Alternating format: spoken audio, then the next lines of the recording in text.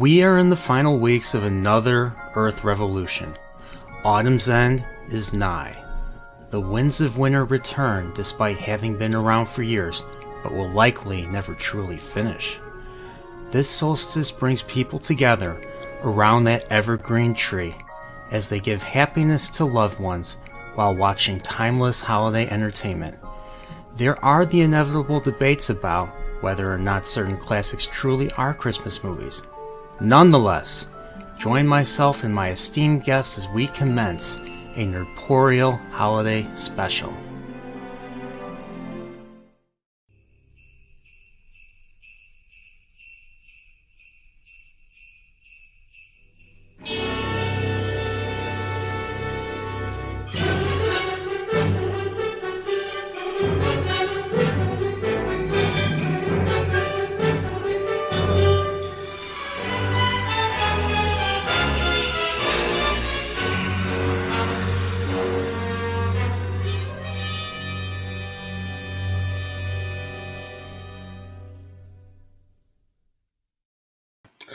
Welcome to my very first Nerdporeal holiday special, holiday classic. I have not figured out what I wanted to ultimately call this. So I called it holiday special in the open. I call holiday classics up here. So I'll let you decide. So, get ready. We're going to be talking Die Hard, and Pips obviously was the originally and the only intended guest, but we got a second guest who joined us for the watch party. But before we even go forward, I want to say hello to people in the chat, including Mr. Dempsey. If you're still here, I'd love to see you. Thanks to Flameporial, and of course Nas, the one that makes the chat very entertaining, and someone named Pips. I don't know who that is. Trip, we got a Trip here. I wonder who that secret guest is. You can find out. Then we have for the first time here, Allison Ek Gassett. I'm sorry, I'm kidding. Ek Gassett. Well, welcome. Thank you for coming by. And we got Slasher Fred here too. Die Hard is a classic. Oh, you wouldn't believe. So you know what? Without further ado, I want to bring in Pips. How you doing, buddy? Good. How are you? Thank you for having me. And as always, you got really good intro stuff going on. That was cool. I liked the scene selection. Yeah, there's something I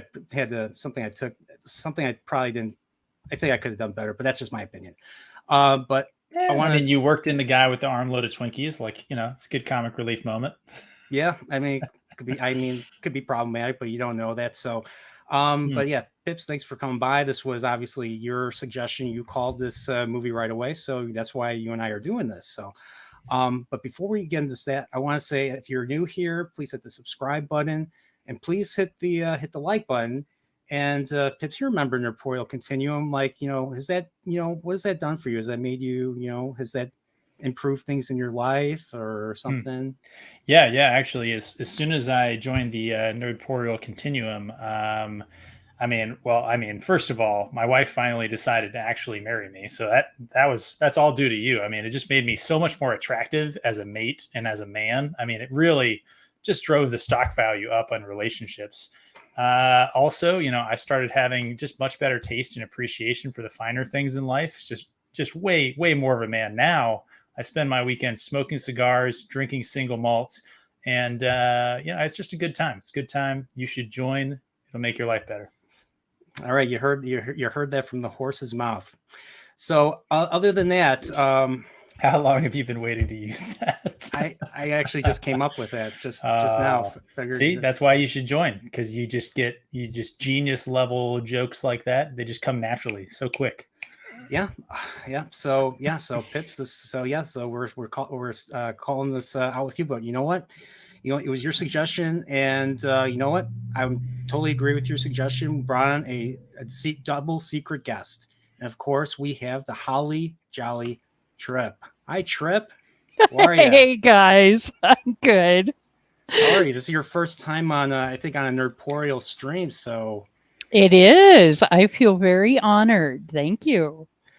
Now, you've watched, you've seen Die Hard before. Tell us how you got into Die Hard, Trip. Oh, wow. Okay.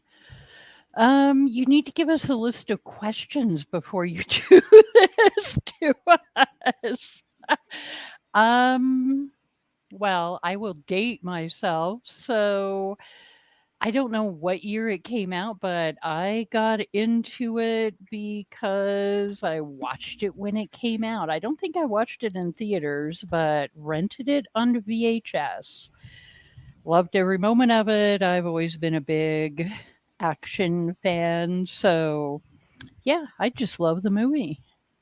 And yes, I am Team Christmas all the way. That was going to be my next question.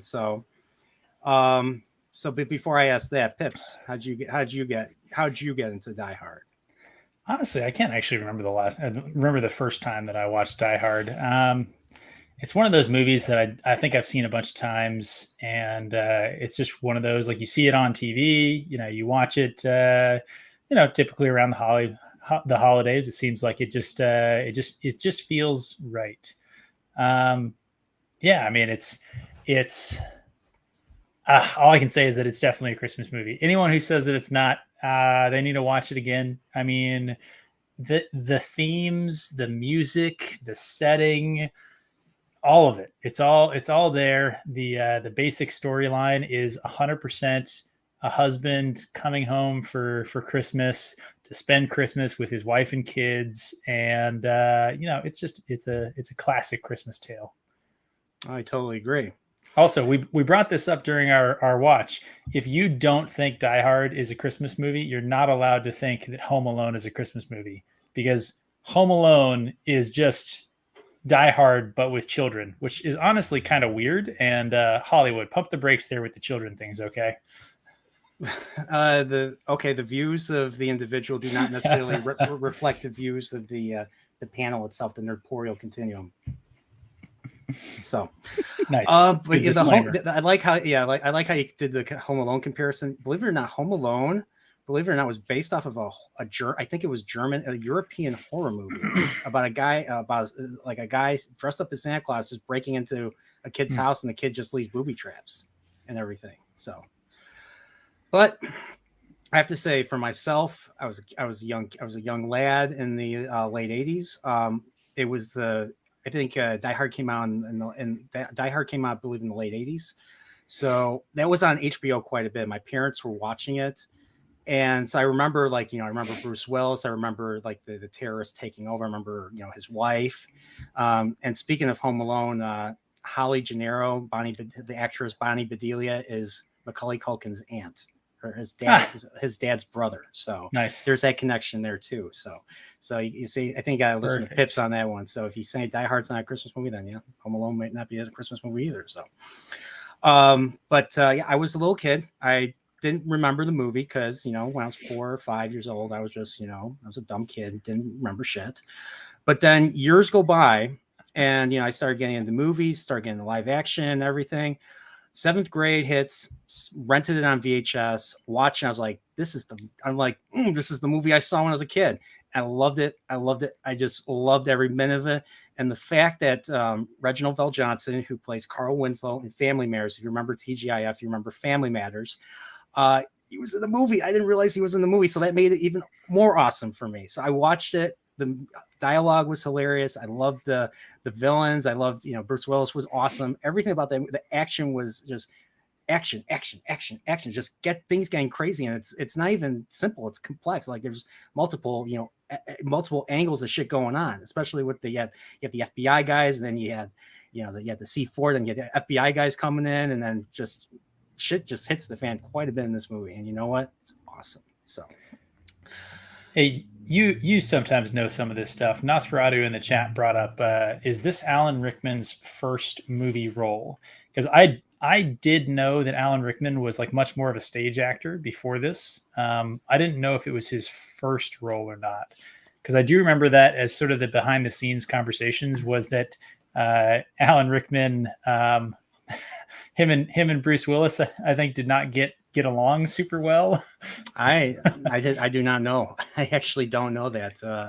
And this could be sort of apocryphal. My understanding was that Alan Rickman didn't really respect Bruce Willis as an actor in the movie, because he was a big stage actor and was like Yeah. really, really. I mean, he's a phenomenal actor. He really is. And I think you were saying before that Bruce Willis had like only been in sort of not serious movies before this. Yeah, he was. And He was in. He was in. He was only in romantic comedy. So he was in the series Moonlighting with Sybil Shepherd, and he was in another. He was in a Blake Edwards movie that came out the year before, where he was like he was not even top billed. He was second bill next to Kim Basinger. So he's only been known for doing romantic comedy. So this was a new beast for him. And plus, but the thing is, he got for being the top billed actor in this movie. Got paid quite a bit of money for his very first role. Like he got paid $5 million for doing this. So good on him for really negotiating with them and everything, especially for this role. And believe it or not, I believe it's more than worth it. So he did a phenomenal job. Yeah, I honestly like this is one of those movies where like I feel like sometimes you see a movie. I watched The Northman recently, and like some of the characters that were in there, like I could definitely imagine other actors who I think would have played some of those roles better. It was a good movie, but like you're watching it and you're like, I don't think this guy is quite right. I don't think there's anybody else that I can think of that could have played Hans Gruber the way Alan Rickman did. Like he played it so well that it's like it's not impossible to imagine another character in the role.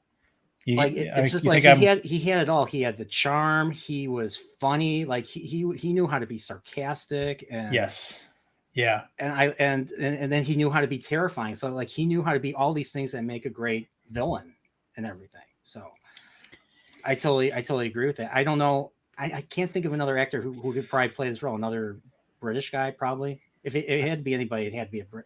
If it was the 1980s, British actors always played the best villains. That's why Star Wars was full of, the Empire was full of, British actors and everything. Then they were filming in the UK too, but that's beside the point.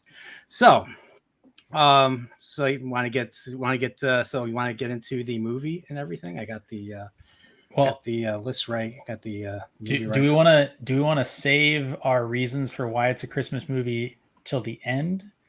Or up front make our arguments? What do we want to do? What? I think that'd be better if we saved it for the end. Now that I think about it. So yeah. Then let's get this started. So I'm gonna share my screen. What's happening? And, oh man. Yep, we're on a plane. Bruce Willis right there. Bruce Willis, and he's on a plane, and he gets some advice from the guy next to him, especially unwanted advice. So apparently, if you're having a hard time dealing with flight and everything, just go home, find a rug, take off your shoes barefoot, and then just make fists with your toes. And Pips, I think you had a story you wanted to share about something like that. Yeah, I can tell that.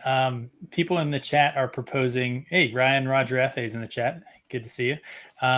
People in the chat are proposing that we do a poll on whether or not this is a Christmas movie. I think that's a good idea. I don't know if you can set up a poll or not. Sure. Okay, so my story is so my job is I'm a flight instructor, and I teach guys how to fly helicopters. And a lot of them like really get way too tense. They so we'll say that they kind of white knuckling the controls. They're just getting all like every single muscle in their body is just contorted and tightened up, and telling them for my sake, because they're actively trying to kill me as they're doing just way too over controlling all that kind of stuff. I tell them like, hey, I just inside your boots, your steel-toed boots, just make fists with your toes. Like you've seen Die Hard, right? Like fists with your toes, do it. And it forces them to stop like trying to leg press the helicopter because you can't fist with your toes while you just push the bejesus out of things.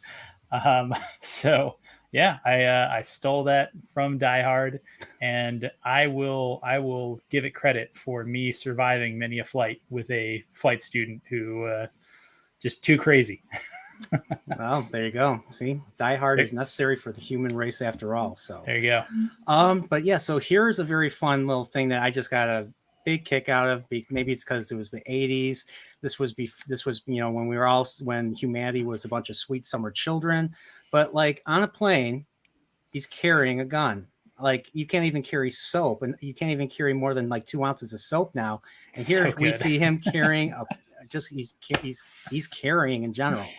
And he's just like, oh, don't worry, I'm a cop. And the guy's just the guy next to him who gave him that advice is like, okay, sorry, I didn't mean to say anything to you, So Pre 9/11 was a different place, man. Like people forget the very different, very different. I flew a lot as a kid to see my grandparents, and completely different. My parents dropped me off at the counter with the stewardess, and they would take me on the plane, and then same thing, just take me off. I mean, yeah, very different world back then. I don't know if you guys noticed, though, there is a funny thing with this movie, with the airplane scene. It's like every movie that Hollywood does with planes. I just love the most unrealistic thing in any sort of like sci-fi, fantasy, whatever. It doesn't matter how ridiculous the movie is. The width of the aisles and the amount of leg room and these shots in the plane is the most unreasonable part of any movie ever. They could fit a coffee table in those rows. Yeah. Well, they used to actually give you room on the airplane. Maybe not that much, but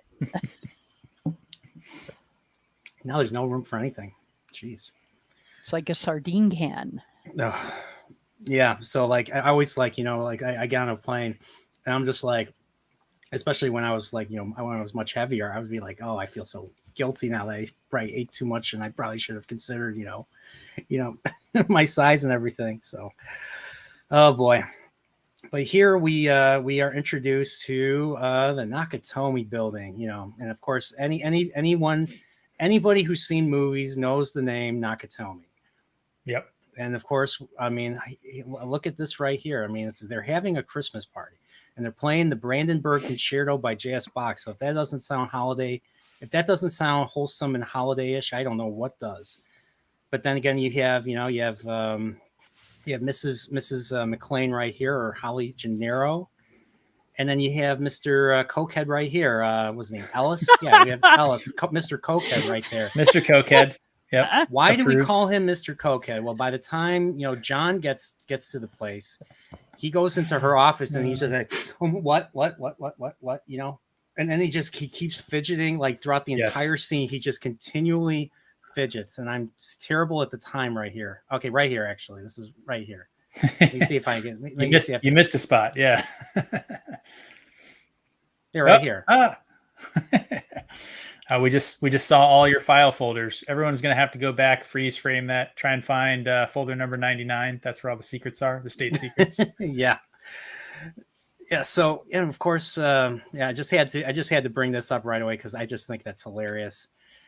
And yeah, so he's trying. He really wants to, he really wants to do stuff with her, and she's just like, I'm still married and everything. So.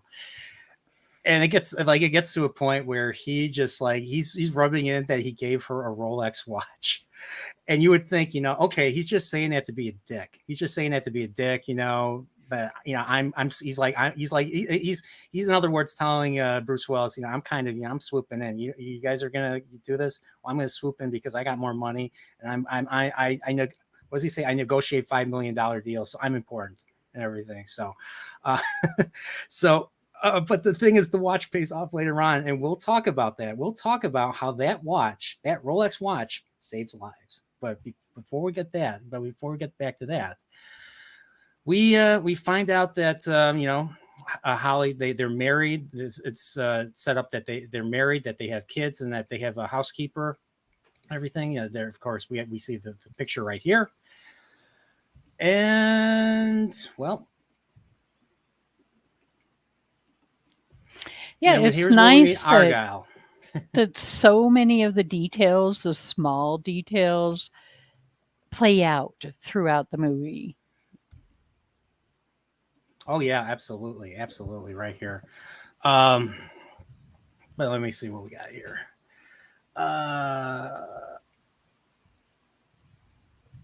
but yeah, so we find out that like Holly's, so basically he's from New York.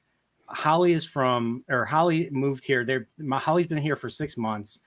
And basically, well, let's just say like, he basically says he just couldn't just get up and leave his job. So, I think he got invited, if I remember correctly, he got invited to come here and, hopefully to mend things with their marriage, because it looks like the marriage is falling apart. They've been away from each other for 6 months. And and he tells he basically tells Argyle here, Argyle's asking all these questions. Like, why are you asking so many questions? You're asking too many questions. So, and Argyle wants to play some music, and I think we have our first official use of the word Christmas in this movie, right? absolutely. He's like, is this Christmas music? I'm like, heck yeah, it's Christmas music. And the song is legit Christmas music.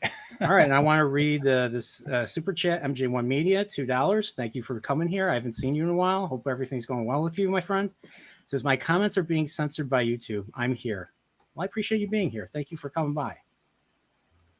And of course, so yeah, I don't know what's going on with YouTube and everything. Let me see.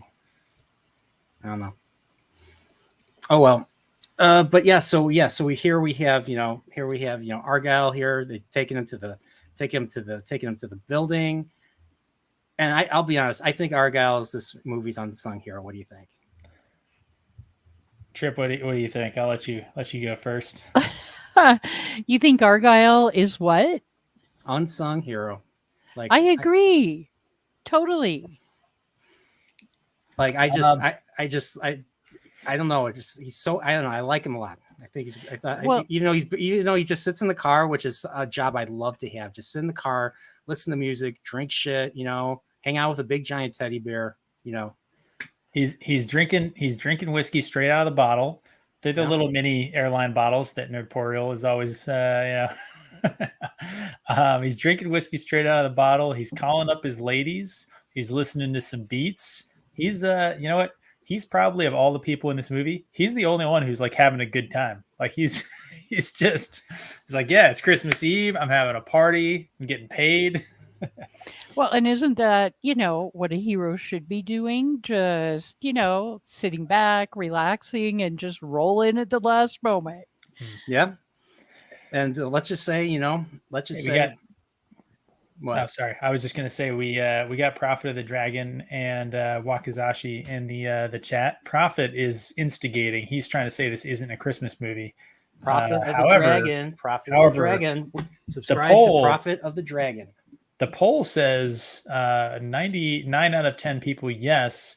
1 out of 10 people is Nosferatu in the chat. So Prophet, I don't actually see you putting points up on the board up there. So I think you voted yes, it's a Christmas movie, and you're just trying to instigate in the chat. That's what I think is happening. That's what I think. We got 10 votes. And I'm sure I know who voted for Godard because I had to make that consideration. You did, yeah, that's good. But I loved how. Go ahead. I just want to say, I want to know why a vampire is putting up Christmas lights. He's got to blend in. Yeah, he's got to blend in. He probably has equivalent. He probably has even better shades than Pips, so he probably doesn't get affected by all that ultraviolet, poison known as light. Or they're LEDs. He's got LEDs, so very tight spectral signature, not causing any issues there. And it's environmentally friendly. And Nosferatu, if we know one thing about Nosferatu, he's a big Green New Deal fan. He's an environmentalist. He's a big like I said, I didn't say anything for or against it. I just said Nosferatu was like, what are you talking about? Like I said, the views of the individual don't necessarily represent the views of the panel. The views of Nosferatu. Disclaimer. I didn't express any views. I just expressed Nosferatu's views. I don't know. Yeah, and the same goes for the rest of the chat too. So I loved how Argyle finds out about the entire situation the entire hostile takeover. He doesn't hear it. He doesn't hear all the gunshots. He doesn't hear all the shit that's going on in the building. He hears it from Walter Peck on the 6 o'clock news. He's watching the 6 o'clock news, and that's how he finds out. And the moment he finds out, we find out that he has a police radio. He turns on the police radio, and he can hear the conversation that McClane is having with Al and everything. So, but we haven't gotten that far yet. But let's just say the only other time that of course, he basically does the one thing. He keeps Theo from getting away, because Theo was going to take an ambulance right out of the truck and try to just try to escape via that way. He got Theo with a good right cross. He really did. He did, and he sacrificed probably his job and his and the limo itself, because he crashed the limo straight, T-boned the ambulance right there. So, but so Argyle's the man. I'll just say that. So I like Argyle. He's good. He's and got a good sense of humor. Yeah, and he's very friendly. He gives a lot of advice, and he's like, you know what? I like how he says right here, consider them the tip. Consider them the tip. He's a businessman. That's But if I were Bruce Willis, I'd be like, absolutely, dude, absolutely. You've been very helpful. You deserve it. That's especially at the end of this movie. By the end of this movie, for sure. Oh, well, and he let him sit in the front seat too. Yeah, that's true. I think somebody in the chat pointed out that this might be the first time a touchscreen is shown in sort of cinema history. I don't know that for a fact, but it's probably up there, right? Like, who said that? It was a while ago. It was a while ago. Somebody was bringing it up. So I don't know if it was the first. Slasher Fred, I think, said it. I think this movie was the first time to introduce the touchscreen. It may or may not be. I'll trust Slasher Fred until someone proves otherwise. If you hear a comment from Slasher Fred, you could probably be rest assured that what he says is 100% correct. So there we go. This is based on a lot of chats from him in previous streams. So Slasher Fred, hail to you. Well, it's always a good idea to agree with someone who has slasher in their name as well.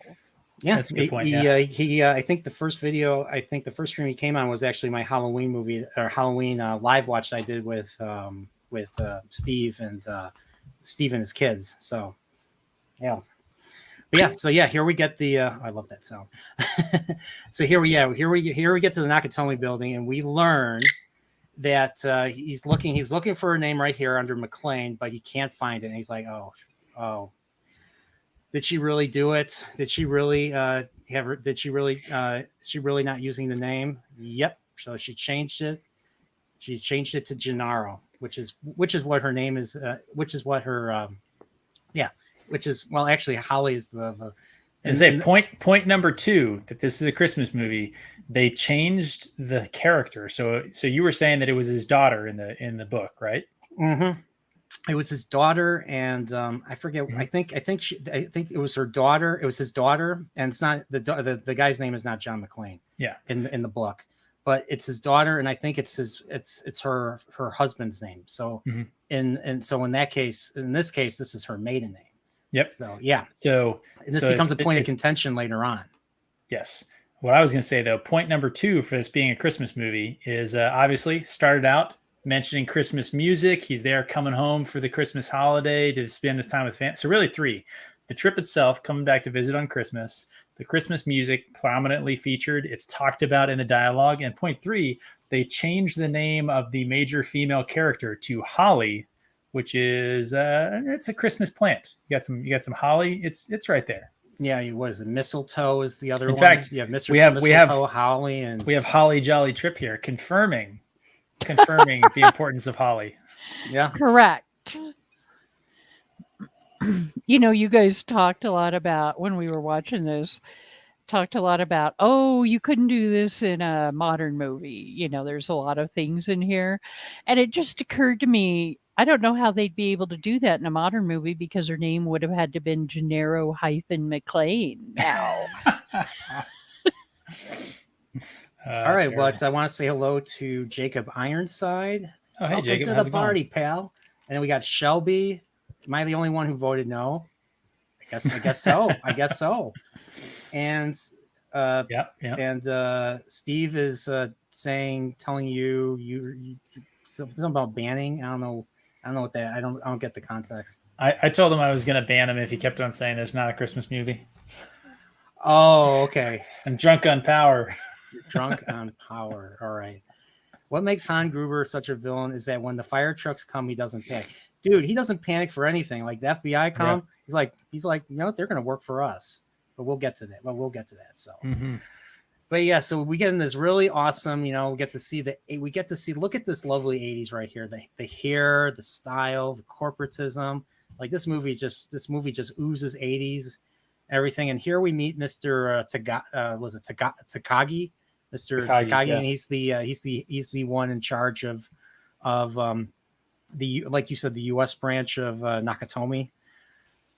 Yeah. And so, I liked in his personal history they included that he had been interned in starts at M. Manzia. Now, what is the name of it? It was a Japanese internment camp in California, pretty famous. Starts with an M, and it's blanked on me right now. But he's listing his life history, and they throw in that he was interned there for 3 years, I think, or 2 years, which is just kind of a cool little thing to drop in to the a totally unrelated movie. Guy like, yeah, he grew up here, went to law school here, he was interned here. It's just kind of cool. Sorry. Yeah, I don't even remember the name of the internment camps myself. Oh wow. Yeah, brush up on my history, I guess.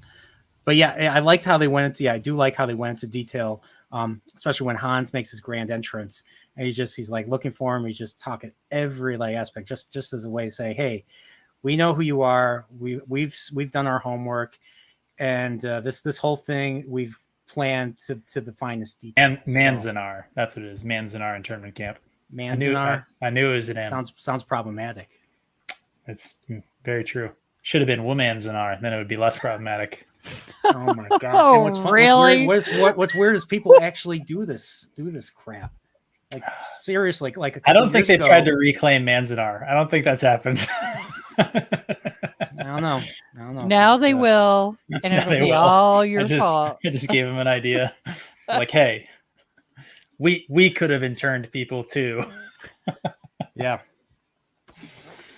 So here's basically where the point of contention really kind of takes form and everything.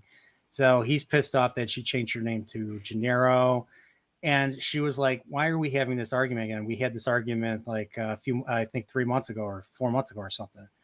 And he just brings it up again, acts like a dick to her, and then then of course they get interrupted by they get interrupted by her secretary. She's like, they need you to say something for the troops and everything. Get it, Pips? Troops and everything. Get it. Of course. Yeah. And I one thing I took away, like when she shows up, he just looks at her. He's just like giving her a look and everything. And then of course this is where the fun begins. This is where the movie truly begins. I did like we mentioned this briefly in that conversation about the maiden name and all that stuff and their marital problems. They're playing the what is it? Ode to Joy is the name of this section of the symphony, right? Yeah, the ninth part of the ninth, Beethoven's ninth. So they're playing that kind of in the background, and when the door opens, you hear it more and stuff like that. And we brought this up when we were watching this, that Ode to Joy is apparently like the sort of national kind of Christmas song in the country of Japan. Where like if you go to Japan around the holidays, and luckily we have, I think Wakazashi, unless he cut out, he said he was listening kind of a little bit. He'll have to tell us. He'll have to confirm if this is correct. Yeah, Greg, let us know. Is this true? According to the internet, it's true, and the internet is never wrong. Never. So now wait, unless you actually heard that on Twitter, it could be wrong. Only now. Twitter has become a den of misinformation. The views of the individual do not necessarily weigh the views of the panel. Just saying. Man. Thanks for the understanding.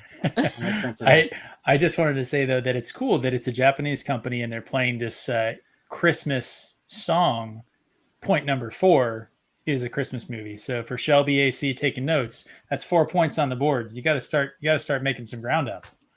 Hey, there's even Christmas lights on the trees outside. 5 points. Right Christmas there. tree we're about to walk past. Yep, that's true. And so here we meet we meet two of our bad guys right here. This is Theo, the tech dude, and then of course we get the big menacing second in command, Carl. It's Carl. Yep. And he just becomes, and of course, the first thing he does, he shoots the poor bastard. The poor bastard at the front desk. So you know what? Yep. Front desk. Between being a front desk person and then back in the day, being a messenger, you hope it paid well because you didn't know if you were going to come out of this job alive. And of course, the thing, House of the Dragon, and Damon beating the shit out of the dude with his helm. It was like, Jesus. Yeah. What do you think, Trip? I think that this is the scene where it really establishes kind of Theo's like twisted sort of sense of humor, right? The dialogue that he's doing as he comes up. He's talking about MJ shooting, and then the guy shoots him in the head, and he's like 2 points. Like he's like doing a sports cast announcement while this guy just gets assassinated. Like I think it's a really good setup. Yeah. Oh, and yeah. he continues, with that. So he does indeed. Security, yeah. And of course, then of course Theo goes to work right away. I think the first thing he does, he locks out all the elevators and basically locks all the doors in the building, including the garage door. So that's why what's his name? That's why Argyle is never able to get out, but he doesn't realize this until like halfway in the movie. Mm-hmm. So there you go. So we talked about something during this part. I don't know if you want to kind of bring it up. Like I think this scene. So the next minute or so of the movie, I think is shot just very differently than this scene would be shot if it was done today.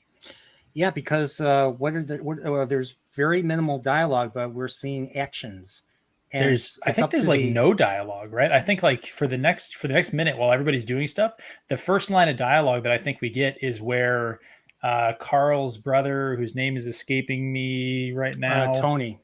Yeah. Where he's saying, Rex links, he's saying left and right as he's going down the hallway to find the terminal. Everybody else, I think, is totally silent. Yeah, they're just walking. They're just walking and walking towards the yeah. Well, and they don't even subtitle the German here. They do not. Nope. They let you figure it out from the actions, and when they do, sometimes repeat it in English. Mm-hmm. Yep. So here, Tony's doing his work, and he's basically cutting off the phone lines, I believe. And actually, I don't think he cut off the phone line. He's still talking. He's talking to Argyle. Yeah, he's tapping the phones and kind of getting control, and then his brother shows up and chainsaws across him right there. Yeah. So the phone line gets cut right there, but so that's what he was doing. I was curious what he was doing. I didn't bother looking up what his brother was doing. So his brother was cutting off the phone lines. Yeah. So he was gonna grab him and tap him, I guess, to get maybe internal control of them, and then it's kind of the way I looked at it. So he's kind of getting all the security wires and getting internal control of all of the phones and cameras and everything else. And then his brother comes and severs the external line is how I interpreted that scene. But again, there's no conversation. They don't explain what they're doing. So you're having to pick it up from context clues. Like you as the audience, you're actually having to use your brain, pay attention, and look at kind of cause and effect as it happens. Mm-hmm. Well, and we don't have to have a 5-minute dialogue about what a jerk he is and blah, blah, blah. We just move right along. Yes, you just see brothers just sweating, frantically trying to get the thing, and then he just wipes his forehead, I got the last one before the end. And I know I saw this particular scene as I think because I'm guessing he's the older brother. He's just fucking with him, and just that he's cutting it. There's sparks coming out. And he's like, dude, what the hell are you doing? And he just laughs and walks away and everything. So, at least that's how I saw it based on what we see. Well, based on what we see here. So I've always interpreted it as he had to do that. He had to connect those wires before they were cut, or else maybe they would have maybe some sort of alarm might have gone off or something like that. And so like that was establishing his brother as kind of the wild card and him as more of the like analytic, Cautious. kind of doing the the technical job. But again, it's all subtext, so it's open to interpretation, right? Yeah, absolutely. So here, I think it's really, really here when they get out of the elevator. I think it's right here. Yeah, right here. They get out of the elevator. This is just where then they do it. I think they do it in slow motion, and just to let us know these guys are dangerous and they are here to stay. Right here. Yep. And yep, everybody's being rounded up. People are being taken out of their rooms. And I think, I forget what happens, but like something happens where I'm going to say Vigo, because the actor that plays Vigo in Ghostbusters 2 is one of the henchmen. And I forget something distracted him to the point where Bruce or where McClane could run for the exit, run for the stairs. And right everything. Here. So, this is what distracted him. Yeah. Oh yeah, that's right. Yeah, because we get to see some of it. We get to see a little bit of that. Yeah. What are you doing on the track? Yeah, yeah, is, right figure here. out the right scene there. Yeah, I don't. Yeah, I need to avoid that. Need to not get demonetized. Exactly. Well, for those of you guys listening without visuals, or for those of you guys watching, we skipped past it. There was a lady with some huge tracts of land. Yeah. They actually they weren't huge. They were respectable. I think Trip respectable. Well, can we give her respectable? We can give her respect. We can give her respectable. They were respectable tracts of land, but yeah, it was nice. I mean, it was tastefully done. I think the panel can agree. Tastefully done. Yeah, it's funny. Like don't you wish, like, I guess this is the, once again, the satirical aspect of this movie, just making fun of corporate, 80s America and everything. Just coke, just cocaine, and just hookers and blow, man. It's almost like yeah. And I'm not going to make that joke. A lot of fraternizing, because I have not worked a job where I've seen that. So I mean, just maybe one of these days I will. Maybe one of these days I will. So who knows? I made my joke in chat, so you don't have to do a disclaimer. Of course. Wow. Oh no. And of course, this is where I think we first hear Hans. For those of talk. you watching this after the live stream, that's why you got to show up for the live stream and become a member of the Nerdporeal Continuum, because we're getting involved, making jokes in the chat. You're missing all these high quality jokes. Oh yeah. When PIPS says a joke and he says it's high quality, you gotta believe him. Just like Amazon. When Amazon says their shows are good, when Amazon says their shows are good. Oh, I'm kidding. That is painful. That is painful what you just did to me. Oh, now that was me. Believe those. You really cut me deep. Believe those reviews. Yeah. But yeah, here's Vigo, the Carpathian, right here, and yeah. So I mean, look at this here, right here. Look at this 80s style. Like it's like these guys. I think all these guys went to get hair. They get their hair done right before doing this job. Well, I mean, and look at would the you not? suit. Look at Hans's suit. Yeah, look at that. That's a nice suit for that. If this was made today, there would be some narrow, some thin, some skinny pant legs with a little bit of socks, and he'd have some sneakers on. He'd have some sneakers on.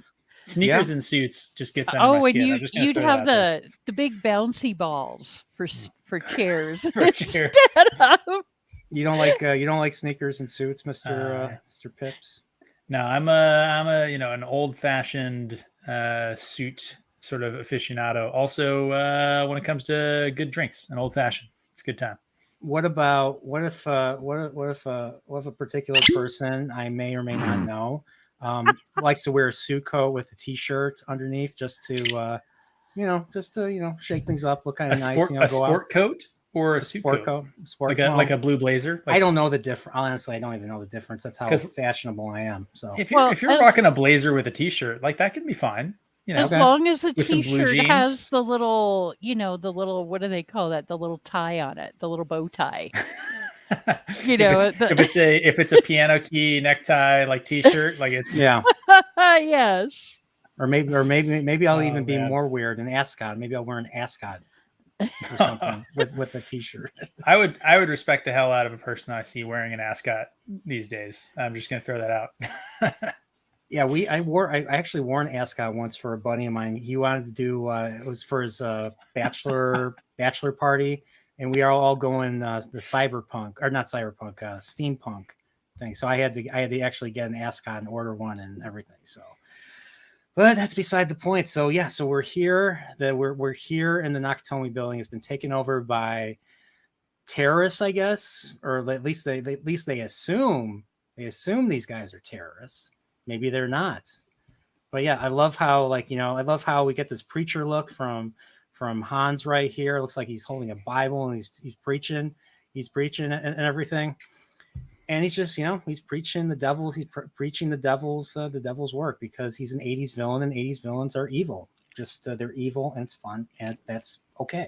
And that's okay. So but yeah, so he basically knows everything about Mr. Takagi, and he's going around looking at people, measuring them up. And then of course, Mr. Takagi himself steps up and just says enough. And he's like, oh, there we go. And of course here, McClane's still running. I think McClane's still running and everything. And I think he's somehow keeping track of them. And they basically want to rob him. That's basically what this is. This movie is they want the code to the vault.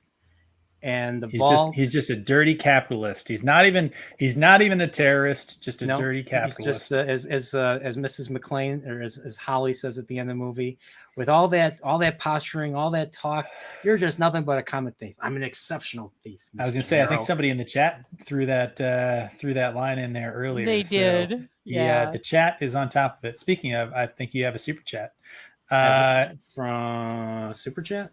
Yeah, I guess a shameless plug. Someone just left a shameless plug as a member comment. That does not show up. All right. So. Interesting. Well, I can read it off. It's about me anyway. It's asking, what does Pips think about skorts? And all I can say, DJ Ronnie G, is that skorts, Maria Sharapova can wear a skort around me anytime she wants to. Outside of that, probably doesn't work. Oh, did you hear this one? Hans dies and then reincarnates into a potions professor. Who does? Who would come up with something like that? Potions professors? That doesn't make sense. Why would there be a potions professor? So yeah, but yeah, and of course Nosferatu wants to thank DJ Ronnie G for supporting. I don't know who this Nerdporeal is. It's not. I don't know who that would be. I'm Yippee Kai Poreal. I'm Yippee Kai Poreal, by the way, today. That is true. That was not my original name. You could thank Pips for coming up with that identity for me. So I actually had something totally bad. So that's not true. His was even better. He was pandering to me. No, I don't pander. It's a question of the tongue, how well it comes off the tongue, everything. So. And yeah, DJ Ronnie G, thanks you for your answer. So yeah.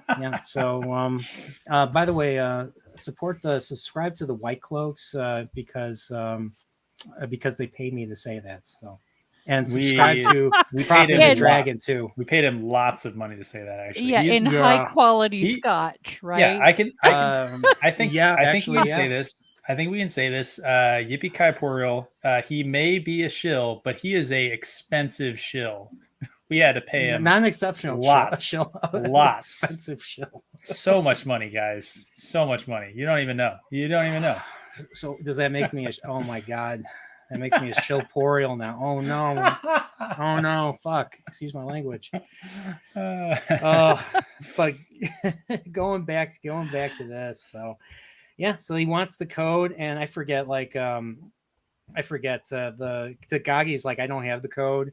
He's just like, it changes every other day, and they're in Japan, and you're just going to have to kill me. And he's like, okay. And then we get this nice unexpected watching this movie, right? Like the first time you watch this. Yeah.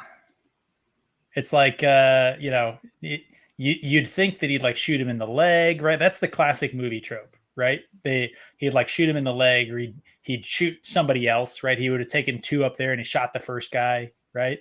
But the whole just like 1, 2, 3, bam, like subverting expectations in a good way is all. I'm nice. There we go. Yeah, good grab. I think Well, subverting seconds. expectations in a good way, right? And you're thinking the first time, okay, well, what's his plan? Yeah. You know, what does he have if he's willing to just go, okay, you're done. I mean, like, it's just like nothing. And it seems like, and I've noticed this, and that's what I love about Hans. It's what makes him one of the greatest villains. He just things may go sideways. Things may, it's just they're just simple setbacks to him. Like FBI comes, simple setback. Cops come, simple setback. He's very chess. resourceful. Like he uses these situations to his advantage, and he's not once been, even by Carl. He's not. I mean, there were times where Carl would turn off the radio on him, but other than that, like he's rarely ever been, he's always been the one in charge. Like he's always been always the one calling the shots. And that's what I kind of miss from villains. Like I miss a good villain who is just super duper. He's hilarious. He's charming, and he'll kill you. Simple setbacks will not hamper him. What I like about it is like how kind of cold it is, right? Where he's not doing it emotionally. He's not doing it out of anger. He's not like upset about it. It's like he planned his game out, and he knew that this was one of 2 possible ways that this would go, and he was prepared to do it.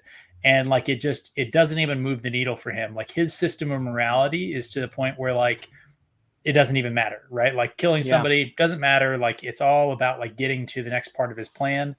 And I think it's one of the cool things about him as a villain, because I think that this sort of psychopath kind of villain who just is not, angry about it, is not, emotional. I think that's scarier, right? Scarier than someone who is angry all the time, someone who was unhinged. That's the more sociopath. That's the more the sociopath. I know we had this talk in my member stream. Whereas a psychopath, you don't know what's going on with the psychopath. That's what makes it's once again this fear of the unknown. Yeah. Hey, throwback to our last one, right? So Hans Gruber, the way he killed like a great white shark, right? Like alien, just didn't even recognize the value of life. No, I don't absolutely. know. Does he have black eyes? Does he have a doll's eyes? Oh God. Maybe he's got the devil's eyes. We were watching a Casino not too long ago, and there's a part in it where De Niro's character, finally has had it, and he's just got that real calm, collected, just, don't fuck with me kind of tone. And that is like scarier and more impactful than any type of long, winded explanation or threats or anything like that. So yes, Hans definitely has that going on. Jacob Ironsides in the chat says that Bruce Willis actually damaged his hearing in that scene with the shootout. Yeah, when he's under the desk, because he has the gun right here. Mm-hmm. And even with blanks, it's super duper loud and everything. So can confirm blanks are still very loud. There you go. God, and Bruce looks so young in this. He does. Yeah. It's crazy. Wow. Yeah, he's like, he still has his hair and everything. How long has he done the complete shaven head now? For a while, right? I don't know, but Trip, you got to calm yourself down over there with the way you're throwing out wows. That was more just about I feel old than it was. No, this is a children-friendly stream, Trip. Hey, I didn't curse first. I will have you know. I haven't cursed, have I? No, I have. Yes. Oh, okay. And this here's the thing. Here's the cleanest stream I've ever done. Yeah, it's weird. I'm the one that's saying I'm the one that's saying the dirty words. So, but then again, this is Die Hard. You have to swear. It's because you're Yippee-Ki-Porial. I mean, it's almost It just rolls right off the tongue. I was considering the expletive with the Porial, and I was like, no. I thought about it, and I was like, no. At least I'm not ready for it yet. Like a yippee-ki mother Porial would have been maybe. No, actually, I was thinking the rest of it.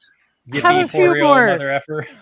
Have a few more drinks. Maybe. You'll get there. Yeah, Nerdporeal mother effer. Is that? Yeah. There's options. There's options.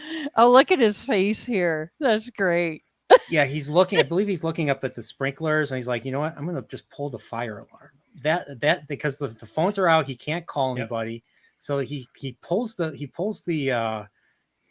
fire alarm. Smart. And what I love about this is that Gruber and the rest of them anticipated this, and they had a plan if that happened, and they did that.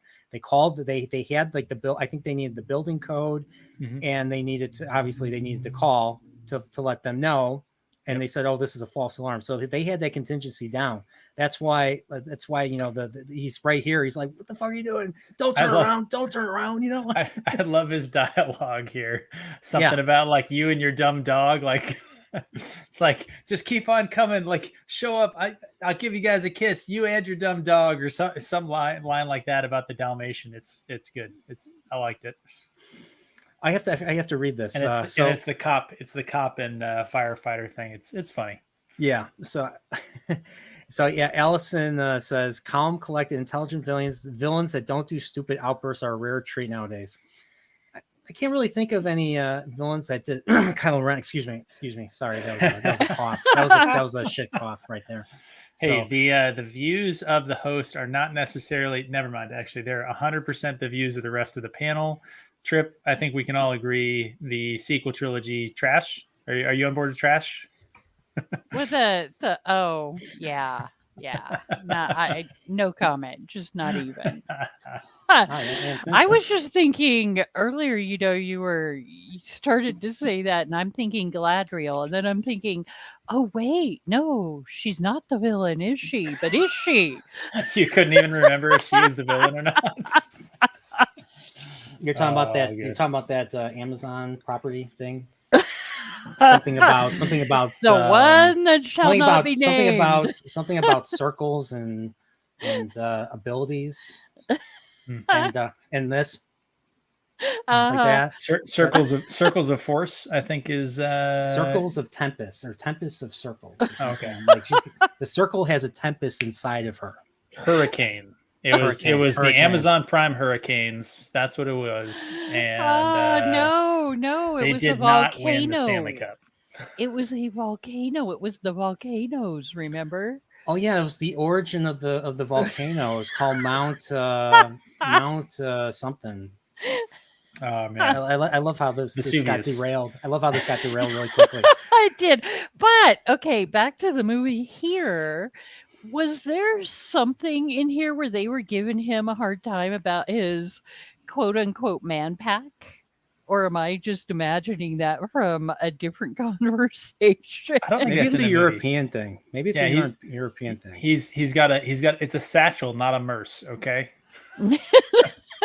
I swear I thought they were at some point. Is that what they call him? Like his brother or something. Stylish. But okay. It's a stylish and very, very sort of chic satchel. Also a messenger bag, Mm-hmm. Hey, I think it's pretty cool. I just swear I thought I remembered that in some part of the movie. But anyways, he's coupling it with a gray sweatshirt that doesn't like you'd almost want it to just like say college on the front. Yeah. Yes.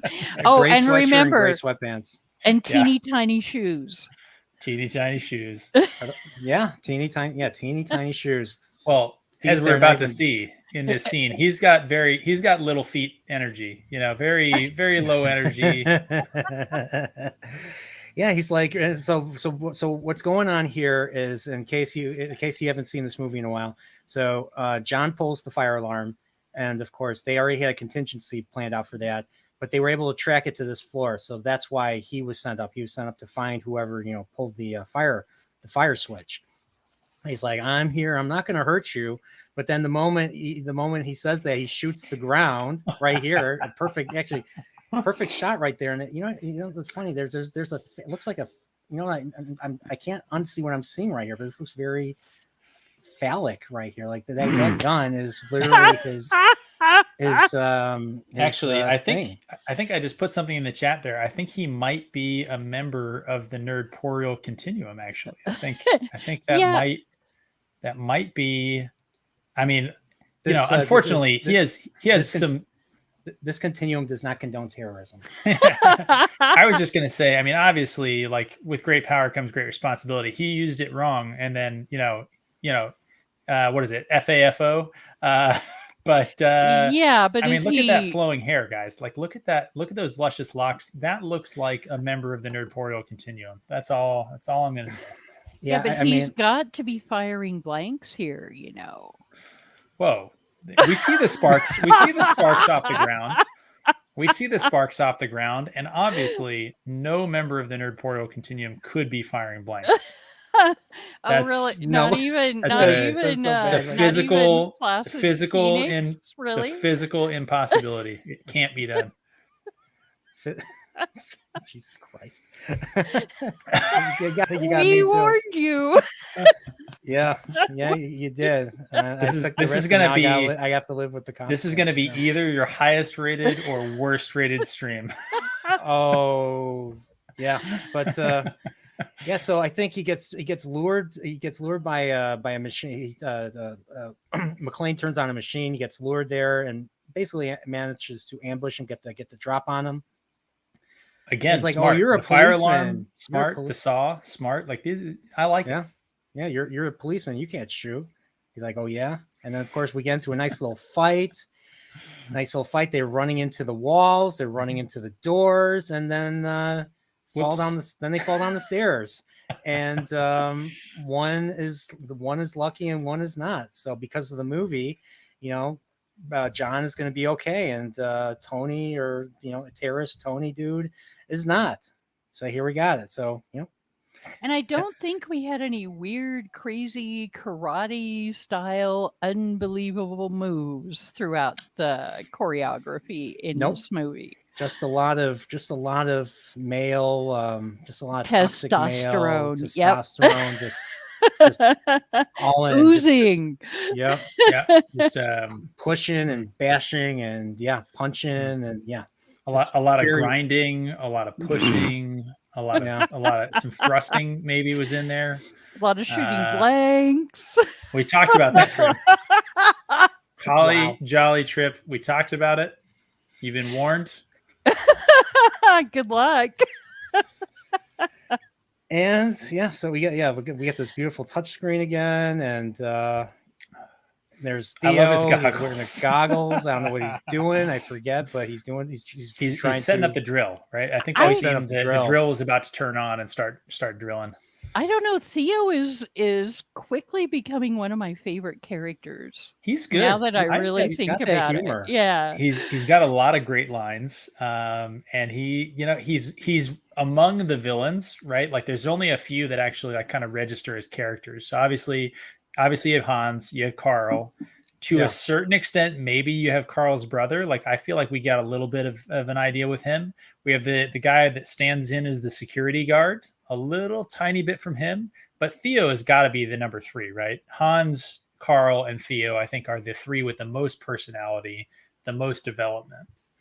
Yeah, everybody else is just kind of there. I mean, we do get that one dude who is doing his little monologue and everything, but we'll get the one that was on top of the table and everything. That's pretty much it, though. Oh, you're gonna have another poll regarding the main characters in the movie. That was such a discussion and argument. Yeah. Okay. How would we break the poll down? I mean, I don't know. Are you talking about who's the main character? Is that what you're talking about? Yeah. So is would it Al be a main character? Or would you consider Al and so you'd have to say 3 options for main character. You'd have to say, so what option 1 would be John McClane, option 2 would be John McClane and then option 3 would be John McClane and both. I think. Can you do 4 options in the poll? If you can do 4 options, then you can make the grid happen. Let me see. And then So, while we're distracting him and he's doing all this pole stuff, we see him ripping the shoes off, right? It's what's about to happen. I think he's opening the bag right now and he yeah, he's finds getting a like pack the of cigarettes. walkie-talkie. He's getting Yeah, so I don't think he's he got gets the the cigarettes walkie-talkie. here. I don't think maybe actually. No, Oh, maybe you're so. right. The cigarettes are from somebody else, I think, because he pulls them out of the pocket, right? He One of pulls the it two out of the guys other at the dudes. desk. There's the two dudes. There's Yeah. So the Okay, dude on so the he gets- table, and then the other dude he shoots before the dude on the Yep. table. That dude has the cigarettes. So he gets the machine gun. He gets is the lighter in that bag in the radio, the lighter, and the machine No, gun. I think he gets the lighter later. He gets. Okay. Actually, I don't know. Now that I think about it, I don't even remember. Why does he need a lighter? He's got C4. Small feet. They did look very petite. They're very petite. So what's the question again? Who's the main character, or what constitutes a main character? I don't know. I think the three contenders for main character are Holly, Al, and John McClane. I argue John McClane is the protagonist, and the other two are supporting cast. I think it sounds like you guys are a little bit a little more generous with the two of them than I am. I don't even know how to frame this question. Oh, you can make it real simple. Just simply ask a yes or no question. Are Holly and Al main characters? Yes or no? That sounds good enough. There we go. Trip's trying to stack the deck in favor of her answer. That's what she's trying to do. There we go. It's up. There we go. Okay. All right. But yeah, he learns quite a bit about these guys, and of course he's like, you know what, I'm gonna send a message to these assholes. I'm gonna put them down. I'm gonna write something in blood. Now I think it's in blood, right? Now I have a machine gun. Oh. Honestly, now that I'm thinking about it, I can't remember what he wrote it in, but he said ho ho ho, and there's a Santa Claus there. Christmas movie. What are we at? 6 points? I think we're at 6 points. Poinsettias. I mean, come on. It's a Christmas movie. Come on, guys. Come on, son. Yeah, right here. Ho ho ho. I have a machine gun now, bitch. There you go. And I love how McClane was like writing the name of the guys as he heard them on the radio on his arm. I don't know if we passed that part yet. I think we have. And then he starts crossing them off as he kills them. I remember I just loved that the first time. There we go. Right here. The first time I saw the movie. Mm-hmm. Yep, he's just trying to learn who's who, and he's just there getting a reaction out of them, and there's just paying attention if they're saying names, and then he's writing them down. Yeah, and we didn't have to have dialogue to explain that to us. No, we didn't. I know, it's crazy. It's crazy to think that the writer of this movie, the writer and director of this movie, thought, let's have the audience figure this out on their own. Just put enough subtext in and let them figure this out on their own. So, yeah, I'll be honest, I miss movies like this. Here's to the 80s. It's nice to be respected by the story and the sort of the whole production team, right? When the director and the writers and the producers respect the audience, then you get thrown some of these passes where they kind of lead the runner, right? And you don't see that anymore. The pass to the audience is almost always like right where you are or even behind you.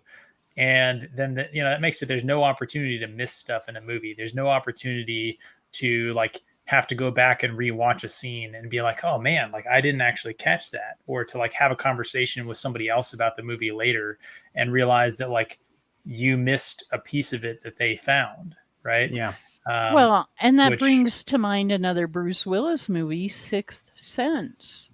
I mean, would something like that really get made in that way today?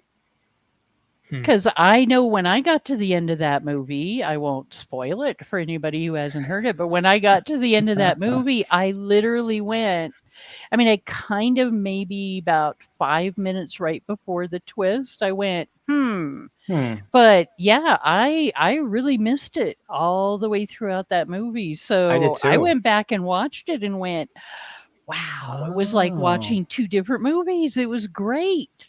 Yeah. Yeah, I actually did the same thing when I saw that. I was like, "Holy crap! Wait, this can't be." And I looked, and I'm like, "It is, it is." And then M. Night Shyamalan never, recovered from that.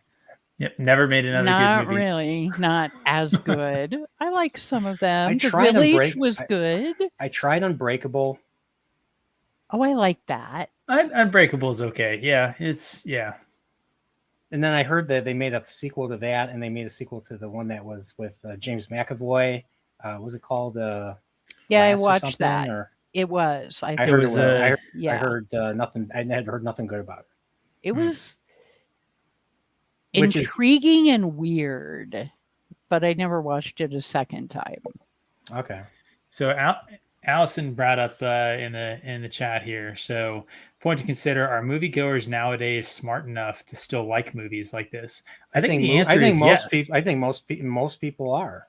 I think that's why like you occasionally see a movie or a TV show and like it does amazingly well, right? And people are like, oh, this one movie, this, that, or the other thing, right? And it's like, yeah, because the audience wants that, right? And for whatever reason that we've stopped being given it.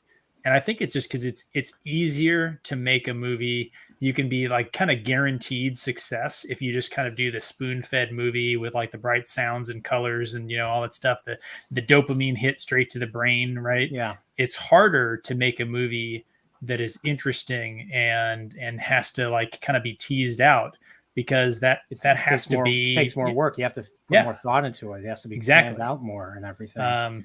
And I'll say this about what Allison's saying.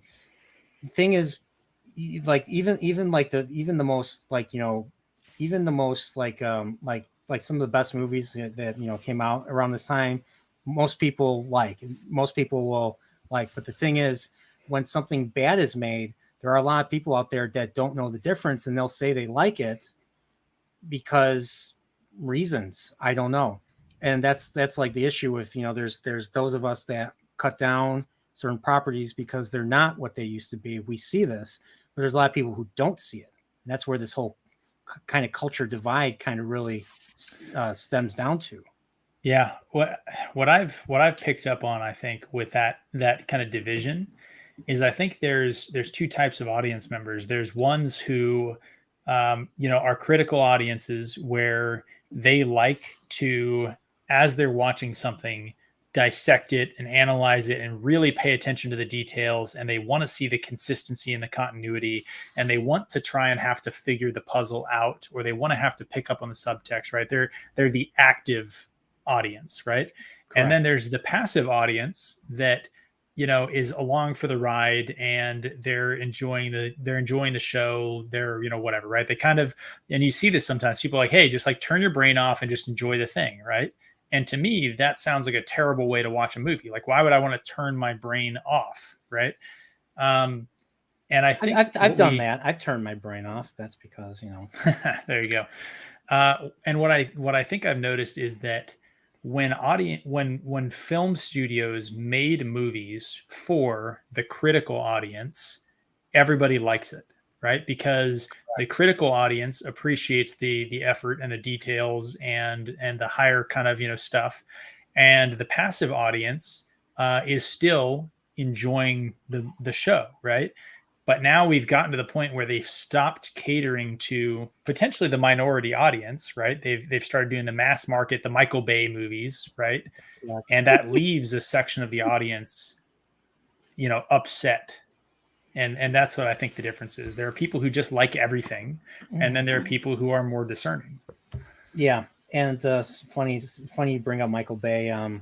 Me, Zach, Steve, and Gray were called Michael Bay fans because we were really bashing the final episode of The Peripheral. like, oh, you guys can't pay attention. You only can pay attention to Bay movies. And I respond, I'm like, Bay movies are boring too, lady or guy or whoever you are. I didn't mean to misgender. I Like, will say, you want something good? Better Call Saul. I just had to bring up Better Call Saul. nice.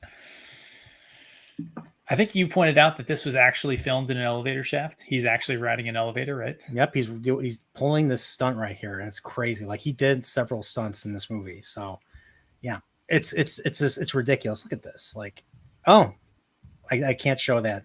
But he passes an electrical box with some ladies and some exposed Tracts of land. Is that what you're? Tracts of land. Yep. Things that everybody loves and everything. So. Oh my God, the euphemisms that men come up with. There, she had great. All I could say is that from the brief time we saw her, she looked like she had a great personality. People, she had an amazing personality. An amazing personality, yeah. And of course, this I believe is where they. I love this right here. he has the walkie-talkie from Tony now, so now he's calling saying, hey, there's been a hostile takeover, blah blah blah, and they're like, sir, this is restricted for emergency use, and he's like, no fucking shit, lady, what do you think I'm ordering, a pizza? And they're like, well, you're breaking the law. This is reserved for emergency. Well, come over here, arrest me. But send somebody. And then, of course, and then right away, the Carl tracks him down, and they hear the shots. They hear the shots, but they don't do anything. Like, it's not until freaking. But actually, no, they do. Don't they do something like they call Al or something, or is that after the fact? No. Yeah, they just say send a black and white to go investigate, and so they get on the radio, and that's when we see Al ordering some Twinkies that are for his wife. His wife's pregnant, guys. If you were concerned about a man who looks like he might be in early stage diabetes with an armload of Twinkies, I think the actor is I think the actor has diabetes. I think that's. Hey. Oh well, and today we could never insinuate that a pregnant woman would ever eat a Twinkie. I think we could probably still say a pregnant woman has weird cravings. I think that's still socially acceptable. Mm-hmm. I mean, you might have to allow for a pregnant man who wants Twinkies. You might have to do that. Or a gluten-free Twinkie do not necessarily reflect the views of the panel. Oh wait, I want to know: do they have a gluten-free Twinkie version? If they do, I bet it tastes like shit. I'm sure they do. I'm sure they do. And, yeah, it tastes like ground cockroaches. There you go. Like. Holly Jolly Trip made me swear in this stream. I was being so good, yay, and she talked about gluten-free Twinkies, and it just triggered. Welcome to the club. It's weird how you say cockroaches, especially with the type of flour that's available now for consumption. Do you have a package of cockroach flour over there? Tell me no. I didn't say that. I'm really? just saying there may be other, types of critters, I am never going to look at anything made out of flour the same again now. Oh, don't do crack, people. It's bad. It's bad for you. Like cockroach flour. Oh, the more you know. Bum bum bum. The more you want to live up in the mountains and hide from everybody. Yeah, that too.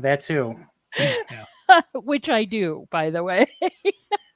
I did like that scene though. It's just a random little scene with the they could have just had him sitting in the car again. So the conversation about if he's a main character or not, I still maintain he's a side character. He's a supporting cast, but they give him an arc, right? They give him an actual arc. They establish that the first scene you see, he's got a pregnant wife at home. He's, on an errand run for his pregnant wife. Like, that's a very sort of relatable thing. It makes him human. If he had just been sitting in his squad car and got the radio call and just, went over there, that's what a modern movie would do. I 100% believe that we may not even see him as an individual. We would just see the cop car roll up, I think is what they do. They would cut this whole scene out. So. Oh yeah, absolutely. And everything is so boring now. Like, just the way they present stuff. Like characters are so boring now. They're not interesting. Like heck, something as simple as having someone move around and smoking a cigarette makes them more interesting than the person that just stands there. Yeah, the and Humphrey talks. Bogart sort of method, right? Yeah, the Humphrey Bogart. Yeah, or any actor. Back when smoking was good for you. 40s, 50s. Healthy. The good old it opened days. up. It opened up the lungs. It opened up the lungs, and There you guys. Yeah. There you guys got it. That view represents the views of the report of Continuum. Now you're going to have to put one of those warnings. He didn't disclaimer. Yeah. This is health misinformation, everybody. Hey, I said back in the day. I didn't say now.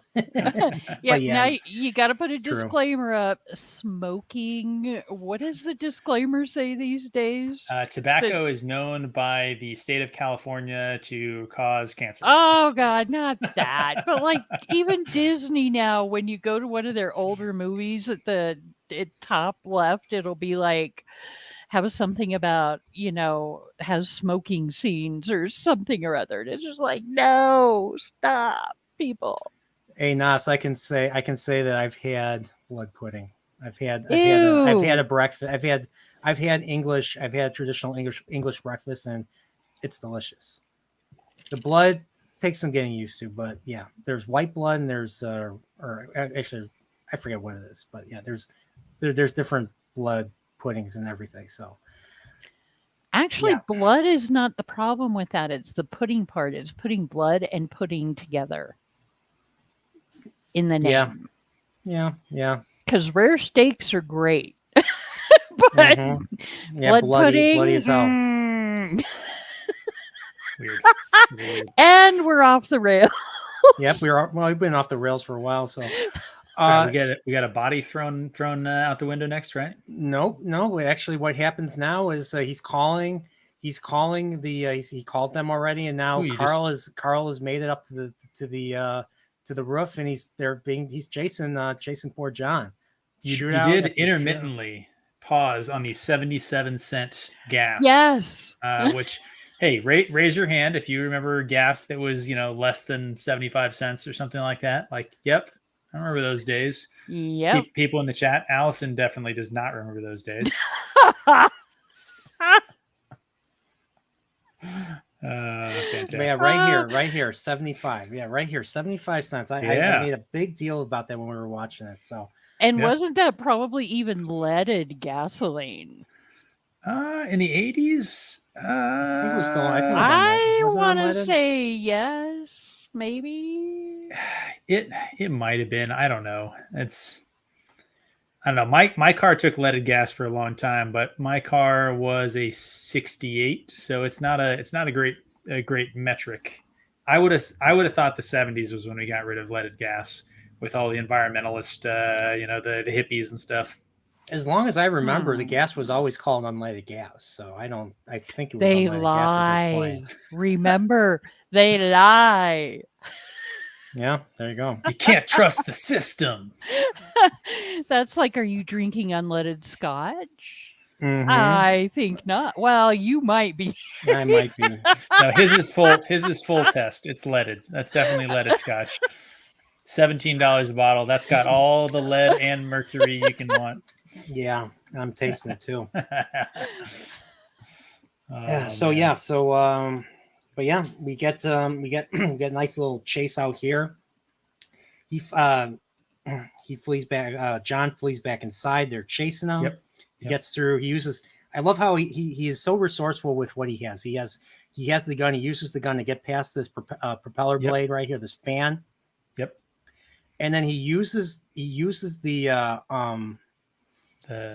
strap. He uses the strap. He lowers. He uses the gun. And it depends on how on the width of the gun to keep it from him just releasing him letting gravity take over. He uses the strap to lower himself down to kind of rappel down to the vent. And because of what I forget what causes it, but it just the clasp doesn't the clasp just collapse completely? The clasp no.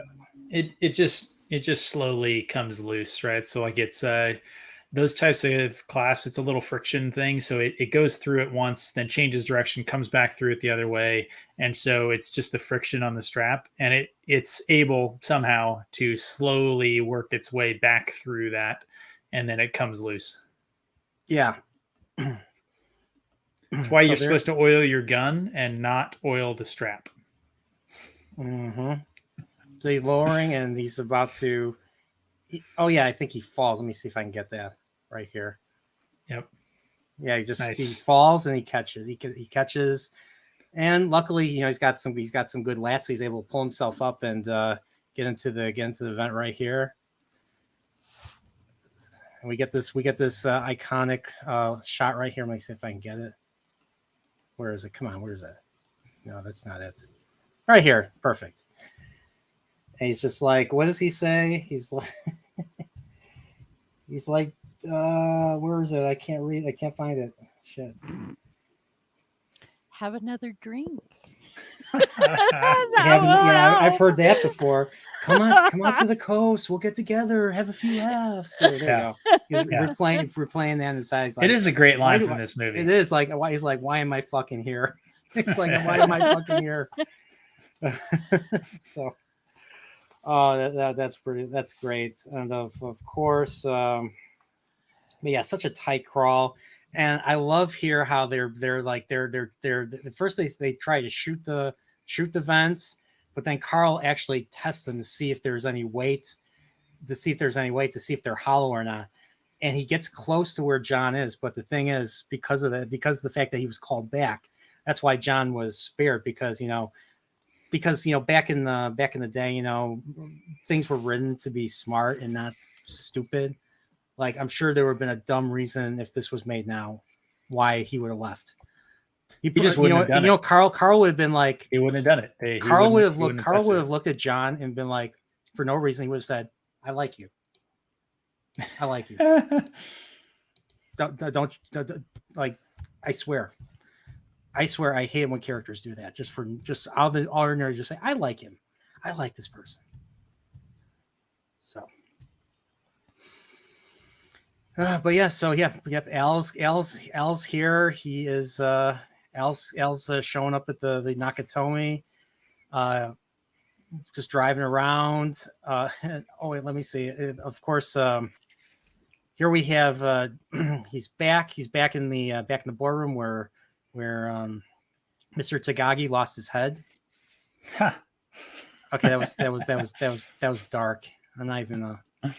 I think you pointed out good continuity, like the glass on the window, the blood stain on the floor. They even give you a moment to like see it. Like I thought it was good.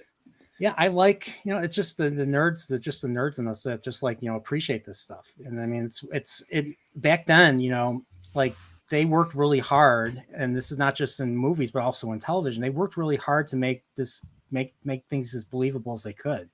And continuity is a big deal in that regard. So, but there are times where people make mistakes. Okay, so for the chat and for you too, what building did they actually use for this? I forget. I don't know the answer. I'm legitimately asking. I don't know. Sorry, I was reading the chat. What was the question? What was the building that they used in LA? Oh, yeah. Do you know? Sure. Do you even know? I have no idea. Yeah, I'm not sure.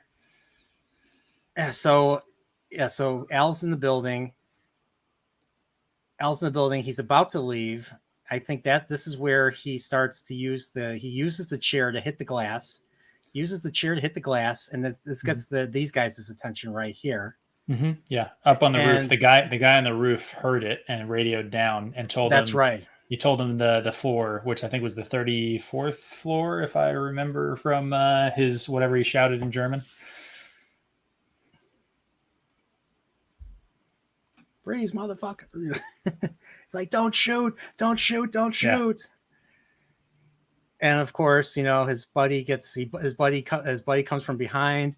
He ducks. That guy gets shot, and then of course, get into a nice little scuffle here. He's John's under the desk or John's under the table, and this is all going on while Al is still in the building, just kind of looking around, being like, "Oh, screw this." And he was very close. I mean, you see this guy. There's a guy hiding just along the corner with a the machine gun. I'm like, well, do you think if Al would have walked farther that he would have been killed? Yeah, I think so. You think so? Yeah. So Yeah. Al's lucky. Al's lucky right here. That's how I felt. That's how I feel too. So, and of course he's about to leave. He's about to leave, and I think he already did. He already shoot them. Let me see. Oh yeah. Okay, so are those little feet? So that's where he hurt his hearing there. Yeah, this is where he hurt his hearing, and he's like, hey, but I forget what he says. He's like, hey, pal, no more table, pal. Yeah. Where are you going, pal? Next time you want to have a chance to kill someone, don't hesitate. Yep. He's like, he shoots him like 25 million times. 25 million. Thanks for the advice. I know. I like that line. Thanks for the advice. That's a good line. It is a good one. I miss those like one-liners and everything. You miss the 80s. The 80s. I just killed you lines. 80s. I just killed you lines. Or the 90s, right? Commando. You had Commando. He snaps the dude's neck on the plane, and he puts a pillow behind his neck, and he's like, oh, please don't disturb my friend. He's dead tired. I don't know. I always think of Chris Tucker in Rush Hour. The wipe yourself off. You dead. Well, and then we have the iconic "I'll be back." Oh yeah, he says like Schwarzenegger said that in every movie after Terminator. He said that in every movie. He even said that in Twins. He says he threatens the doctor, the doctor that was responsible for them being born. He's like, if you are lying to me, I'll be back. So that was actually my Twins was my first Schwarzenegger movie. Nice. I was real young. It was on cable. Wow. Yeah. That's a funny movie. It is a very funny movie. That was actually, I don't know, it actually was not my first Danny DeVito movie. My mom had the movie Ruthless People, so I actually saw that first. I don't know how, because I'm a 3-year-old, and that movie was as dark as like that movie. Your ability to recall these movies is just insane. By the way, like movies and TV shows, like you remember not only the details of them, but like actors, people who were in them, like when and where you saw it. That's crazy. Well, I know that now because once I was like this movie, once I was in junior high, I was able to kind of piece together what I saw as a kid. So this was one of those movies I saw as a really young kid, and I was like, wait a minute, I've seen this before. And I realized this was Die Hard. And so yeah, and it was the same thing with that movie. That was my second R-rated movie. So Beverly Hills Cop was number 1, Ruthless People was number 2. This might be number 3. This might be number 3 right here. I think I was 3 or 4 when I first saw this one. So but yeah. And look who's here. Another lover of whiskey. Mags, how you doing? But here, I love like Carl Winslow is my favorite character in this movie. I mean, I love every character in this movie, but I really love Carl Winslow. I love Al, and like just like the fact that he's leaving and he's like, holy shit, and then all of a sudden, like you see from his point of view, the body just lands on his windshield. And I'll be honest, I always thought that it was McClane that was shooting him with the gun. I didn't think it was the terrorist, because it looked like because there was one shot where it looked like it was coming from where he was. So the gun that he's using gives it away a little bit. It's like a big machine gun. So McClane has an MP5 and a pistol at this point, and that's some sort of a crew served weapon, right? So that's a medium or a heavy machine gun. Yeah. The sights on it makes it look kind of, I don't know, vaguely Soviet looking or something like that. So it's not an M249 or something. It's some sort of an actual machine gun versus the joke about ha ha ha. What is it? I have a machine gun now. Ho ho ho. It's not actually a machine gun, but yeah. Okay. And of course we get this awesome awesome completely reverse chase where he's just completely reverse the whole time. I'll see if I can get the and of course he just lands right there like that. Just he's like also that. he's calling on the radio while he's backing up too. So he keeps his wits. He keeps his wits. He's screaming. He's like that was his reaction is what I use for this thumbnail. Yeah. And he's just like, now, God damn it, now I need backup now, God damn it. And I have a poll question. if you'd like. I just want to know who's the bigger asshole, Hans or, oh God, whatever the TV guy's name is that I can't remember. The TV guy. reporter. That's not even worth a poll. TV guy, obviously. Asshole. Who's the biggest asshole? TV guy. Okay. It won't let me do another poll. I think you'd have to close the Oh, one yeah, that's that's right. open. Oh, what maybe? was I don't know. our answer to the other one? I don't know. I I didn't think even read it. It was. Our I think Holly it and was. Al main Oh. characters. It was. Yes, It was 54. No, 6 to 45. 5. I think it was Yeah, 6 to 5. I'm curious how Pips voted. I'm curious how Pips voted. Oh, we know. We absolutely do know. Well, we know how you two voted too. So I mean, you guys got 2 of you to 1 of me. So the difference in the vote, the chat is evenly split. So what was the question again? What was the question again? This is worse than Arizona. Once again, the views are not necessarily reflect the views of us. I don't even believe half the stuff that I'm saying. I just like forcing you to make disclaimers. It's always fun. I know it's terrible, Pips. You're a cruel man. I'm just man. thinking of all of the ridiculous things that I can say. Next, I'm gonna throw out some stuff about the Loch Ness Monster and Sasquatch. It's gonna be good stuff. Misinformation, Aliens. everybody. Misinformation. We live in a simulation. Shoot. Yeah, I need a what's that? Hollow what's Earth, that? What's that ancient apocalypse movie? I need to start dropping lines from ancient apocalypse. That's supposed to be terrible misinformation. Dangerous. Dangerous misinformation. For Christmas, I'm getting you one of those little ancient alien lapel pins. Ancient alien lapel pins. So I got. Speaking of which, so what was the poll again? Well, if we want to have it, who's the bigger asshole? Hans, the terrorist, or what's his name, the TV reporter? Because I don't remember his name. I just call him. I will just call him. I can't even think of his name. Guy from Ghostbusters, because that's the same actor. All right, so Hans. Yeah, Hans but Gruber and Walter Peck. I'll just say guy who played Walter Peck.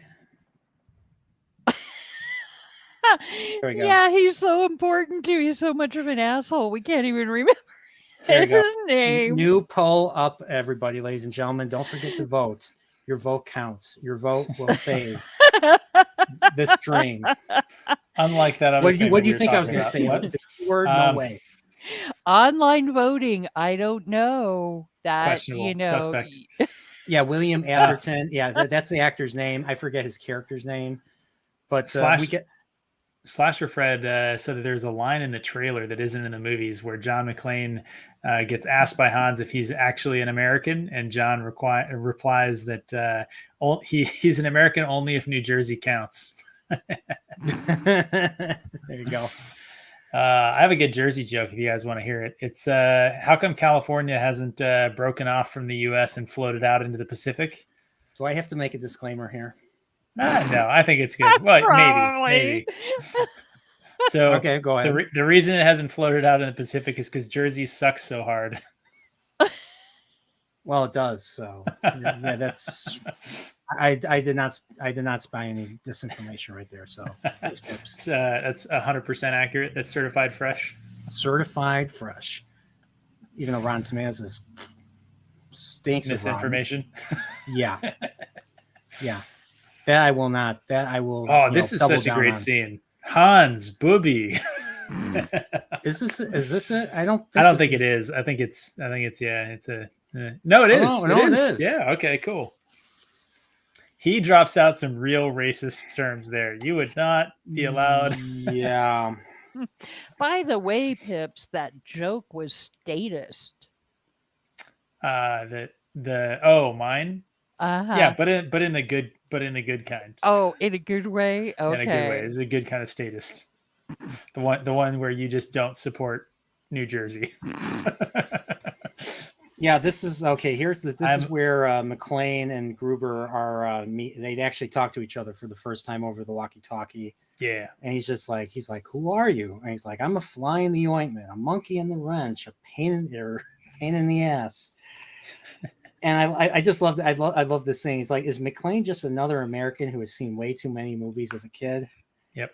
And he's like, yeah, I prefer I forget, like he's talking about Roy like Rogers. John Wayne, and he's like, I'm talking about Roy. I prefer Roy Rogers, and because Roy Rogers known for saying yippee ki so he says Really like the yippee ki sequin motherfucker. shirts. You know, I'll be honest, I don't think I've ever seen any. I've never seen any Roy Rogers. The first time I heard of the name Roy Rogers was actually an Elton John song, believe it or not. So, I've never, yeah, I'm not. I've only seen a handful of westerns. I've only seen like the Clint Eastwood stuff. I've seen maybe some spaghetti westerns. I haven't seen a whole lot of. I want to say John Wayne. I want to say that Roy Rogers wasn't movies. So Roy Rogers is a character, right? Not. Yeah. Yes, I think it's it's either a television. I think it's a television show. Yeah. Back in the 60s, late 50s, maybe. I don't know. I'm not a boomer, so I don't know. Even I don't go back. Is there anyone that we could ask? Maybe that. Yeah, don't point at me because I don't go back that far, Pips. Hands up, don't shoot. Man. Let's see. I believe here this is also where McClane and Al actually begin their dialogue too. Right here. Oh, this part right here. Oh God, no! He's like, I was just like, no. Do not start with the hell. Go past this. In fact, never show this part again. Man, he wants to go out into the field to get his scoop. Yep, go for it. Yeah, and I just like he's Walter. I keep calling him Walter Peck. I forget what his actual name is. He hears the police radio. He's like, I want a tune, and I think that one dude is like, give us a break, Thornburg. He's like, eat it, Harvey, and then Harvey's like, and they're going live, and he's just giving them this nasty look. He's like, hey, Harvey, we're live.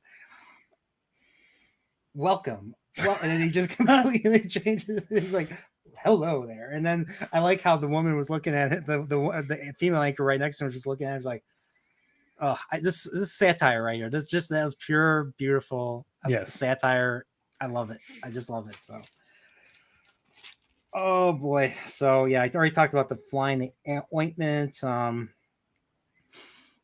I think the most human part of the movie, the best part of the movie is the best dialogue in the movie is between him and Al when they're talking over there's some good dialogue. Yeah, some very good dialogue. Yeah, like they basically, you know, he basically tells Al everything he knows.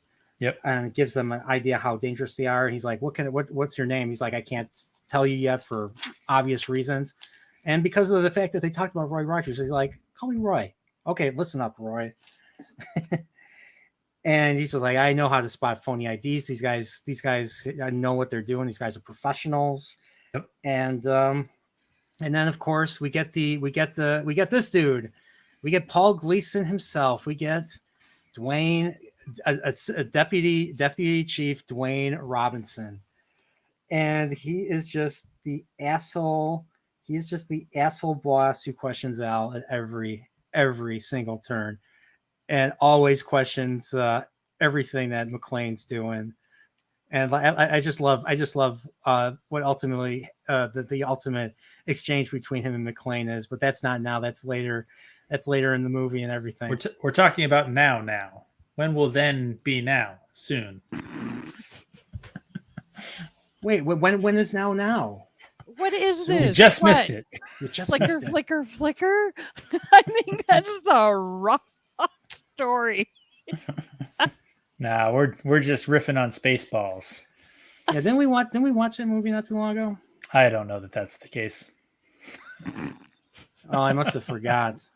I kind of forgot. And of course, you can't prove that I was there.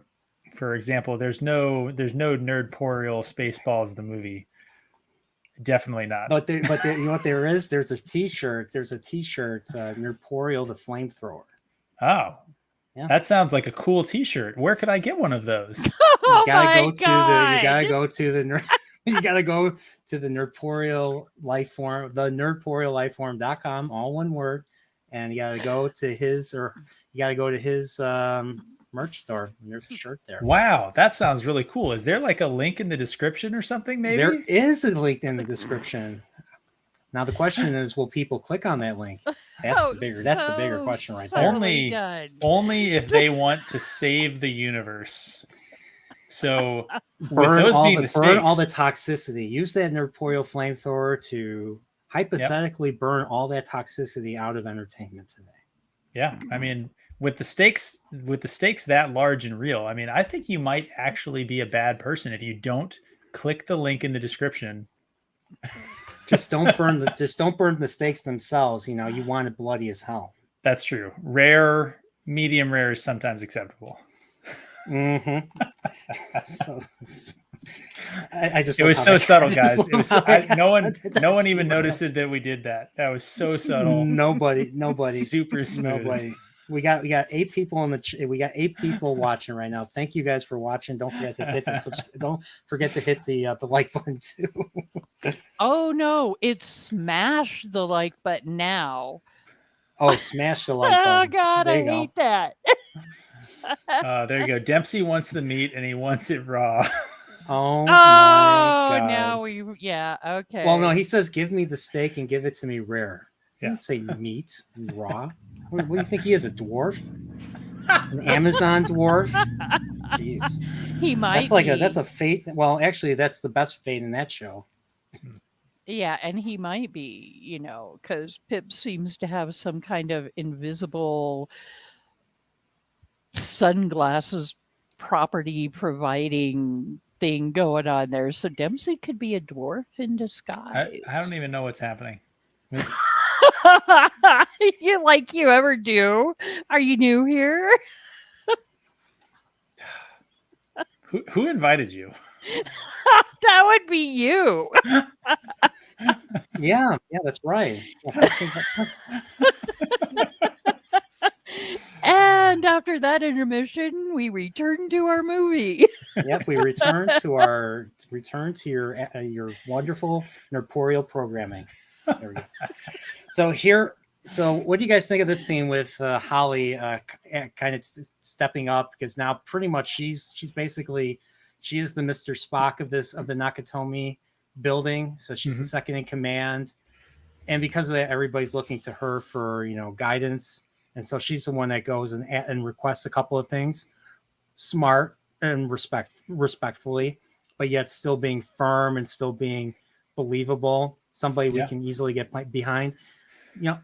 Is it like, was this not a thing, or did I swear strong female characters existed before 2017, didn't they? Or maybe I'm just seeing things wrong. Maybe it's the toxicity in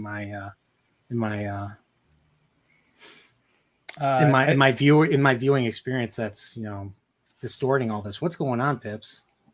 I mean, I don't know. I think you're right. It's really subverting some of my expectations, is what it is. I mean, she's so strong, she's so female. It's so not present year. Yeah. What, not present year, don't but you yet watch current PR? There's never been people of color in movies or television before, and there's never been Theo's actually doing great. So is Al. Al and Theo both, and Argyle. Yeah, we got three great characters. And how people felt. You know how people felt. They liked him. I liked Al. I liked Carl. I mean, I call him Carl, but I liked Al. Like, he was relatable. He was sensible, and he had John's back. He had John's back the entirety of the movie. So when we see John and him meet at the very end, it's very emotional. It's a big payoff for watching the 2 hours and 10 minutes of this movie. Don't you agree? Yeah, I agree. Pips doesn't agree that much, but yeah.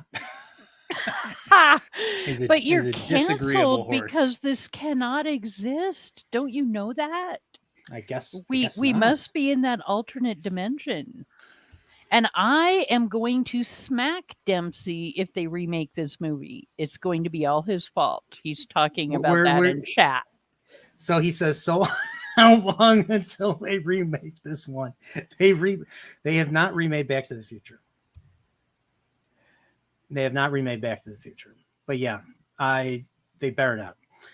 If I hear, when I know, you know how I react to when I hear about remakes, I get disgust. I feel disgusted. I get upset. I feel a little bit down. You need a drink. And I need a drink, which is something I'm going to do right now, actually. I'm such an enabler. You are. Yeah, you are. This is your first stream on me. So, you know. Again, you've been warned. Cheers with you. All right, 16. Here's to 16.99. 16.99, not the year, but the price. And this is me sober, so you know. Tom Forsyth saying rumors of an Ellen Page. Elliot Page. My God. The views and of the chat do not necessarily represent the views of the panel. That wasn't views. I just misread it. I just it says Elliot Page on there. Yes, it says I don't know what to say, but it just.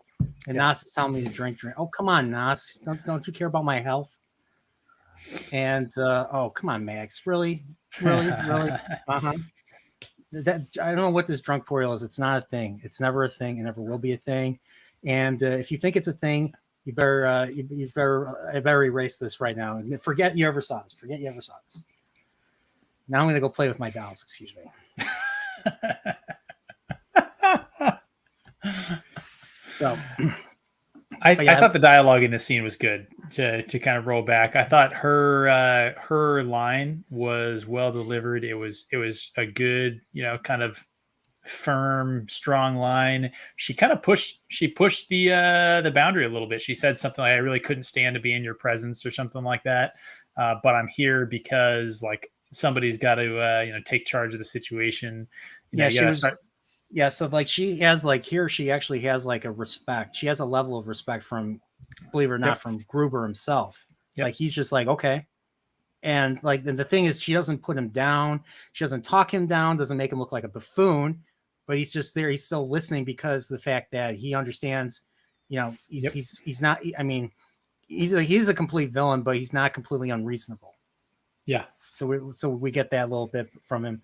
And like I said, like, it's a good thing because he's using her office as like his office.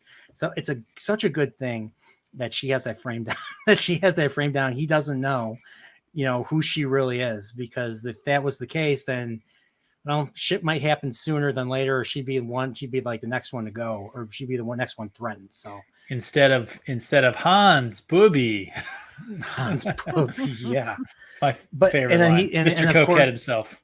Mr. Cokehead himself, and of course, the thing that he asks her name, and she's like, and she, Miss accentuates Miss. Yeah, Miss. She's Gennaro. smart gal.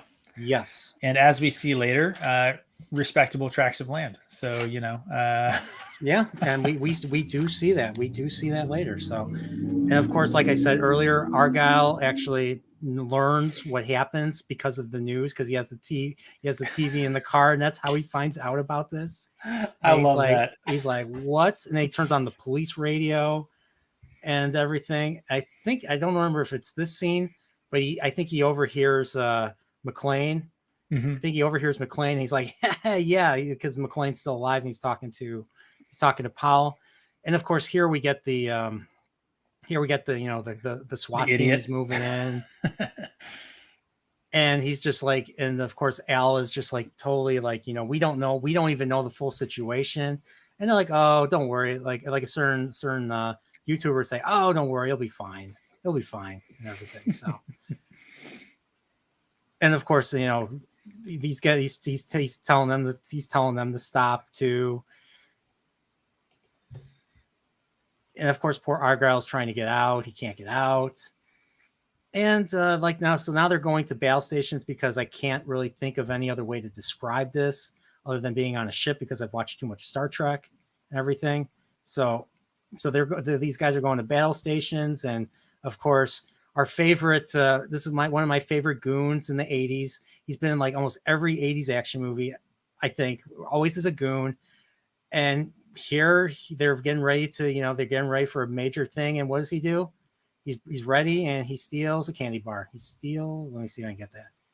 Steals a candy bar right here. So there you go.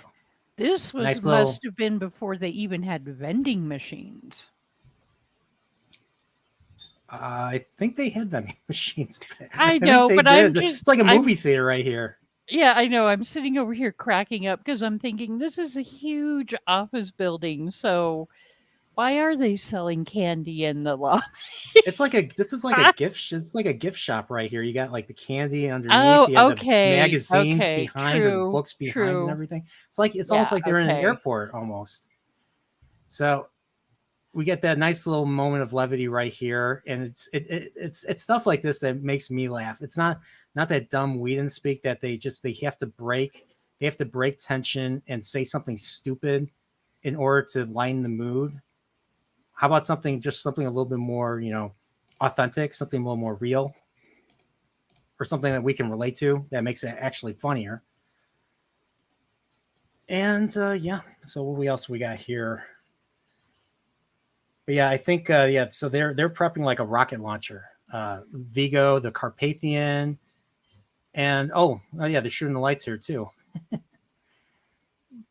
They're shooting the lights, and Al's like, I think they're shooting the lights, and of course, then Dwayne is like, I think they're shooting the lights, and he's just like, it's just so ridiculous at this point.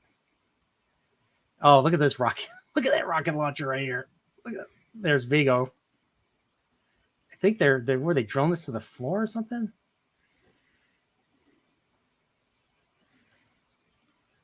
Okay, so there's a tank. I think it's a tanker. Just what is this? Like just a SWAT vehicle or something? Yeah, some sort of armored personnel carrier. Of course, they shoot him. Let me see. I don't want to get nuked right here, but let's see if I can show this. There we go. Nice little flashy little shot right here. He's got a sweet mullet too. Who's got a sweet mullet? The guy who shot the rocket there. Oh, because it wasn't Vigo. Vigo was the one behind it. It's a great mullet. It's a great mullet.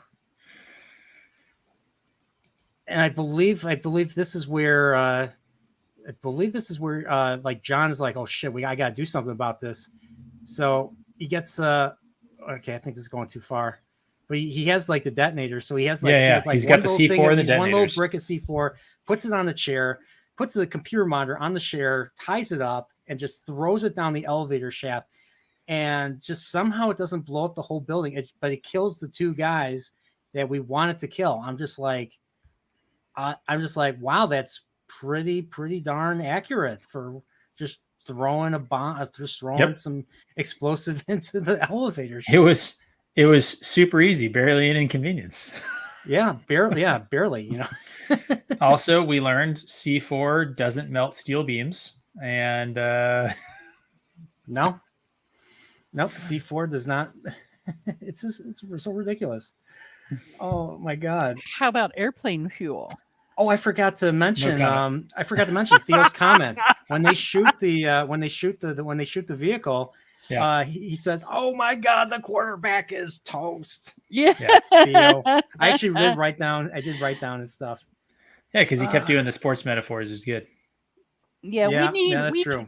We need a Theo cut of Die Hard. Yeah, that's true. And of course, because of all this, there was a lot of glass was hurt in the production of this particular segment right here. And of course, Mr. Dwayne decides to bitch about that to McClane. He's like, I don't know what you think you're doing, but you blew up a building. My men are covered in glass here. He's like, glass? Who the fuck am I talking to? He's like, Deputy Chief Dwayne Robinson. He's like, well, Dwayne, don't be a part of the problem or something. He's like, we don't want your help. Hey, dude, I'm not the one who got butt fucked on national TV. So, yeah, don't be a part of the fucking problem. It's just so crazy. And of course, you get Walter Peck right here, Mr. Atherton. He's like, tell me you got that.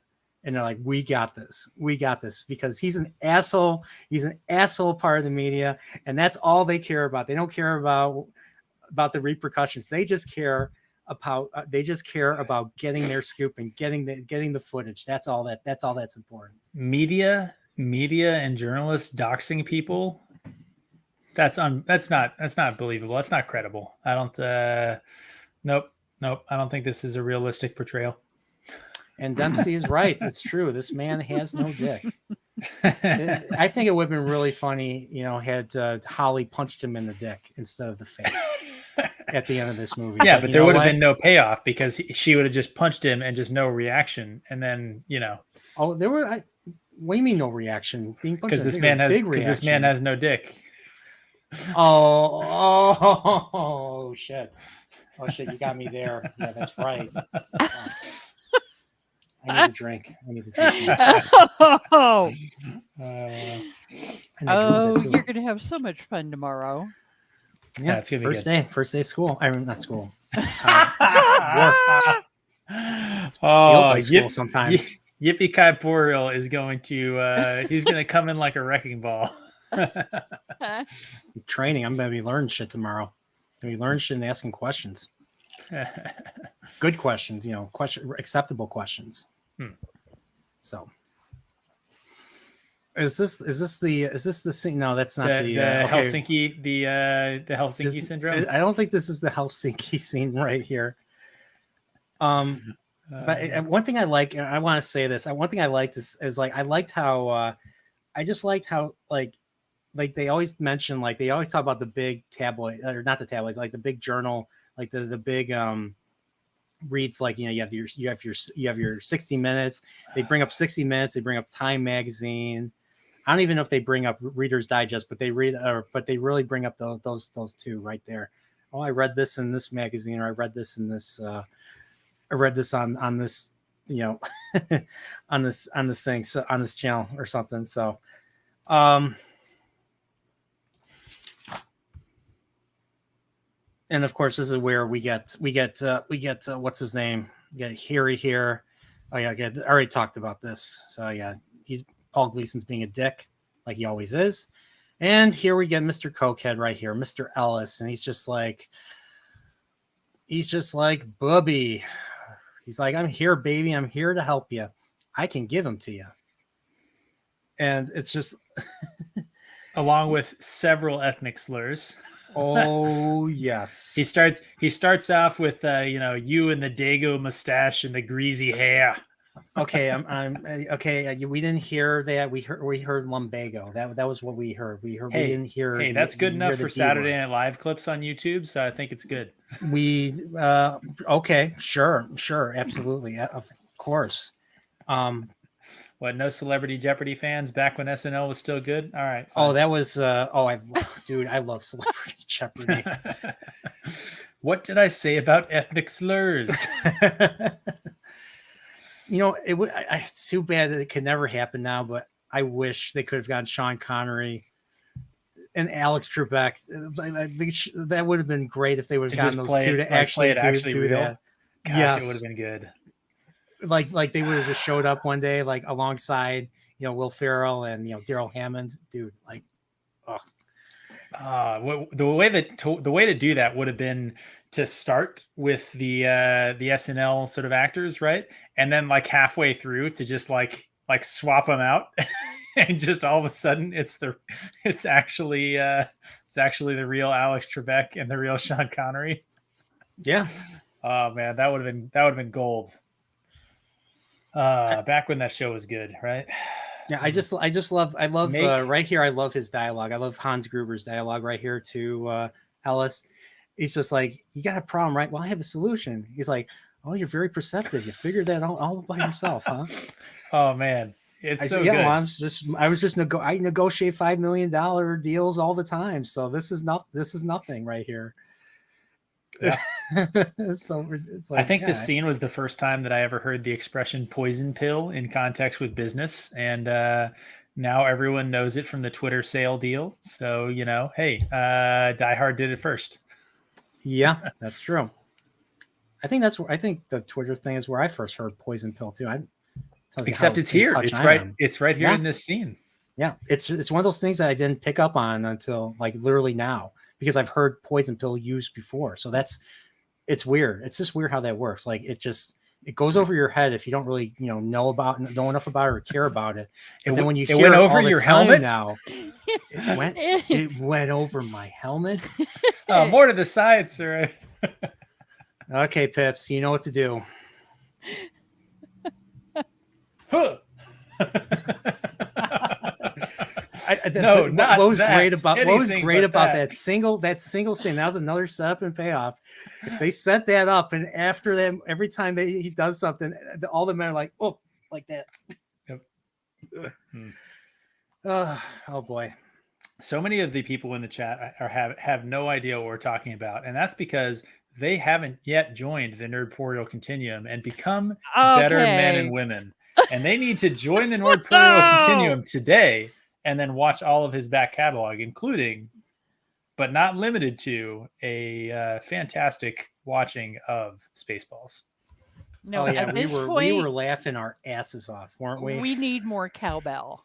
Okay. But here's the thing though, Trip. I didn't have a fever that day, so. Oh, okay, yeah. Oh shit, my phone. And Prophet is back. Prophet did make an appearance. Prophet is my white. He says, "I'm your white knight. I'm your white knight. I'm your white knight." Yeah. Prophet, tell everybody in the chat why your life is improved. Why your life is improved. Join the Nerdporeal Continuum. Yeah, Prophet. I'm having to pick up all of the slack on pitching the Nerdporeal Continuum with you not here, and I don't think I even get the kickbacks. I mean, I'll have to check my mailbox. Maybe I'm getting. I don't think I'm getting any of the kickbacks. So we get so now we're back to. So yep. Here's Bobby right here, Mr. Cokehead. Oh man! And of course here John's eating a Twinkie, or somehow he's eating an old Twinkie. And he found one in a lunchbox on the the floor that they're still doing construction on. I think, right? Yep. And Al right here recites the ingredients of a Twinkie. Ooh, shoot! Did we look it up? Did you look up the ingredients of a Twinkie? I did not. Maybe I should. Okay. Let me look. Here, you're running the stream. I can look it up. We can see what it is. Yeah, right, and Dempsey has a great testimonial for you in chat there. Oh my God! Why did I even highlight that? Oh my God! Oh, that I don't know if I can't get that thought on my head now. Dempsey, you're the man. Dempsey, you're the man. Yep. He joined and he's no longer shooting blanks. Oh my gosh! Why do you have to say that? Did I miss Dempsey? Ooh, nice. Look at his last comment. Look at Dempsey's last comment. I'll put it back up again. Yeah, come on. I can't get that thought out of my head now. Jeez, I think I'm tainted like the like was it Sidar or something from Wheel of Time? You know this. All I can say is that after Dempsey joined the Nerdporeal Continuum, I was inspired by Spaceball. I mean, it's so big and round. Jesus Christ. And Mags is telling me to pay the man. Oh geez. Well, I am starting a job, so yeah. Well, actually, it's funny it's funny that you should say that, but then again, what we're talking about, right? I mean, we are going to be paying Pips for something. So I don't actually think that the ingredients that we got in the movie are the right ingredients for a Twinkie. So a quick Google search here gave me enriched flour. That was in there. And then I think I think they said, high fructose corn syrup, a partially hydrogenated vegetable oil, which that's in there. Those things are in there. Yeah. But it cut ingredients. So it's enriched flour, then it's water, sugar, corn syrup, high fructose corn syrup, partially hydrogenated vegetable oil, and then it goes. There's apparently whole eggs, which I don't believe. And Yes, yellow, including the shells. Okay. yellow number 5. Yellow number 5 is the correct yellow, but there's also red 40. So I'll give it a 3 out of 5 for Twinkie ingredient accuracy, I think. Okay, that makes. I don't think I even wrote that down, but yeah, the ingredients of a Twinkie. And I just love this little wholesome moment between them and everything.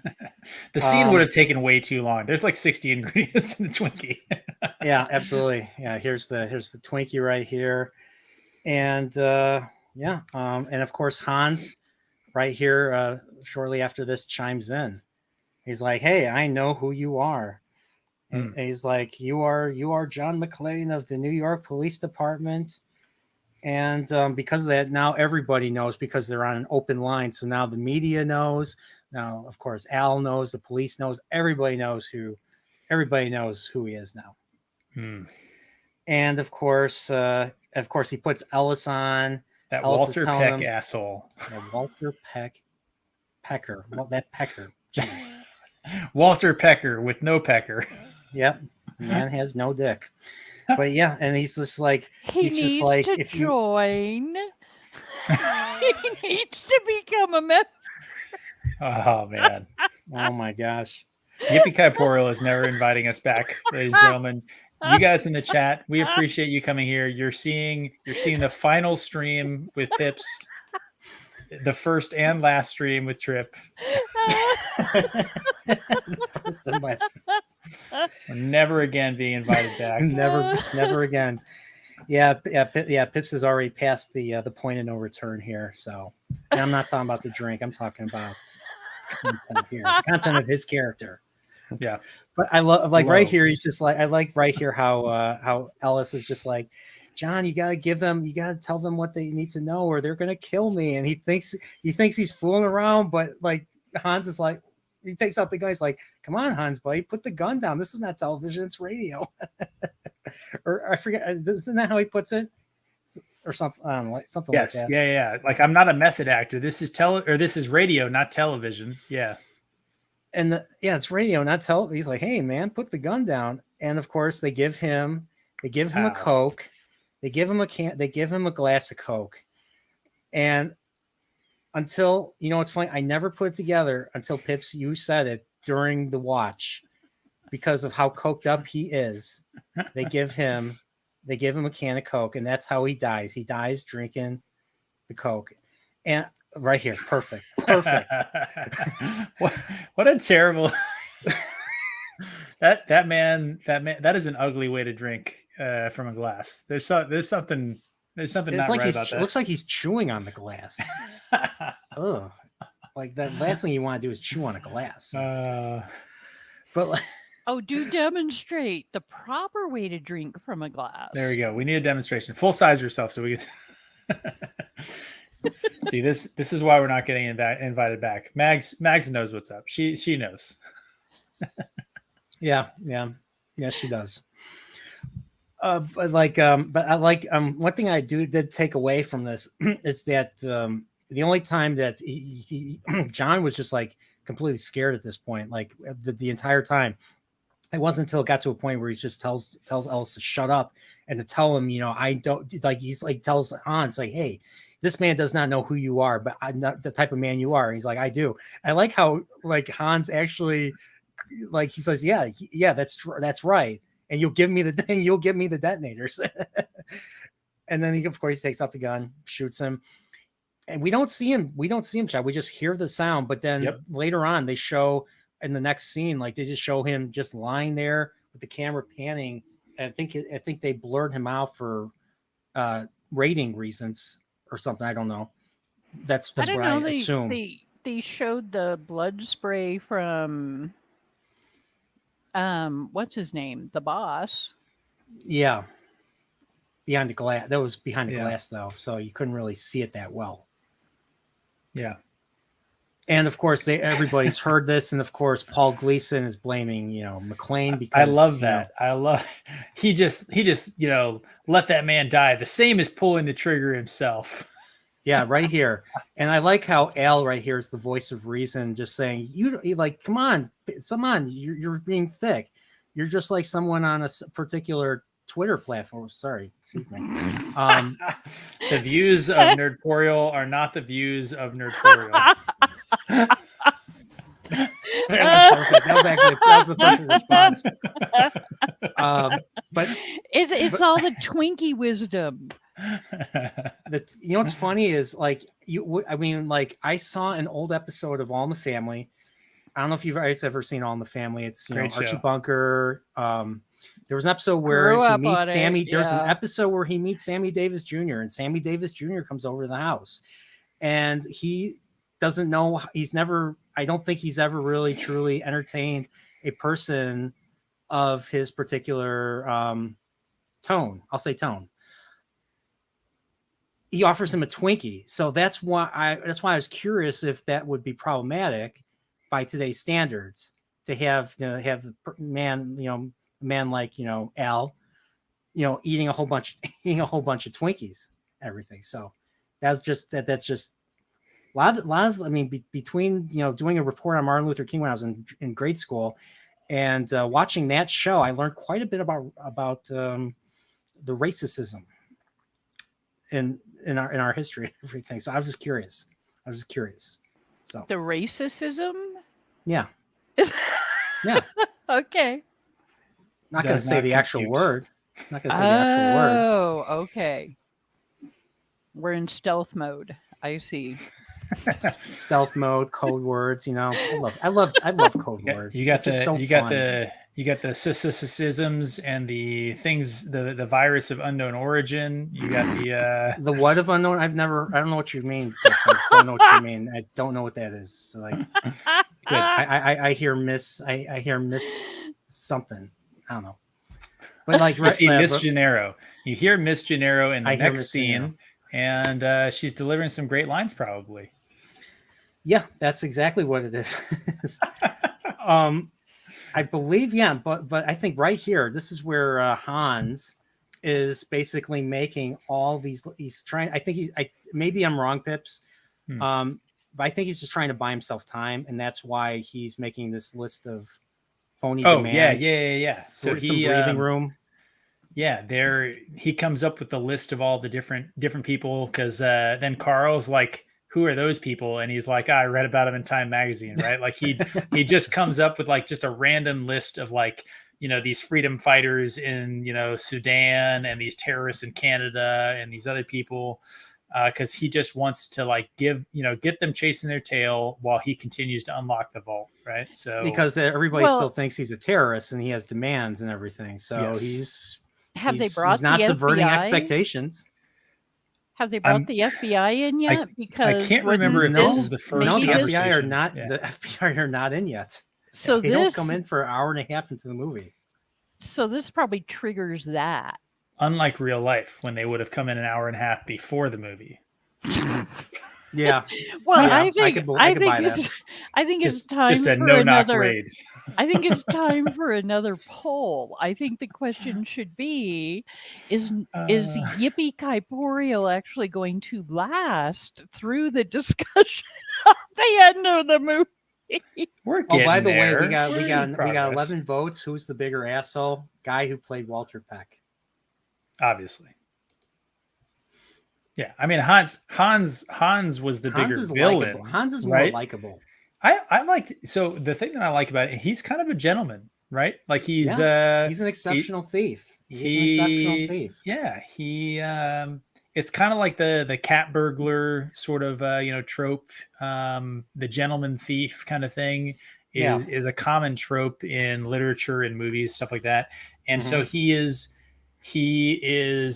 like appealing from a certain perspective where he's very cultured. He wears a nice suit from this, fine tailor in London. He reads the New York Times back before it was trash. And like he's a smart guy. He's very charming. And he just And kills looks down on people with Americans. absolutely no remorse or second thought. You know? Nope. So what was the poll again? What should I write down? Trips. Mags is. The poll would be: is Yippee-Ki-Boreal going to make it to the end of the stream? I have the faith end in of you. the movie. Is I have faith. I do Yippee-Ki-Boreal too. going to make it? Going to make it to the end of the stream? We're getting close. I have faith. I have faith. Make it to the end. Well, of that this. would actually be a trick question, because if you don't, then the stream would end. So it should be the end of the movie. That's not true. I've done a stream with Yippee-Ki-Boreal before where he ended and the stream continued, and okay, all right. and it was just us. It was just us, and we were talking. We were in the chat. We were doing stuff. You appropriated his stream. We did. We appropriated the hell out of his stream. And so far, 3 votes. Yes, people have faith in me. I'm going to give you a yes. I have faith. I will give you a yes as well. Oh, Mags has pointed out that Yippee-Ki-Boreal really likes the poll. I think she said polls. Sorry. Was it polls or donuts? Or maybe it was donuts while on the poll. I don't know. I don't know. We're moving. We're walking. We're moving on. We're walking. Oh, that was great. And of course, we get an update from Theo. He's saying he's having a hard time with this one electromagnetic lock right here. I didn't even know that there was a Jaws 3D. Sorry, Nosferatu in the chat saying we need a Jaws 3D stream. That sounds like fun, honestly. But that's the one with Dennis Quaid, I believe. Oh, somebody joined the Nerdporeal Continuum. Well, not the membership, but but my Discord. Nice. I should give that a different name now that I think about it.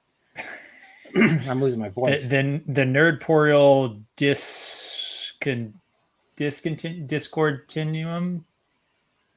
I think it should just be the Yippee-Ki. There's something there. Discord or something. There's something there. Yippee-Ki Continuum. I mean, if it was a Yippee-Ki Discord, then it'd have to be a Die Hard Discord. And I love Die Hard, but it's not a. He's not willing. I like a lot of things. Yeah, he's not willing to get tied down quite yet. Like he's got to play the field a little bit more. Oh, like he's still a young Poreal. He still needs to kind of sow his wild oats. Mm-hmm. He's not willing to get tied down to just one movie. Yeah, it makes sense. He needs to expand his sexual horizons. Whoa, what are you? This is a child-friendly stream, Holly Jolly Trip. Yeah, okay. Holly Jolly indeed. Everyone in the chat, I am sorry for our fellow co-host here. That's just unacceptable behavior. That's why you love me. Oh yeah, so yeah, Theo right here is just like saying it'll take a miracle to get this electromagnetic lock going, and of course we get the perfect response from Hans right here that may support our position.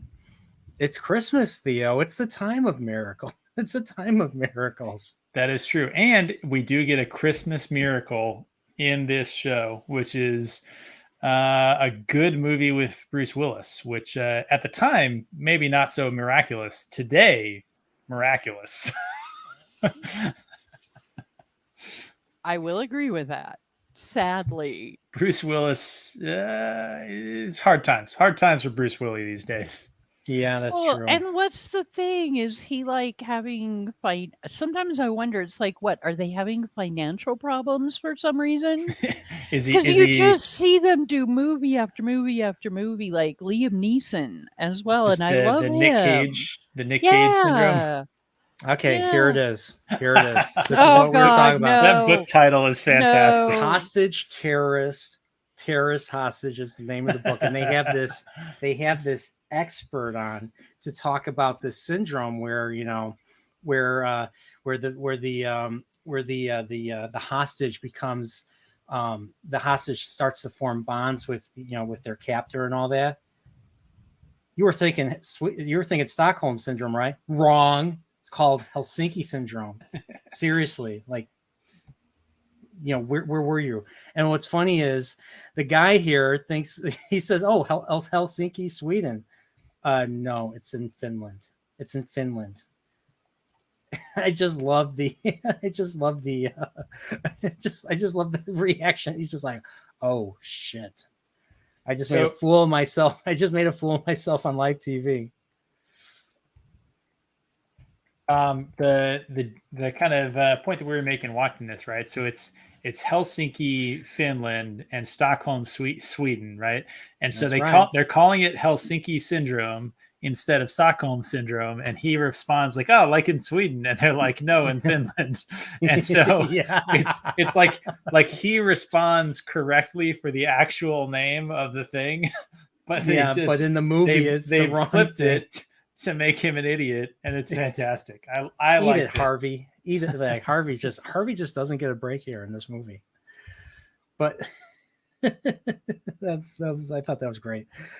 But yeah, I was like, I'll be honest, I was tricked. I thought Helsinki syndrome was a real thing. I looked it up, and so it's just a Die Hard thing. It was just something they made up just to make fun of it. Yeah. But yeah, I don't even want to open that can of worms. Stockholm syndrome. All I remember is there was an episode of Sunny in Philadelphia where they were being held hostage, and they kept talking about Stockholm syndrome. And what's funny was that episode was basically a parody of this movie. Like Danny DeVito has the gun taped to his back and everything, and they do the same, the laugh, and he's like, and he tries to shoot the McPoyle twin family or something. Can't shoot because he sucks. And what I'm talking about, right?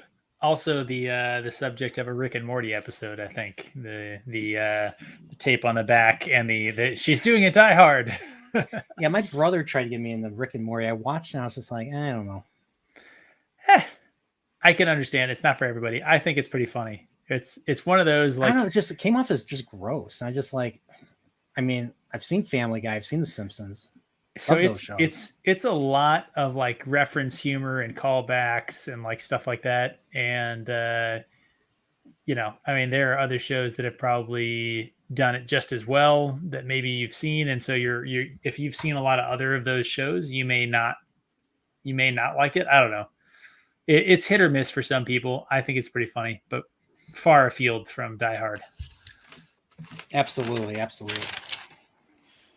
And of course, here I believe we get the FBI. I think this is where the FBI shows up. Agents Johnson. Now that I think about it, it's so stupid. Agents Johnson and Johnson. Yes. It's fantastic. I wonder they have some powder, some baby powder, some moisturizer. Which one? Doesn't matter. No relation. I just love Al's face right there where you just had it. Yep, here Robert Davey, and I forget the other actor's name. He's like, oh, it's like, I'm in charge here, and he's like, not anymore. Okay, that was my Inspector Clouseau. That was terrible. That was a Precious Steinway. Not anymore. Okay, that was another reference to another movie. But yeah, So I'll give my theory here, and the chat can tell me whether or not they think that I'm crazy. So obviously it didn't pan out this way, right? But the first time that I watched this movie, I recall that I thought these two FBI agents with the fake Johnson and Johnson name were part of Gruber's like team, right? Because he had been like, yeah, we're gonna get the FBI to show up, and then everything's going to be golden. It's all going to play to the way we want. And these two guys show up, and they like do everything exactly the way Hans wants it done. And I get it. Hans knew their playbook. He knew they were going to go by the book, all this other stuff. Maybe like that's clearly the way it turned out. But I definitely thought, until we see them in the helicopter, the other like 2, maybe 3 times that we see them up to that point, it felt to me like they were plants, and I was expecting them to be on his team and then to like just kind of disappear at the end when like the actual FBI agent showed up, and then to be like, wait a second, where's Johnson and Johnson? And they're like, who are you talking about? Yeah. And so I guess the level of like intentional incompetence is maybe just par for the course. You don't even have to be a criminal to. Nope. And I just love how they brought up Christmas miracles earlier. Well, and Hans is like, well, I give you a Christmas miracle. The FBI. Yep. Why? We'll get to it. So, but we get this nice little scene here. Hans is alone. I think I don't know why he's alone. I don't know if this was to draw McClane out, or if he was really seriously seeking the detonators. Maybe it's a combination of both. Yeah. And he leaves. I believe he puts his gun down. Yep. And then John finds him. And he pretends to be a hostage. He's like, "Oh no!" He's using his mock American accent. He's like, "Oh no, you're one of them. You're one of them, aren't you?" Okay, that was not good. That was not a good impression. Sounded more like disprove than anybody. That was a terrible American accent. Yeah, even though I'm an American, so it's confounding. But yeah, look, I love this acting right here. Like that's just Alan Rickman acting. You see him act, you got to stop what you're doing and pay attention. Oh, but yeah, here we got. Six slips out the fake accent, and of course he tries to get to the gun. And McClane's like, "No, just come here. No, just stay with me. If you listen to me, you'll live." And of course, we get these guys again and everything, and and we learn quite a bit. We see the list right here. He's like, "Who are you?" He's like, he doesn't even say, "Who are you?" He's like, just like, "I'm John McClane." Mm-hmm. And then he's trying, and then of course he has to kind of prod a little bit further. He's like, "And you are Clay, Bill Clay." And of course, Clay's on the Clay. So what are your guys' thoughts on this? Right. So obviously, did he know that he was faking, and that's why he gave him the gun with no bullets? Or was it a test because he didn't know? Because like they set it up where he's giving a name, right? But he gives the right name because he says Bill Clay and there's a W Clay on the board, which would be William Clay, Bill short for William. That's actually clever that he gave Bill Clay instead of William Clay. For him having seen it, like that was very clever. So it's one of those like what happened there has always been like my kind of thought. Yeah, my question too. Yeah, I think McClane knew. How? From the get-go? Yeah. I don't know. You know me. I don't always have specific reasons for the things that I come up with, but I guess I can just see like you would be very suspicious, right? Like you would be very suspicious. Because like how would a hostage have just kind of gotten free, it's a really well done scene, and it's always left that question for me of whether or not like what percentage did he think this guy was a bad guy? Was he like 100%, or was it like 50-50? What was his thinking? So I think that calls for another poll. So, by the way, 8 out of 9 say that I will be fine. So yeah. Nosferatu voted there no. You go. Guaranteed Nosferatu voted no. Of course he did. All right, so I'm going to end the poll. I'm going to start another one. So start a poll. So did John know? Did John know? Just say, did John know? Did John know? All right, fine. Thanks. Because they've let's trust our audience to have been paying attention. Okay, that's true. We can't follow Hollywood's example here. Like they are. Okay, that was bad. That's about what they are though. Kind of like a semi-wet fart noise. That's what they. Yeah. I personally think he knew. But I don't think he was positive, and that's why I gave him the bullets with the empty, gave him the empty gun and everything. Yeah, and that was pretty much it. So, yeah, well, that's why even if not, and let's say he had been an actual, guest or an employee, would you really want to just give him a gun? Yes, because you don't Especially know, in like California? yeah, because they don't know how to shoot. Unless So they join a particular continuum, then they can, okay, I figured. bad. true. I was That was going to No, bad. say that was it's good. That was been what 15 or 20 minutes. don't cut so- yourself short. That was well executed. I mean, that was nice. I liked it. Yeah, he will actually give you bullets in the gun, so you no longer fire blanks. So there you go. Yep. So yep. He of course, like he did the countdown earlier with Takagi, and he does it again, but this time he actually doesn't count. He says, "I'm going to count," but then he doesn't. He just tries to shoot, and I'm like, "Oh, no bullets! You think I'm stupid?" And then what I love, he takes the gun away, makes Hans look like an idiot. But then what's great is now if this was modern day, like that the scene would have ended and Hans would have been a bitch.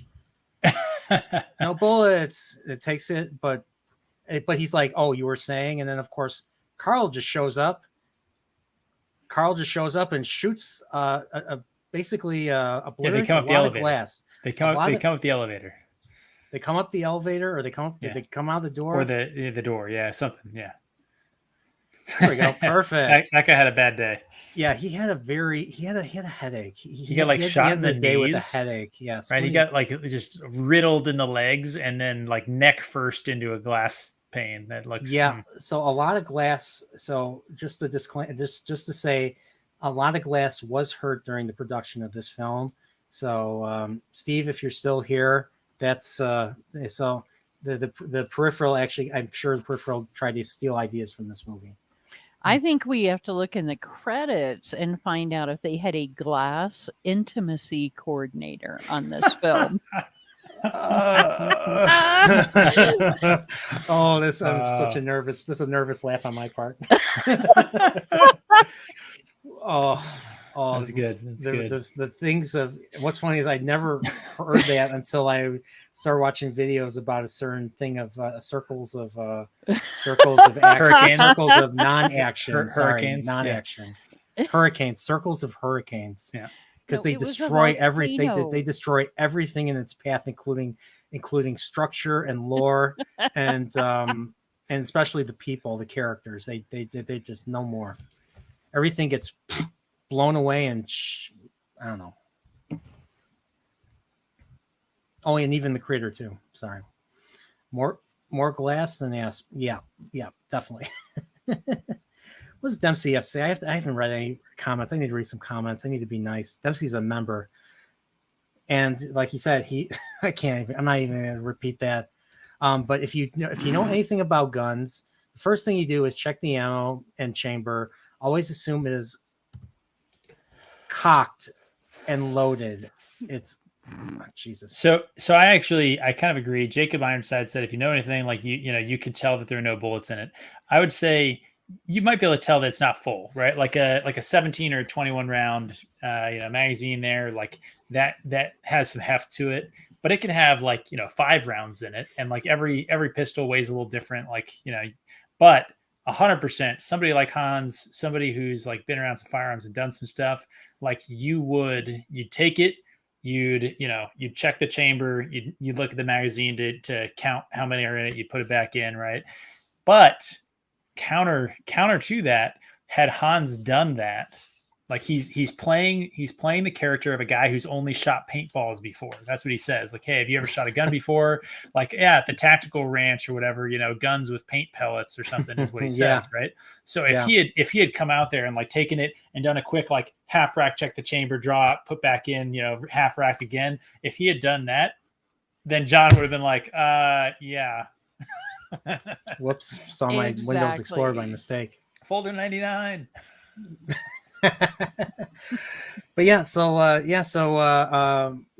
he speaks German. He's telling Carl, he's saying something to Carl in German, and then he's just like, Carl's like doesn't know what he's saying, and he's just like, shoot the glass, and then of course they pin him down.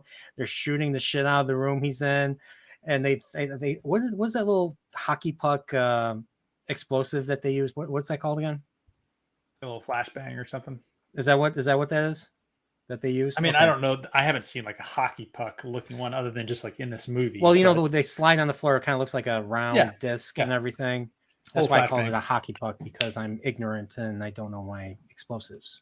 I feel like every time Sorry. I watch this movie, I think that it's just a hockey puck. Like he just rolled it to make the guy look until it actually goes off. And then I remember like, oh, actually it's a grenade.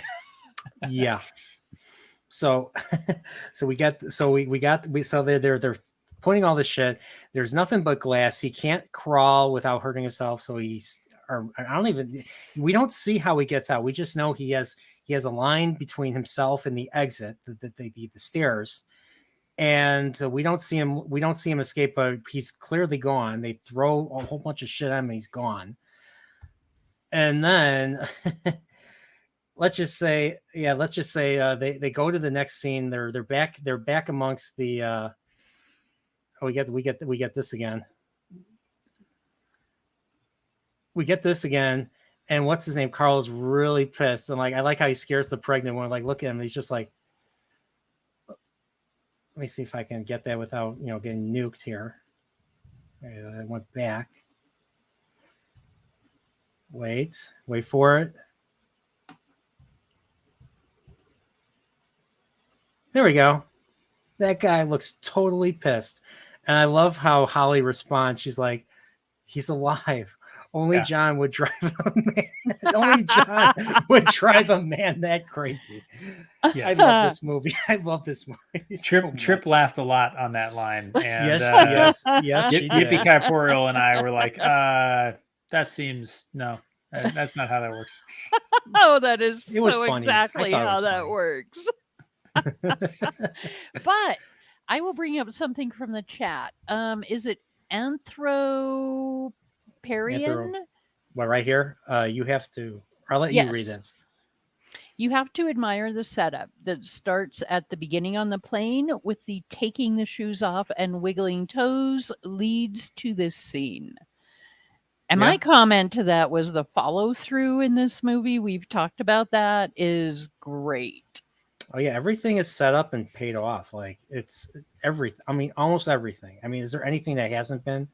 Like Pips, if you spot anything that hasn't been paid off in some way, I don't think they've wasted anything in this movie. So, I mean, I think there's probably lots of stuff that like doesn't lead to anything, but I think in general, this movie, it's not Chekhov's gun, right? Like this movie has like Chekhov's like arsenal, right? Like there is so much stuff that they establish in the first probably like couple scenes, like maybe the first 10 or 15 minutes of this movie that especially like having seen this movie before, you're kind of looking out for them. But even I think as a first time viewer, like, okay, so they call out the Rolex, right? Like they call out the Rolex. They call out, hey, make fists with your toes. They call out like so many different little things that end up being even the relevant. cocaine, even the cocaine, the subtextual cocaine paid off with the coke at the with the coke at the end. Oh, that was terrible. So like, yeah, I think this movie, and it's, I mean, we were talking about it in the live stream while we were watching on your Discord, right? That like this movie does what a lot of movies these days don't do, which is that it rewards you for paying attention with those payoffs. I agree. And I need to say, Stream Elements says, thank you for subscribing. Equip the Angels. You know what that means? That means I hear a transmission. I hear a transmission from 1984. Let's see. This is how I welcome all my new subscribers. So here you go.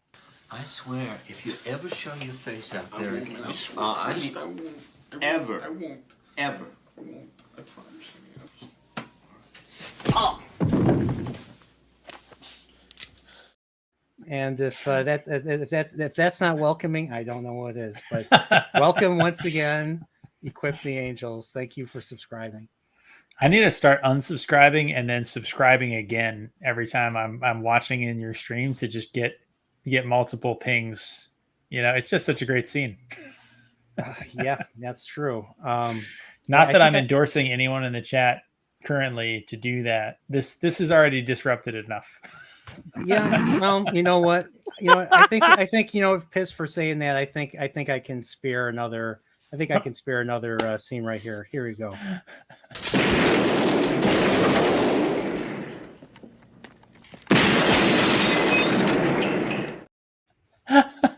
Future retrospective, ladies and gentlemen. Stay tuned.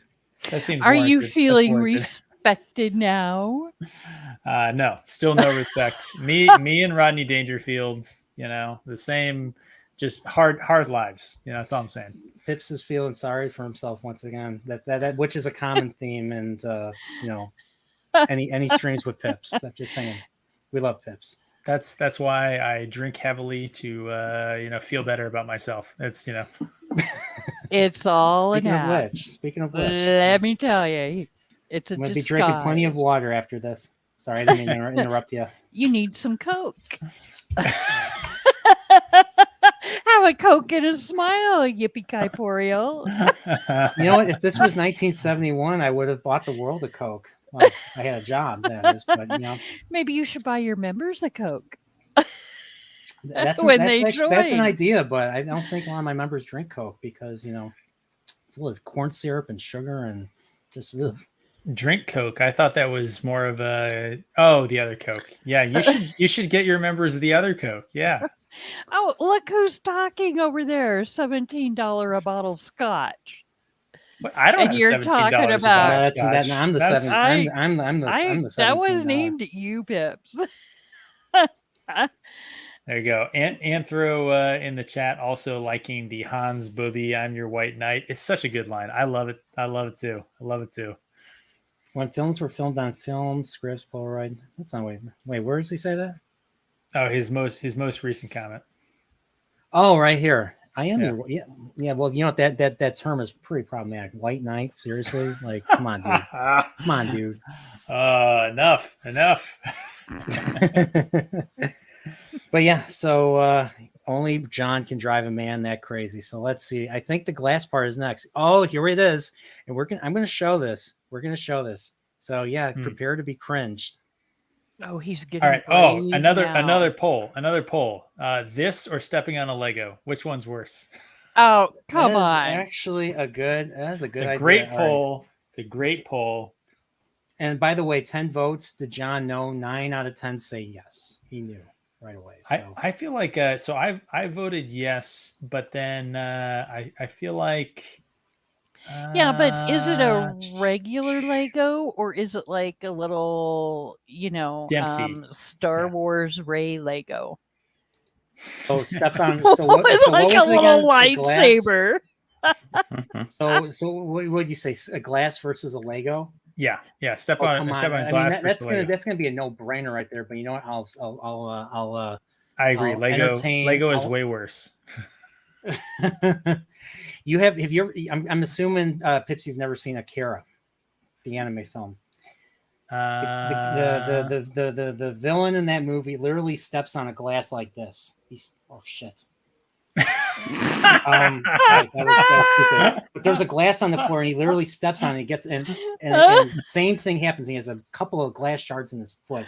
And it just makes me cringe every time I see it. We might have to revisit that previous poll. Nerdporeal is about to pour whiskey on his computer here and end the stream early. Okay, that was actually my good. I missed my Nintendo Switch. But, it hit my foot instead. So, but yeah, so we get some nice glass right here, and I know people don't want to keep seeing this, so we get a nice little he's talking to oh shit, I'm back at that. Yeah, we get some nice glass action right here. He's talking with Al in that scene, right? He's talking to Al, and we find out that Al worked as a desk jockey. I don't know if it was desk jockey, but he works. He doesn't work on the field anymore. He works, behind a desk. And we learn that he shot a kid, and he can't bear to pull a gun on anyone anymore. So, and that's why he kind of switched jobs right there. So we learn a little bit more. Yeah, we learn a little bit more about Al in this case, and it's stuff like this that makes us care about these characters. Now the question is, will it pay off? Well, answer yes. Yeah. And of course, we get the FBI pressures. Of course, here we get we get more of this. But here the FBI pressures the city or the electrical company to shut off the to disable the grid right here. Yep. And we get that famous line from Hans. Hans is like, "You ask for miracles, I give you the FBI." And because I'm from the government and I'm here to help, I think is the rest of that line. he literally says, "How about?" He's like, we need to talk to the mayor. He's like, "How about from the U.S. fucking government?" Yeah, that's good. And I just couldn't help but reference you, Pips. I just couldn't help but reference you when we were watching the movie, and you're like, "Nope." I don't know what you're talking about. Exactly. See, Bureaucracy in action. yep. Did they open it yet? I don't know, but I have, what is it, Beethoven's Ninth just playing in my head. Yep. Ode to Joy. Yeah. Yeah. A Christmas classic. Now it's going to be Yippee-Ki-Poriel's karaoke, Christmas karaoke. Actually, I think we'd really get a lot of attention if we did Yippee-Ki-Poriel's karaoke stream. I think a lot of people. I know Nosferatu would be there. He would definitely be there. Oh yeah, they're already. I think they're already in right here. They get inside. These are the bear. I think these were the bear bonds right here. Because it was the Christmas morning opening your presents scene, right? You got the Christmas music, the wrapping comes off, the presents get opened by the happy children, right? Yeah, and we got a wholesome movie. scene with the terrorists. Like these are the bad guys, but we still get a wholesome scene. Does that not spell a Christmas movie? Yeah, yeah, that's what point number 6. Also, there was the U.S. government coming in a helicopter onto the roof. Like that's Santa Claus and the reindeers, right? I never like a helicopter gunship coming in. It's close. It's now the question is: does Santa Claus visit? Has Santa Claus been to Saigon? That's the bigger question. I was in junior high, Dick. I was in fucking Saigon. What do you say, Slick? I was in junior high, dickhead. Oh boy, this movie. Yeah, the other question is, do we have the smell of napalm in the morning? You know what's funny is that they actually shot the Apocalypse Now in the Philippines. So they were dealing with the Marcos government. I think the Marcos government was still in power in the 70s when they were shooting that. So all that was, I believe, in the Philippines. They couldn't get into Vietnam. Well, you need to put that on your list. That is Dempsey definitely not a Christmas movie. Dempsey is saying in the chat that Bruce Willis was born in 1955, so he's 32 or 33 in this movie. That sounds about right. About right. Same. Well, maybe the same age as people I'm related to. I'm not gonna say who. So he probably not junior high during Saigon, but yeah, maybe close. No, but maybe, or no. What about the actor that plays the other Agent Johnson? Yeah, it's hard to tell. You'd have to, No, you never know. So, but yeah, we get this. There was also this great scene. There was also this great moment between him and Al. I think he's still in the bathroom at this point, and he's telling, this is one thing about this movie. So this movie's based off of a book, and the one thing that wasn't in the book was the wife. So Holly was not in the book. Instead, he goes and visits his daughter. So the whole thing, this whole subplot of this whole arc of John trying to make right with his wife and everything, stop being a dick and all that, was because the writer himself was driving home one night. He was working 18-hour days. And he drove on the highway, and he hit a box. He hit a box on the road, and he stopped and he freaked the hell out, and it spooked him to the point where he thought he was going to die. and he thought, he just had an argument with his wife, and he's like, you know what, I'm going to put this into the story. I am going to include, him wanting to make right with his wife, and that's where that plot, that storyline, that arc came from. So, so that wasn't in the original book. So that's what we got here. And here he's telling Al to tell his wife, in case he doesn't make it, that how he's been a dick, and that how he should have, thought about, her happiness before his own, and to be more supportive of her. And what I love about Al is just like, dude, you got this. You will tell her that yourself. You're going to get through this, and we're going to fucking meet, and we're going to become friends. Okay. Well, he didn't say that, but that's a subtext that I got, or that's how I interpreted that. So, but I think once again, I love all this interaction. And because of this, he's just like, why was Hans up there? Now he's thinking, because, when characters were smart and, they made logical decisions and everything, it's like, well, why was Hans up there? So he decides to go up there and find out.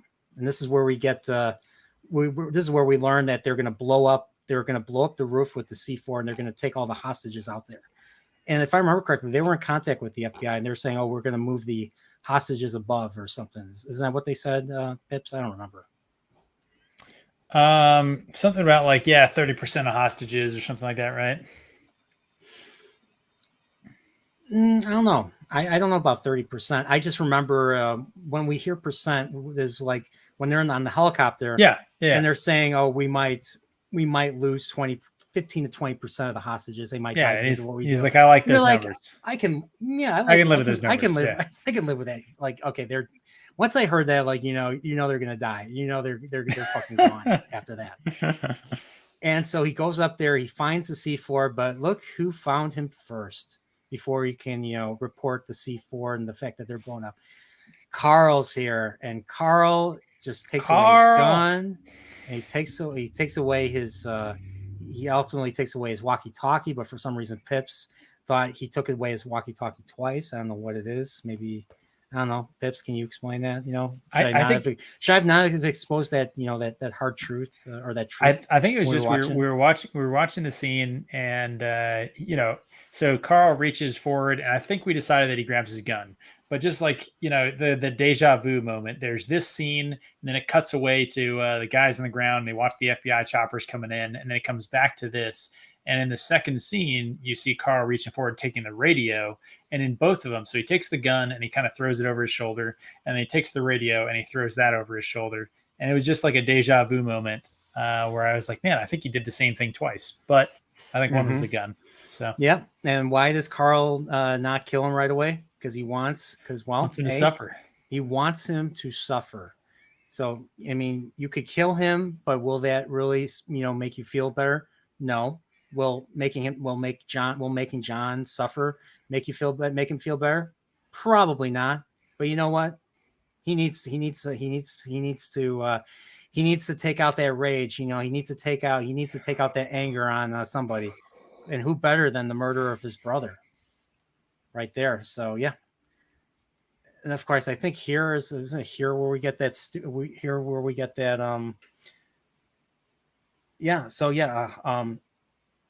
I think here we get the helicopter scene. Walter Peck.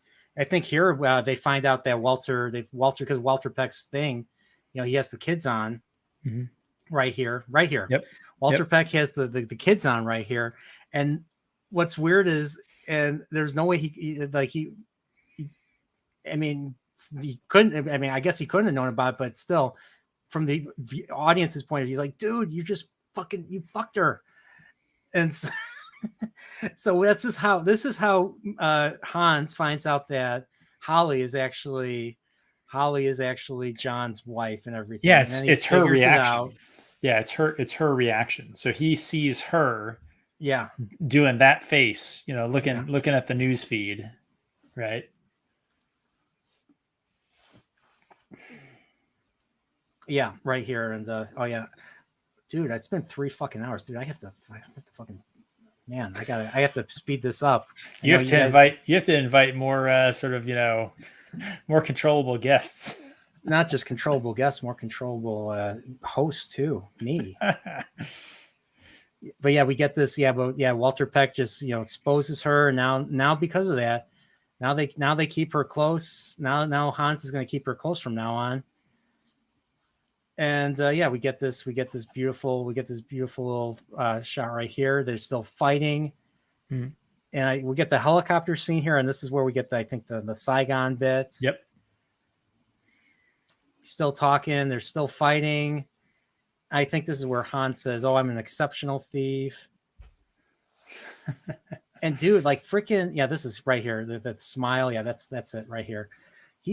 Okay. Oh, I went too far now. It's like a boss. It's like a boss fight. Before you save the people, you have to fight the boss first. In this case, Carl is the boss to defeat. But right before that, the gun was on the ground, so Carl goes for the gun and he shoots him in the shoulder. I think it's in the back or in the. He doesn't shoot him back. He hits him in the shoulder, I believe. And so not only does John have all these injuries, but now he's freaking shot in the back. So you're like, oh my god, how much more hurt is he going to go through? So he does another. They fight again. He does another. Somehow he manages to stand on platform, and he ambushes them again. And then I think he what do you call it? He hangs him with the chain. Right here. Oh, perfect. Apparently not lethal, but not lethal. Like that was the weird thing, because I thought when I first saw this, I thought this was lethal. He looks very dead, but then just randomly out of a few seconds, he's back. He has a gun and boom, boom, boom. I'm like, what? I'm like, I swear, like they're like at the end of the movie, I kind of doze off, stop paying full attention to everything, and all of a sudden I hear boom, boom, boom. I'm looking, I'm like, what the hell? Like, when did he come back? Because he just showed up. He just they're everybody's dead. They're on the ground, and all of a sudden he's alive. He's alive, and they're shooting him. I was like, what the hell? So it's crazy right here, and we get this great moment right here. Another.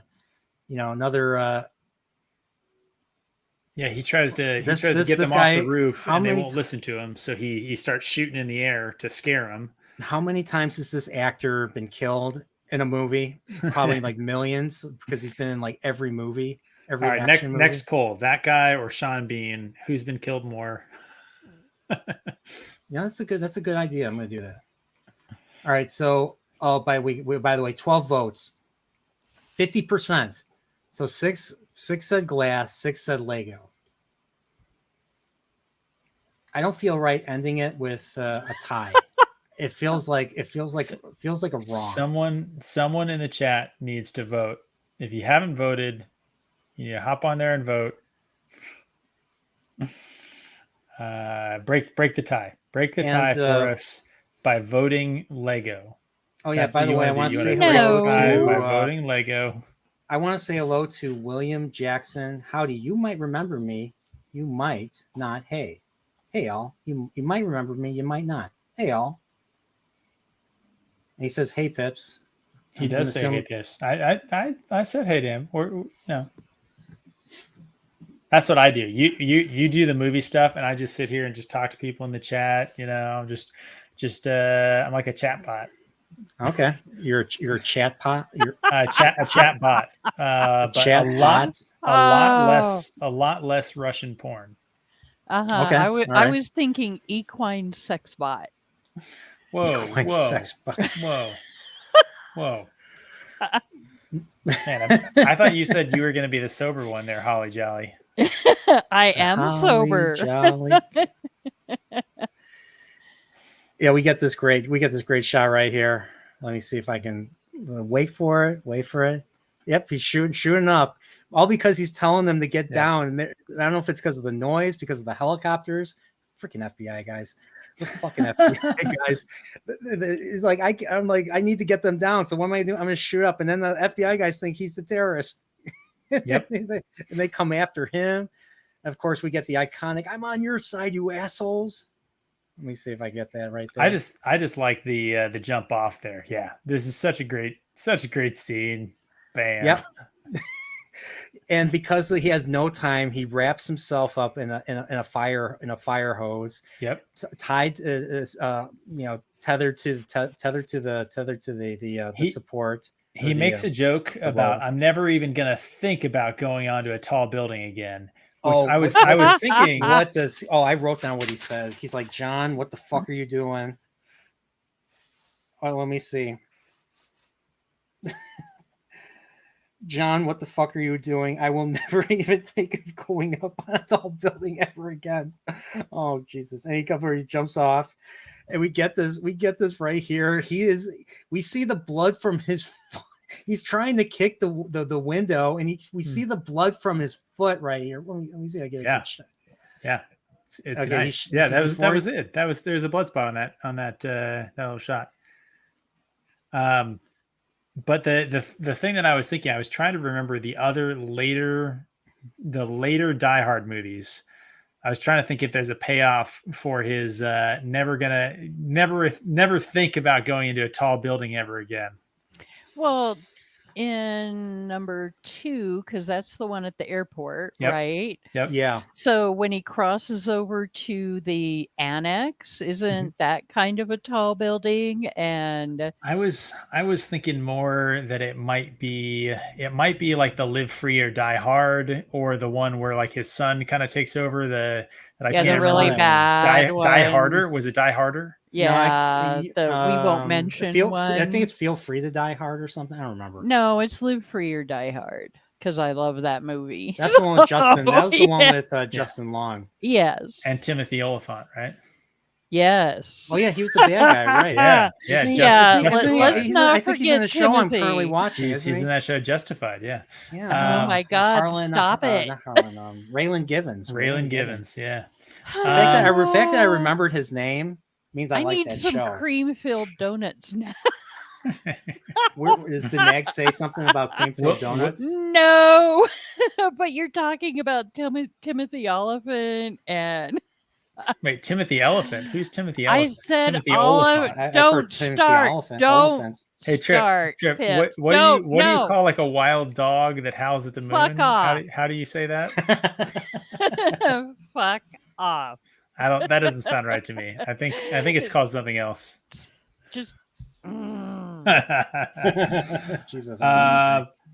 I feel like there's got to be a John McClane payoff in a tall building. I feel that seems like a line that somebody making a future sequel would have done something with. What about With a Vengeance? I mean, he jumped off a bridge. Yeah. Okay. He jumped off a bridge and With a Vengeance. Yeah. Onto a boat. Yeah, they might not have been like tall buildings, but. You know what? I'll give it. I need to rewatch those. We'll movies. chalk this up as another setup and a payoff into a sequel. Like you never see the sequel payoffs anymore. Like that's a next level payoff. I know. Like that's the one. That's I'm like that's why I don't look forward to sequels or reboots or anything, because they just don't. It's like they don't. I don't know, but I don't want to get into that. That's yeah, but you need to do a Die Hard binge thing, even if it's not all in one night. Except you can skip the one with the sun. Yeah. I skipped the one with the sun, but yeah. So like, I love how he's tethered. He's still tethered to the roof. Yep. He's tethered to the roof, and he shoots the window, crashes in just as I'm going too far. Crashes into the window, and then he's on the ground, but then the support that's holding the hose falls, and it's pulling him down with it. So it's like there's always one thing after another with John with McClane. It's like this is such a crazy movie. This is such a crazy segment right here. Pretty much nothing goes to plan. Yeah, nothing goes to plan. And once he unties this, then he's pretty much, well, I mean, he's not quite scot-free yet, but he's scot-free for now. Like they cut to him being in the going back to the Christmas party area, which is a nice little, he's like, everything is falling, everything is crumbling down, beams are falling. He has to, he's hiding in the water from explosions and everything. And he gets above, and he starts climbing the stairs, gets higher and higher. But then we get Argyle's big point, and I know we talked about it already, but you know what? Argyle sees, Theo, two dudes of similar, I'm not going to say what, Height? but yeah, height. I'll say height. Similar height. Yeah. And similar height. Maybe not quite the same age, but same height definitely. And definitely the same height. Yeah. Yeah. And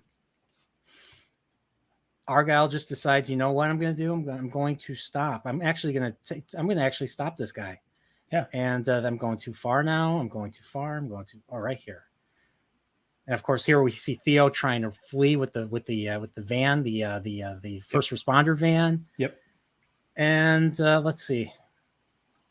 And of course, Theo sees Argyle. Whoops. Right here. And okay, he knocks him out. He knocks him out. And he is just happy. He's just kidding. He's like, I did something. I saved the day. And you know what? Argyle is the hero of this movie. Yep. He's like, I did a thing. He's a sidekick of this. Yeah, he's a sidekick. Yeah, he's a sidekick, but I like to. I want to give him more credit than everything. I like Argyle. First of all, the name Argyle, awesome. Just right out. Well, you want to know why it hits close to home for me? Well, okay. There's a street called Argyle not too far from. Well, there's a street called Argyle not too far from where I live. Oh, okay. I thought you were going to say you're a big fan of sort of diamond kind of geometric patterns, but close. That was close. I just thought he was going to say he wears Argyle's socks. Yeah. Am I totally off here? No. I feel like it's a checkered kind of fabric pattern. Am I way off? Usually they're like a diagonal checkers. Yeah, it's like a diamond kind of checkered pattern. Yeah. And they make socks pattern? And scarves. Argyle. That's what the word Argyle is a diamond checkered pattern. Like, yeah, you can have an Argyle tie or Argyle socks or something like that. Yeah. Oh, this pattern. Oh, that's what this is? Man, the chat is totally lost right now. Google Argyle. Google Argyle fabric or socks. Argyle socks, Argyle tie, Argyle ascot. We were talking about ascots when we were doing the live stream. And then you'll be right there with us. We're talking Argyle. I don't know what this movie is, but we're talking Argyle. Yeah, we're talking Argyle. Start a poll. But we got stuck on 50-50. We got stuck on the tie. Yeah. Well, it's one of those questions They're that equal. May never get answered. It's one of those questions that'll never get answered. So that and how many licks to the center of a Tootsie Pop? The world may never know, Pips. I knew that one. Actually, I always preferred the Bubble Pops over the Tootsie. Yeah, because Tootsie Rolls are terrible. I like Tootsie Rolls. It's weird eating a very, I don't know. That's totally unrelated to what we're talking about. Or that's where we draw the line. That's everything previously. You know what? That's the perfect. That's the perfect next poll. Tootsie Pops or Blow Pops?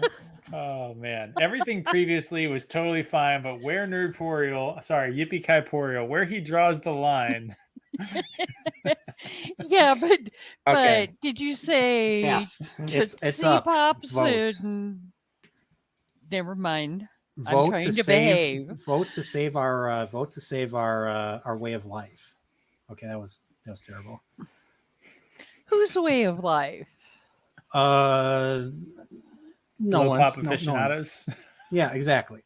Well, can we throw bubble yum in there if we're going to start doing polls about the polls already? Bubble yum is just a gum. It's not a lollipop with stuff in it. Yeah, but how many chews do you get out of a piece of bubble yum?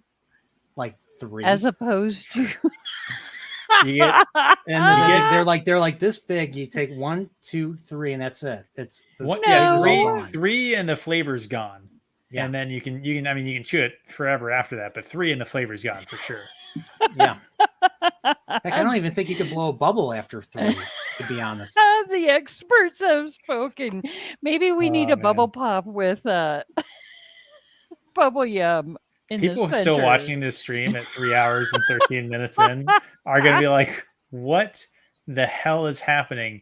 And the reason they're thinking that is because they haven't yet joined the Nerdporeal Continuum, which, if they did, they would develop the kind of big brain capacity and energy in order to understand all of this great reference humor that's happening right now. Yep. So, and they don't would miss this opportunity.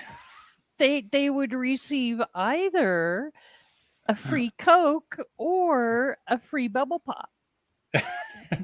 or free, just just one little bubble pop. Yeah, one little The views blow pop. the views and promises of the panel are not the views and promises of the Maybe, and there could be a surprise Lego in there for you. I hope you never let that one go. Hope you never let that one go. If I say something stupid, I hope you never let that one go. Oh, you But need to put that up on a banner that you can just pop in there periodically. All right, so we're at the end. We're finally at the end. John is finally close to rescuing his wife, and he's just like, Hans, and he's just like, hey baby. he's all fucked up. Do you think the Hans yell was influenced by Khan, or the Khan yell was influenced by Hans? The Khan yell. I don't remember which movie came out first. The Khan yell was 6 years before this movie ever came out. Okay. I was gonna say I can't remember 1982. which movie, or which came out first. So I may or may not have been on a certain Roman of the Empire's panel talking about Space Sita and Wrath of Khan. Just saying. I may know something about that. Only May though. We're not sure. Shield of Dragon says this is way after the Khan movie. Okay, yeah. So if Shield Wall says it, then you know it to be true. So. Yeah, I trust Shield Wall. Just because he's a Yu-Gi-Oh card doesn't mean like he knows what he's talking about. Wait, who's a Yu-Gi-Oh card? Shield Holly Wall Jolly Dragon. Trip plays Yu-Gi-Oh is what we just learned, everybody. Hey, I will. Everyone point and laugh and say nerd. Nerd. Wait. Well, hey, and I just God. finished downloading Elden Ring, so I will soon be playing that as well. I tried playing Elden Ring and I felt like I was meandering into meaninglessness. And yet you'll do a 3.5 hour live stream with the two of us. This has meaning. This has meaning. We're talking about something meaningful here. This movie is very meaningful. Yeah, like blow pops and Tootsie Pops are part of my childhood. And yeah, Will Jackson in the chat bringing up Double Bubble. I mean, that just opens the whole conversation up with Double the Bubble. I mean, and the little comics they had in them. Yeah, that's true. Oh yeah, that Double Bubble. I remember that. My dad used to. Yeah, we used to buy the tubs all the time. Holy crap! Yeah. Oh, I never got tubs. Wow. Yeah, they came on. I now feel disadvantaged. I had disadvantaged youth. Yippee Kai Coral had the Double Bubble tub privilege that he needs to check. He needs to check his Double Bubble privilege. Double Bubble. Yeah, that Double Bubble. Yep. Yeah. You know how many flavors Double Bubble gives? 2. 1, 2. That's it. Didn't they have grape? Yeah, grape they did. And regular? Actually, I remember, yeah, they did have grape. I loved grape. Oh no. What? How has the stream come to this? How have we? Well, King Theoden's not here. Cocaine is the answer. Cocaine. Holly Jolly she lives in a state where I don't think cocaine is legal anywhere. Actually, I've questioned what you're doing over there. I doubt it. I am completely non-mind altered at the moment. I am just insane. I didn't say it. I will never be caught on camera saying that a woman is insane. Never. I'm never gonna say that. Bipolar Barbie here. Okay. All right. This But- this is where we were talking about the stickiness of duct tape and whether or not he could have without a film crew to help, if he could have stuck on Yep. there. But it's not even duct tape. No, it's Christmas It's Day. look, that is, It is! point number 7 right there. What That's good. could be more Christmassy? That's true. It's a Yeah. Christmas surprise. He's got a present for Hans Gruber. Yep. And I mean, if I remember correctly, he has only 2 bullets left. Like he doesn't have He any does. bullets. He doesn't have any bullets in the machine gun. Yeah. And he's got 2 bullets left for that gun. So he's like, you know what? I have to make this count. So what does he do? Well, he knows he's gonna be at a disadvantage. So he puts his hands up like this, puts them right here to make, lock your fingers to make, to make it seem like, you're at a disadvantage. Yep. And then all you gotta do is laugh. Ho ho ho And then- ho ho. There you I go. There you go. still think Pips needs to do a demonstration and show us whether that can be done or not. Unsafe. Unsafe weapon You handling. can use a toy gun. I don't have toy guns. Well, it's Christmas. Go get one. I have rifles. And never mind. I'm not going to make that joke. Chicken. Wow, Trip.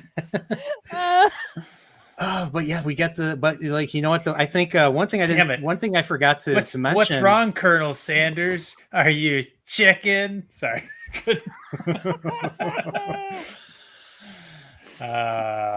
Wait, is this like, I forget? That's right before Ludicrous Speed, right? Yes. Isn't that right before Yes. Ludicrous? Okay, yeah.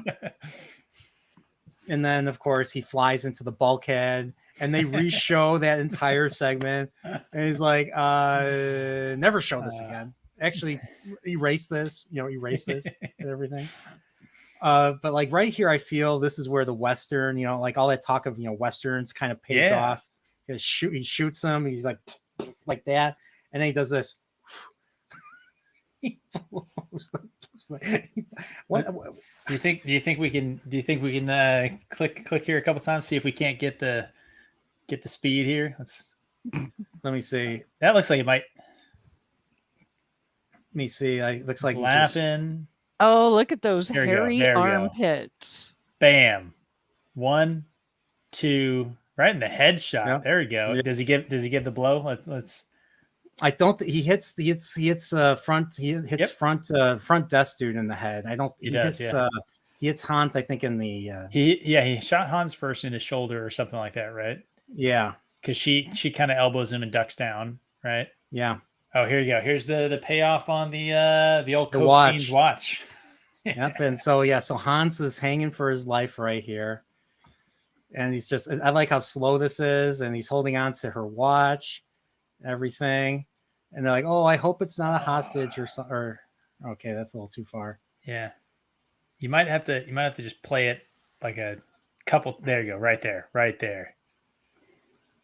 Well, this is where he falls. Yeah. actually. Yeah. Perfect. That So, like, face. Yeah, so he was being held. He had to do this twice. He was being held like 20. We don't know for sure how high he was held, but the rumor is 20 to 90 feet high, and he was That's a like big range. he was held on. He was held, and the director McTiernan was like, I'm going to count to 3 and we're going to drop you. And he's like, I'm going to count to 3, and he's like 1, and then they drop him. So that this facial expression is real. Like that was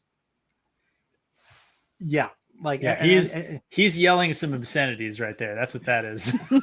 yeah, like I think I'm just like That's like- shit. I think yeah. he's saying shit. He's saying fruit cake. I think is Fruit. Yeah, he's yeah. saying That looks too. like a fruit. That's a fruit. That's what that mouth is. I think. I would say fruit again. Yeah. And he's still trying to shoot them and everything. So villainous. So villainous. Yippee Poro is gonna clip me saying fruit cake and use that in a thumbnail. Oh, please.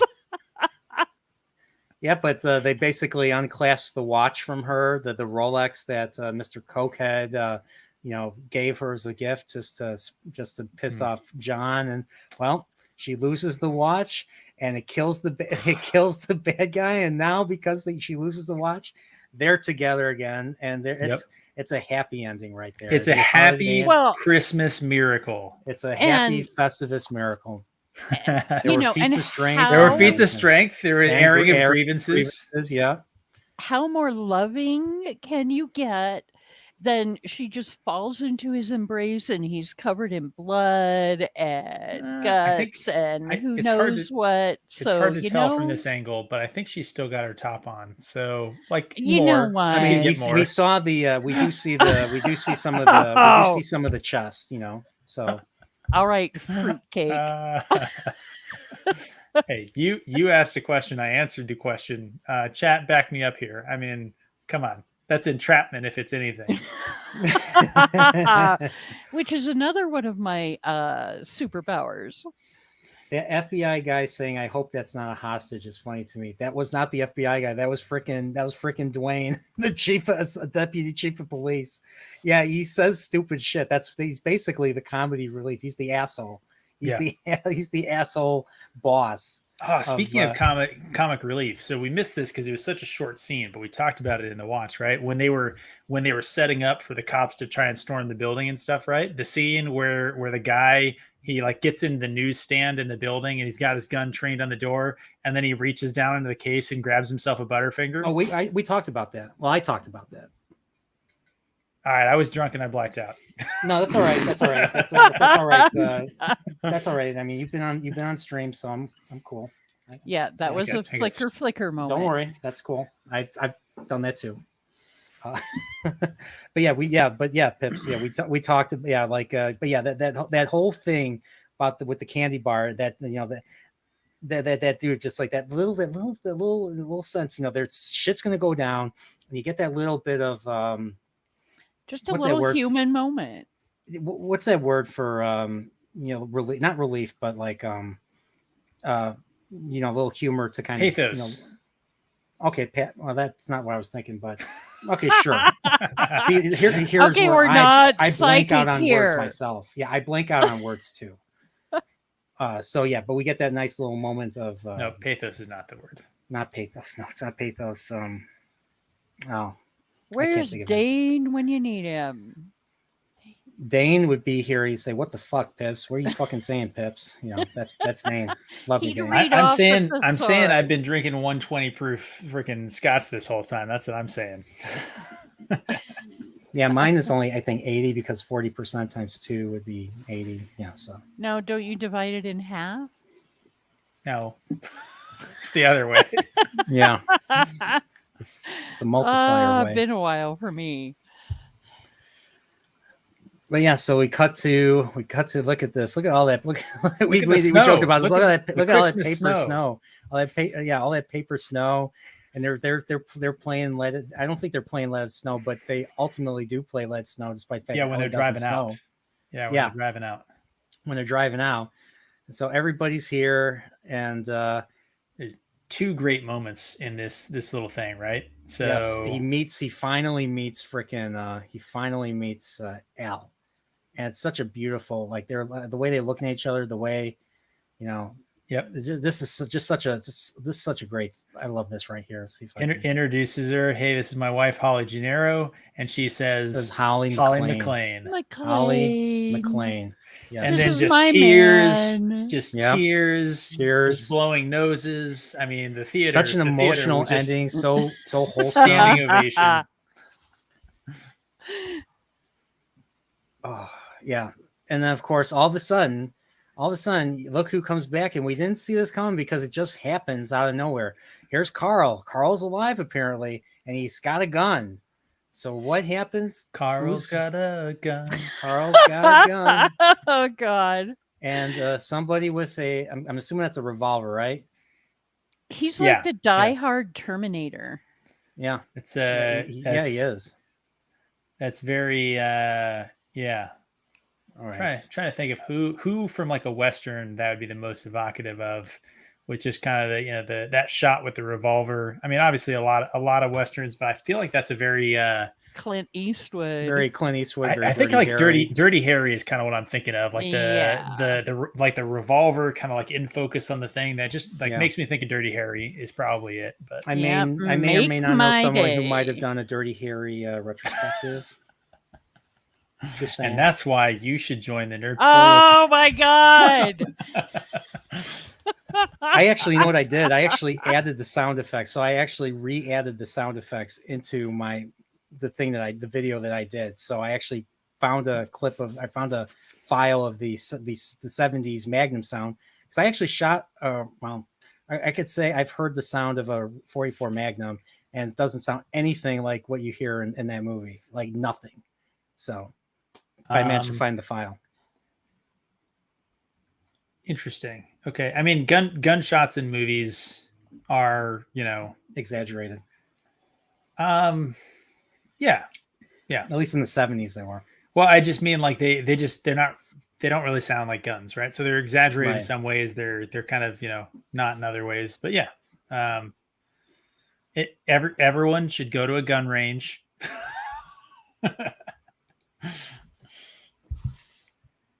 No, that view is endorsed by Nerdporeal. I thought for sure I was going to get a disclaimer. No, I didn't say anything. Now we know where his line is at. That's right. High-powered weapons. I don't know what you mean.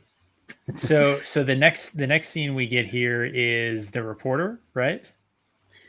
Well, then we find out that the one that kills Carl is actually Carl Winslow. Yeah. Al. And I heard something. That wasn't me. Sorry, that was a motorcycle driving by my place. Oh, I didn't even know you lived by civilization. Wow, I learned something, Pips. Oh, we haven't heard one siren. That's like a miracle. There's a Christmas miracle for you. That is a Festivus miracle. I'm normally breaking a lot of laws. We're waiting for 5 O's. 5 O's after me. We're waiting for the SWAT team to come. Trip, you have to address this. Allison says that was Trip purring. Oh, good Lord! I don't have to address. Yeah, actually, I think for the official record, you need to give us an example so we can compare the audio clip. Kind of like a 44 Magnum. We need to be able to do a the most powerful purr in the world. You need to bring up some Raylan Givens then. There you go. I'll be happy to purr for that. All right, so we're gonna get Trip After Dark. Yeah, and I think Shield Wall is tracking what's going on here. That Oliphant thirst is real, according to Shield Wall and Dragons. Oh man.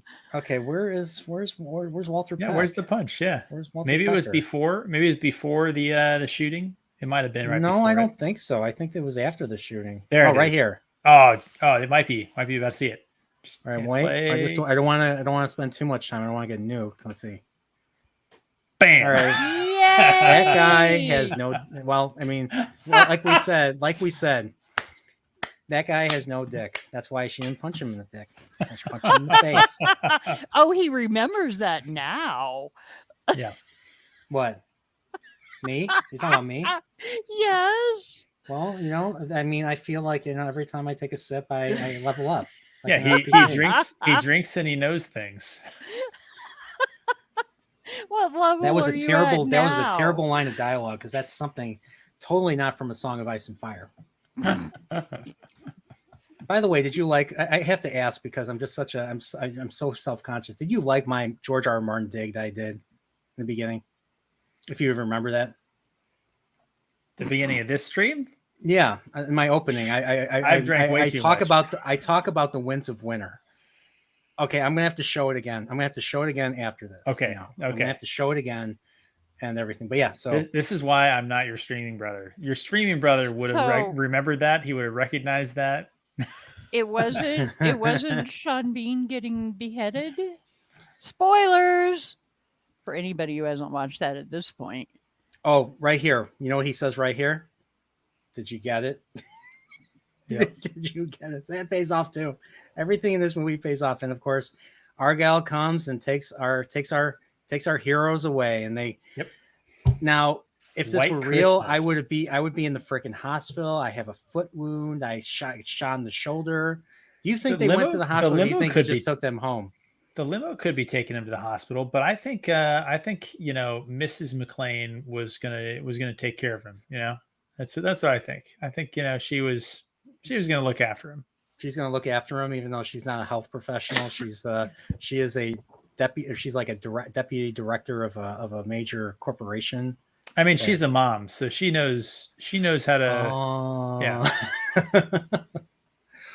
Wow. Well, aren't there certain things that will make a man forget his pain?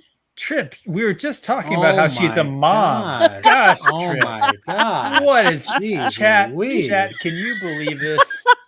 We were talking about Spider-Man Band-Aids and kissing. You're it talking to about make Super it feel Mario. better. We were talking about Actually, Super I said- Mario games and cards and toys and now we're talking about this. Well, Just isn't chicken that my soup. job? I mean, I have Uh, the Santa hat and everything. That's true. That's very true. I mean, never forget. Like he's running through one of the rooms, and there's a nudie picture on the electrical box of all places. Like these maintenance guys, these building engineers, they're a bunch of perverts. Or if I was in the 70s, they're a bunch of preverts. What? No, aren't they, they- real estate agents simply interested They in could those be. large tracts That- of land? they're investors. Oh, they're yeah, they're definitely investors. Yeah, real you're estate right. investors. You're Yeah, that could be right. it. I was also going to say that they were, those women. That was just strong female empowerment, and that was not objectification at all. That was liberation. That's what that was. So you're saying this strong female stuff happens in this movie, like it counts. Yeah. Even though sure. this came out way before 2016. Yeah. Yeah. Wow. That's my Wow, story, and I'm that's, sticking to it. Yeah. I mean, does that make you toxic if you say stuff like that? Just How does talking Like- female empowerment make you toxic? That's the opposite. I don't know, but it's just it's weird. The world is full of people in makeup and with red noses and everything, and blue blue hair and everything. And yeah, I'm you're seeing the Nerdporeal right here. This rhymes with Runk. Nerdporeal is he played for the Patriots for a while. Then I think he went down to Tampa, right? And I've never been to Tampa. I've never been to where they hang out. Boston. They hang out in Boston. Jesus, I am drunk. Shield Wall is saying that we should have averted our eyes when that came on the screen. I I don't know about toxic you guys. males. I did avert my eyes, and if you play this video back, you won't be able to prove that I didn't. Yeah, because you got the you're sporting the shades, I guess. We don't know. Like we don't even know if Pips even has eyes. He could be a fade as far as we know. That's very true. I mean, if I was like on every time I cam- talk to Pips, I feel like I feel a coldness in my I don't know what it is. You're saying the look of the Pips is fear? Yes. Alert Fear the and- horse. Fear and coldness and dread, especially dread. With a capital He D. dreads what's going to happen in his stream. Oh, Yeah. now I want to see Pips with, a wig with dreads. Oh my maybe God. you That's could. cultural appropriation, Trip, and I am not going to fall for Yeah, that again. that's Fool me that's true. once. Shame on you. Fool me You twice. can't fool me again. I can't get fooled again. I can't my get fooled God. again. But okay, we have Me- to. So we're done with the Me and movie W now. can't get fooled again. We're done with the movie now. So what were we? Yeah, we had to talk about Christmas. Like, what makes is this a Christmas movie? All the thing. What did we learn from this movie? we learned that there are Christmas lights, like we see right here. There are Christmas lights in this movie. What was the other thing? There's a couple other the music. Yep. Oh, there Like was literally, like 7 things. I think we got to at least like 7 or 8 points in favor, but I do have a structured argument ready to settle the score on how we know it's a Christmas movie. You guys ready is for this this? is this the monologue that you warned us about? I mean, I don't know if I warned you about. I mean, I told you to prepare for how awesome I said that because I think it's funny and I'm just being an asshole because I am an asshole. But sorry, yeah, go ahead, Pips. Are you reciting this from memory? No. Put the notes away. It'll be more fun. No, come on. Oh, astound us with your all right, fine. You want me to go from memory only here? Okay. Uh-huh. All right. Well, we talked about so the movie is set specifically in Christmas, and Nerdporeal and I discussed in watching this that was a stipulation of the writer that they could change the story, but it still had to be New Year's Eve. That's so true. The movie was specifically set on New Year's Eve. New Year's Eve. Not New Year's Eve, Christmas Eve. Sorry. So by the way, I have to say this. Argyle says at the very end, the last thing he says is, if this happens on Christmas, I have to be here for New Year's Eve. Yes, he does. Yeah, that's what I was thinking, because that's one of my points is that Argyle at the end of the movie is like anticipating New Year's Eve, which is like, that's the Christmas season, right? Oh yeah, nice try, but no. That was legitimately one of my points. Back off. Get off my back trip. Right. Oh, that doesn't get a down girl, really? So it was Christmas. It was specifically Christmas, right? Holly, the name Holly. So they changed the name and the character. It was the daughter. They made it the wife. They changed the wife's name, the character's name, to Holly, which is associated with Christmas. The music scheme is the appropriate music to be played in Japan during the Christmas season. Yep, the Ode to Joy, right? Yep. Beethoven's Knife, yep. It's a popular Christmas outside of that too, but it's a Japanese company and it's specifically associated with Christmas in Japan. There's Christmas trees and lights. There's all other stuff. We have Christmas is the time for miracles. We have the ho ho ho. I have a machine gun now, right? Yeah, that's right. We see Santa Claus in the movie. Yes, we do. But the big thing is, like, those are all little elements, right? The big thing though is just, if you think of the narrative, right? It's about a father coming home to see his wife and children for the holidays. That's what this is. That's pretty much what it is. Yeah. And nothing is going to stop him from making it home to see his children on Christmas Eve. And that's what we get. That's exactly Christmas what we miracle. They go home. He sees his kids. There's probably eggnog there. Christmas movie. End of story. Yep. I totally agree. I totally agree. So my question is, I'm looking at the thematic analysis now. Once again, this is on Wikipedia, so this could all be bullshit. We don't know.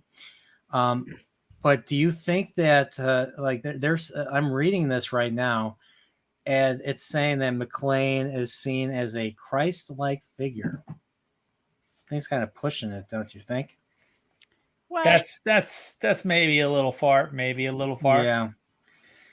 And just maybe. I mean, Bruce Willis is like a half step below. Like, okay, I got to hear a reference or two about that one. Nothing. It's just a joke about how Bruce Willis is awesome. I don't know what else you want. I don't. All right. What? So we got a Christ-like figure. We got a Christ-like figure. We got another one where he's compared to Odysseus slaughtering his wife's suitors. I don't know if you're familiar with the Odyssey. I am, yeah. But but Odysseus kills all the suitors at the end of the story once he gets back to Ithaca. So I guess I never thought Hans was a suitor of Holly, but maybe who knows? Who knows? You don't know what these characters were thinking. You don't know. Would've been they're Ellis, just maybe? referring to Cocaine Ellis. Yeah, maybe Cokehead Ellis, maybe. That's true. Yeah, I don't like that one either. I think this sounds like some high school literature class, like really doing some, literary analysis. I like a little more cut and dry. I mean, hey, it's set on Christmas. It's a Christmas movie. Come on, guys. Yeah, Oh, sweet. and the rest of this, we're getting to the end. We're getting the bots. That's how we know we've arrived as a channel. Oh, look who's here. Salty. Yeah, we got the artist form. Sorry, I said it wrong. The artist formerly known as Salty Texas C is here. And he says Tootsie Pops is winning. There is a guy.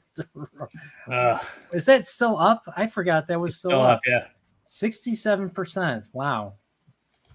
I would have never thought that. And thanks to Dempsey for slaughtering those bots. Thanks. XXX18, And if Nas were here, Nas would be like, "Thank you for coming by." That's true. You would thank the bots. Yeah. Yeah. So, but yeah, that's freaking Die Hard, and this movie was freaking awesome. And this was, even though this was, holy shit, dude, I really need to temper my streams a little bit more. 4 hours, Jesus Christ! Good thing we started early. 3 hours and 45 minutes. Come on. It's only 3 hours and 45 minutes, but this movie's a lot of fun to talk about, and I appreciate you guys. You guys not only watched the movie with me for over 2 hours, but you also did the stream with me. So I'm sure you guys have plenty of shit. We're plenty of shit, for next week. So I'm gonna conclude it right here. So just need to ask. Where's the pitch? The what? You've only pitched it every 15 minutes. You're not going to pitch at the end. What, the join the Nerdporeal continuum? Yes. Well, I mean, like Trip. Pips, it didn't come naturally. If you're gonna lead it in like that, you gotta sneak it in real smooth, like we were doing earlier. You gotta, roll them in. I danced in with my Santa hat and my sexy tracts of land there and Christmas lights. So, But once again, I'll say this: you join the continuum, you can be just as cool as Trip. You can just be as witty, as sharp, just being a cooler person in general. You know what that means? Everybody will like you. Okay, I feel so stupid for saying that right now. You were doing good until the end there. That's the drink talking. I got some drips. I gotta. All right, there we go.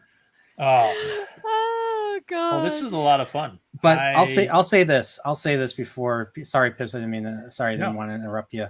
But if you join in all honesty, you join the continuum. You're gonna be amongst friends. Good group of people. We like a lot of the same stuff, and we're willing to have discussions, and we're willing to disagree on stuff. I mean, we don't all agree on stuff. We don't act like the board from Star Trek, and just force people to agree or we don't like them. It's not how we are. We're adults, and we totally didn't ridicule people for their position on any of these polls tonight. Totally. You totally didn't plead for Lego votes, and you didn't get them. I don't know what I'm talking about. That was a tie. So the world, and that's how we got into the Tootsie Pop thing. The world will never know. This is why am I laughing? Drunkporeal. It's a thing. It's real. No, it's not real. It's not true. I'm not drunk. I drink iced coffees like this, or iced lattes.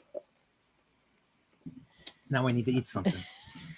So Pips, what do you got going on? So Dempsey is in the chat. He and I are working on a little bit of a secret project. Holy shit! Really? To hopefully be revealed. Not anything too crazy, but Dempsey is lending some of his talents, and I think hopefully people will like it. And then on top of that, we're the trying Whitecloaks theme song now? You guys gonna get a theme song? That'd be awesome if you did. Oh man, I don't know. That might be too epic. I mean, the Whitecloaks. We're generally like kind of low effort, like we don't like to try too hard, Yeah. Oh, of That's why course. that's why we have to bring in people who are talented like Dempsey to come and help us out. You have to answer this question though before you go on. Oh, I have to answer Mag's question. Yeah, Are we at drunk or Boreal? one of you guys. I can't be me I think because I'll always deny it. I think we're there. I mean, he's touching his face. He's kind of doing the. he's doing a lot of the touching the face, and he's got some rosy cheeks there. I think I don't. I never have rosy cheeks. He's got a little bit there. He was also selling my body. He's leaning really far back. So I'm gonna go with yes. I'm gonna drink this latte because. But yeah, so I think we're there. I think we're at like a category 3 drunk Boreal. How much should I drink? We're not like a cat 4, certainly not a cat 5, but like a category 3 Nerdporeal or drunk Boreal. What is a category 5? I don't know what that means. Oh, there's gonna be a category 5. We'll get there. There's gonna be.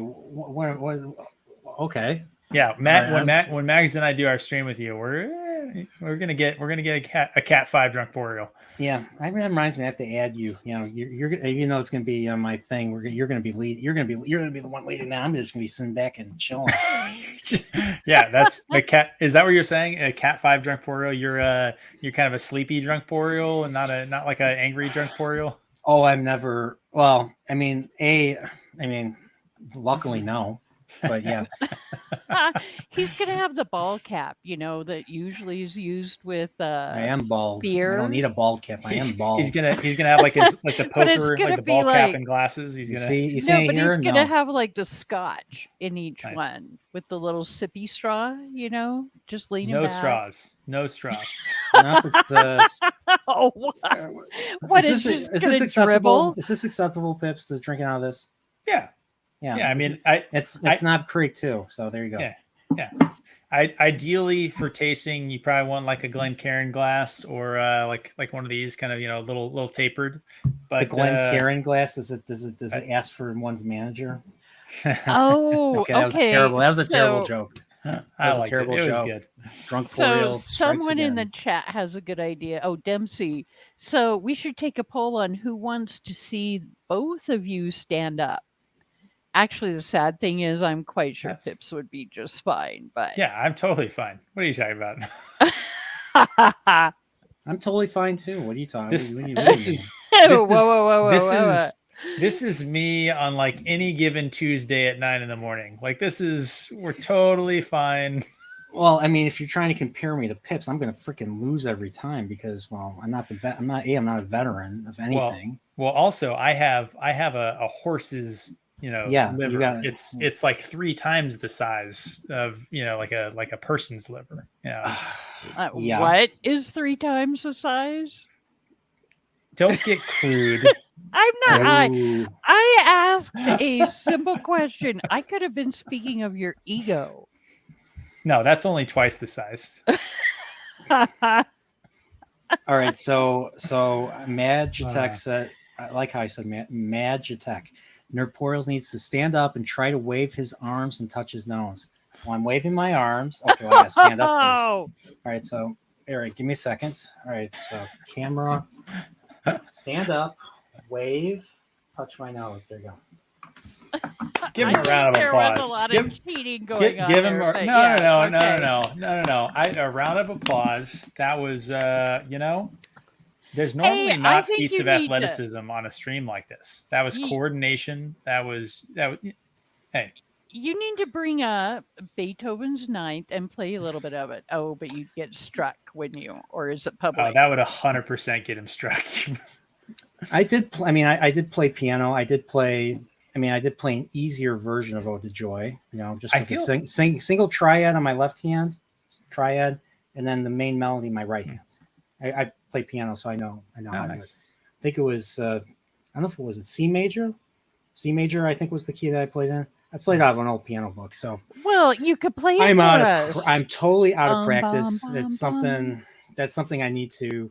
We all, So even though Shield Wall, even though I haven't been to church in a while, I we all have gifts, and I don't want to. I learned stuff as a kid.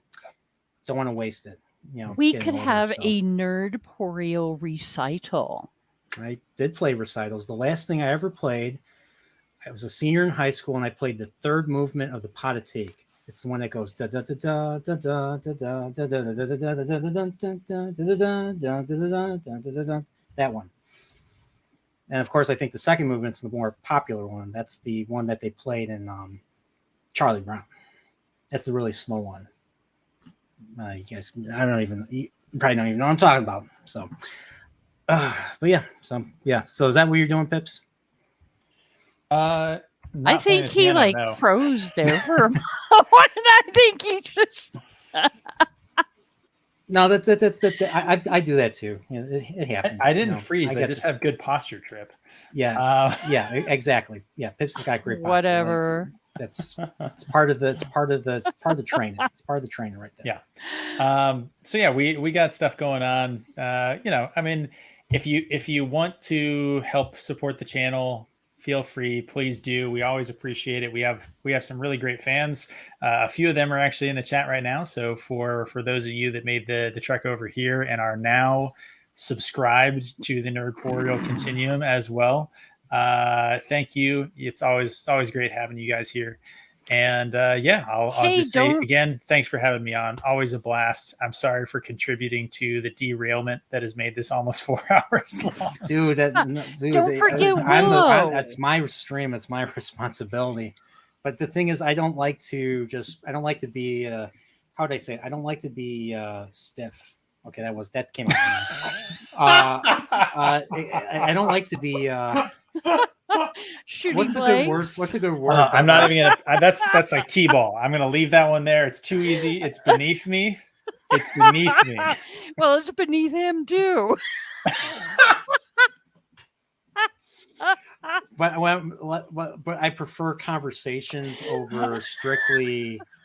I like going through the stuff because I like to talk about the various scenes. But I like this to be as natural as possible. So derailments are a side effect, and that's okay as long as people are entertained. That's what truly matters, and that's what. It's a oh geez, Mags! miracle. Oh geez, Mags! Now they're never gonna forget this. Now, I am like Theo said earlier. I am toast, just like the quarterback. Oh, there you go. I think you have some sort of a super chat. Maybe. Oh no! Maybe I gotta read it. Is that you know? Pips, and you're not toast. Pips, I'll let you read it. Sorry, I'm too drunk. Trip can read it. I don't like to be stiff, Drunkporeal. Thanks, Trip. Okay, I'm gonna have to because Mags gave the super chat to me. I have to say it. I don't like. Oh, this is weird. I don't like the character. Oh, geez, Nas. Come on, really, Nas? I don't like to be stiff, quote unquote Drunkporeal. I don't know who this Drunkporeal is. Sounds like a turd. Nas. Oh, okay. Come on, Nas. Seriously. Well, we do know that. A Wheel of Time quote, but then again, it's about something. The Wheel of Time. Shut her down. Shut her down. I am being good and did not read that. I am on chapter 47. I'm on chapter 47 of Eye of the World. So yeah, next week's the final. Right? Next week is So for me, so there's 2 things I'm planning, and then after that, I have no idea. It's probably going to be. They're probably gonna be chill streams for the rest of the year. So, I might do a member stream, and I might do a Christmas Eve or Christmas. Maybe the following Sunday I'll do a chill Christmas stream. Anybody can come on, and whoever wants to come on. But once Eye of the World is done, after next week, I'll start Great Hunt, but I'm not gonna do a stream on the Great Hunt until after the holidays. I appreciate everybody, being on with me and everything, but it gets but the holidays is time to be with family, to be with loved ones, and not to be with weird drunk Porials apparently. So but it's Oh, but once stop. again, it's I really appreciate it, and of course, I just love what do I love? I love I don't remember what I Don't was thinking. even. Don't I throw love that lamp. out there. Okay, that was not directed at me. I was like, what's in the I'm seeing all these things in the private chat. I was like, what's going on here? So Not Nosferatu, and I agree. I love lamp is the only way to follow that up. It's perfect. I don't even remember where that's from. I've heard that before. I don't remember where that's from. Anchorman. Don't. Oh, Anchorman. Okay. Yeah. Oh, Anchorman. Okay, I saw Anchorman. Yeah, I saw Anchorman. Yeah, it's a good movie. It's a good movie. And I do actually have a few things of my own to throw out there, if you don't Trip. mind. Yeah, absolutely. Share it. All right. So I don't have a channel. However, next Saturday night, this coming up one, we are going to do a live watch of the movie Willow, and then Oh. an after watch stream late Saturday night, and that's on the Band of the Red Hand server with the Whitecloaks. It'll be on Then YouTube as well, so you guys should be able to catch it on the Whitecloaks YouTube or on Band of the Red Hand in the Discord. yes, So the Whitecloaks are And- going to host the watch. That's that what's going on? correct. And then I also do have to mention that I will probably be joining what is it, Lord Captain Commander Dunn. We'll be doing live watches of the Willow series, and I'm sure we will all be ripping that apart. I don't know dates and times, but we have a lot of fun with those too. Are you watching? Is anybody watching Willow right now? We have not had a chance yet, and I The do not series, have not the movie, but the series. Yeah. It's the new series. I do not have Disney Plus, so no, I have not had the joy of watching that yet. I hear you're a D+ person if you get Disney Plus. Okay, that was fucking terrible. Jesus Christ. Hey, you there's a super chat that you missed. Oh God. Oh, Max is never gonna let me forget anything that I'm saying now.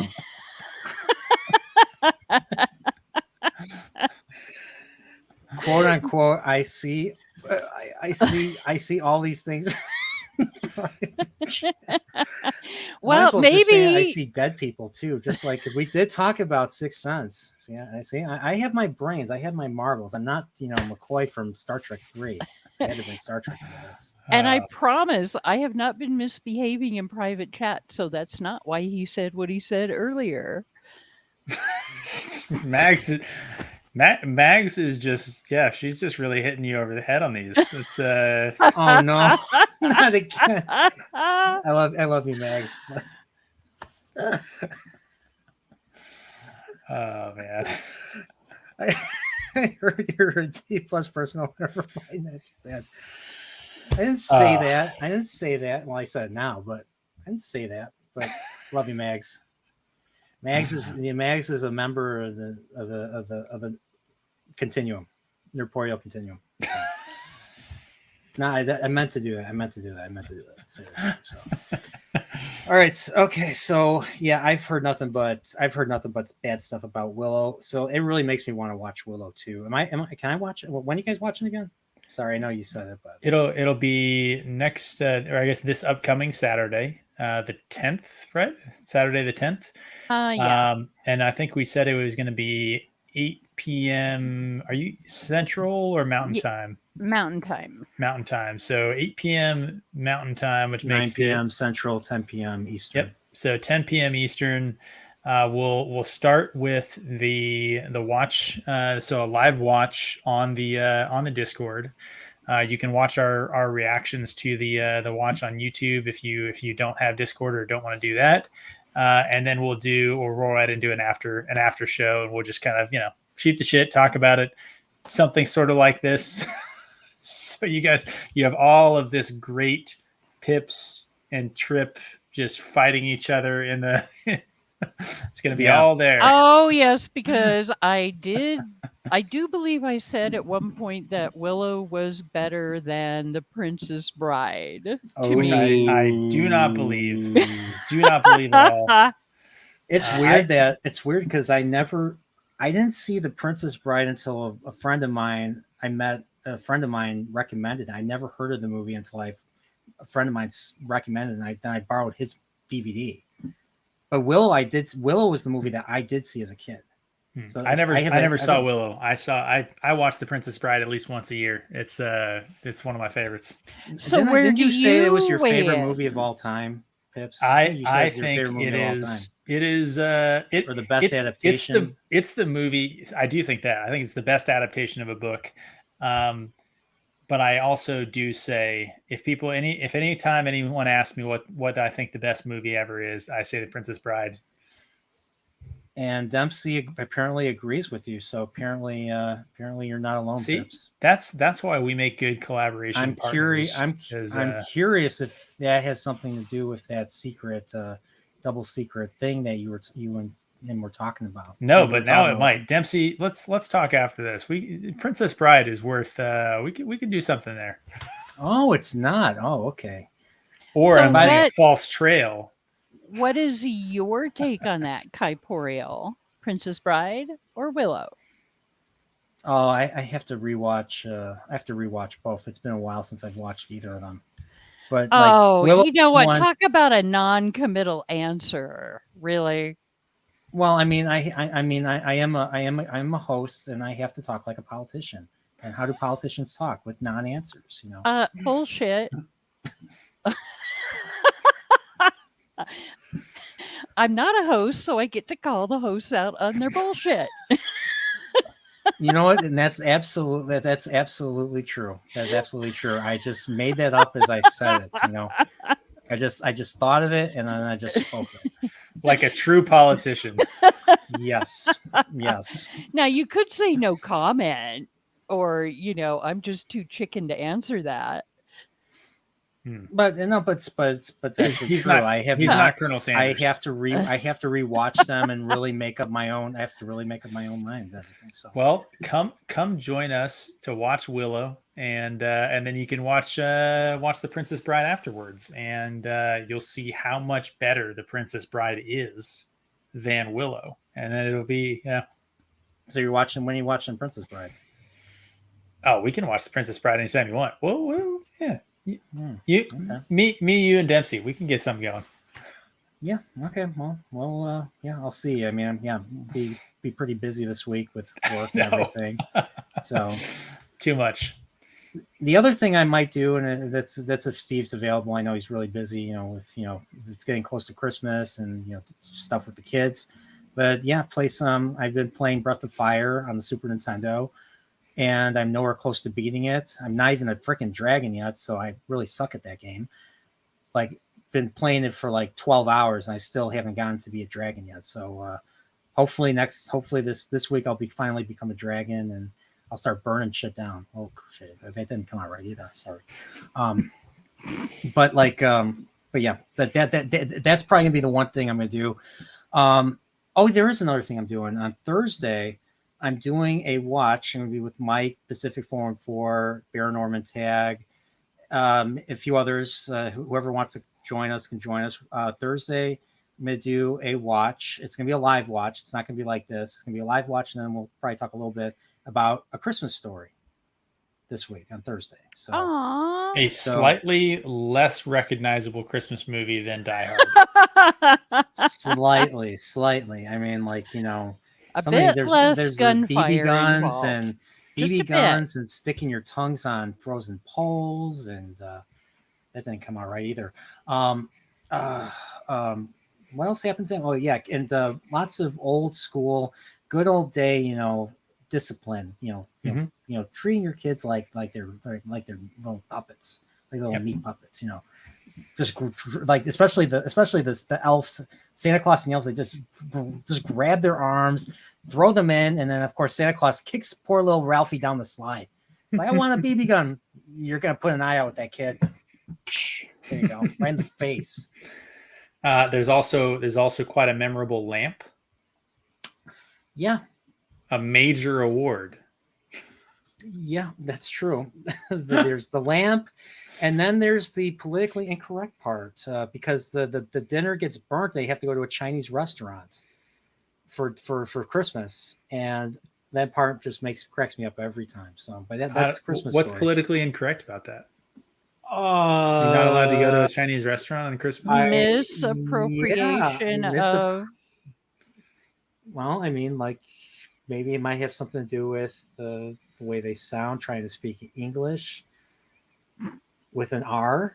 I won't say it, but that could be it. So, but that's Thursday. That's Thursday, and we gotta end the stream because Pip's gotta go to bed, and Trip has to. Do you have anything? We gotta do, Trip. Oh, tonight probably try to catch up on some more work unless a certain hold the special mustard. person wakes up and wants to watch something crazy. Did my joke make you do that, Pips? Saying, and I said hold the mustard. You just decided to drink that. No, I'm just saying that's what Trip is. That's what Trip is going to do the rest of the night. Oh, you know what? Oh, dude. She spent too much time with me already. She's asked to. You have now been elevated to dude levels. Okay. Well, the dude does abide, so that's a compliment. Not that the dude from what? The dude from Big Lebowski. Yeah, that's stream. Another great movie with huge tracts of land. Yeah. Yeah. You can't stop me, Trip. My reference game is too good. I first heard the word nihilist in that movie. Believe it or not, they're nihilists, Donnie. They don't care about anything. Nothing to worry about. Nothing to worry about. So, Donnie, shut the fuck up. It's the private wells on that land that I'm more interested in. Oh, okay. All right, so yeah, thanks, Trip. It was great having you on stream with us. This was a lot of fun. Thank you.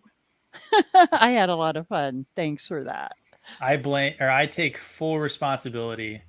I am sorry to all of the small children at home. For what? For this.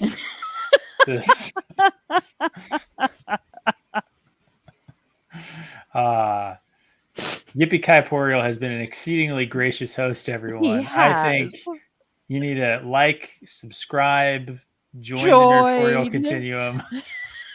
Yeah, the join button is down below. Okay, down below. Sorry, down below. And yeah, it's we try to be as fun. Oh, sorry, didn't mean to. We try to be as fun as possible. Have a blast and hopefully chat. We still have 7 people, so I mean it's pretty good. Really, for me, it's a really good stream. Yeah, you guys are awesome.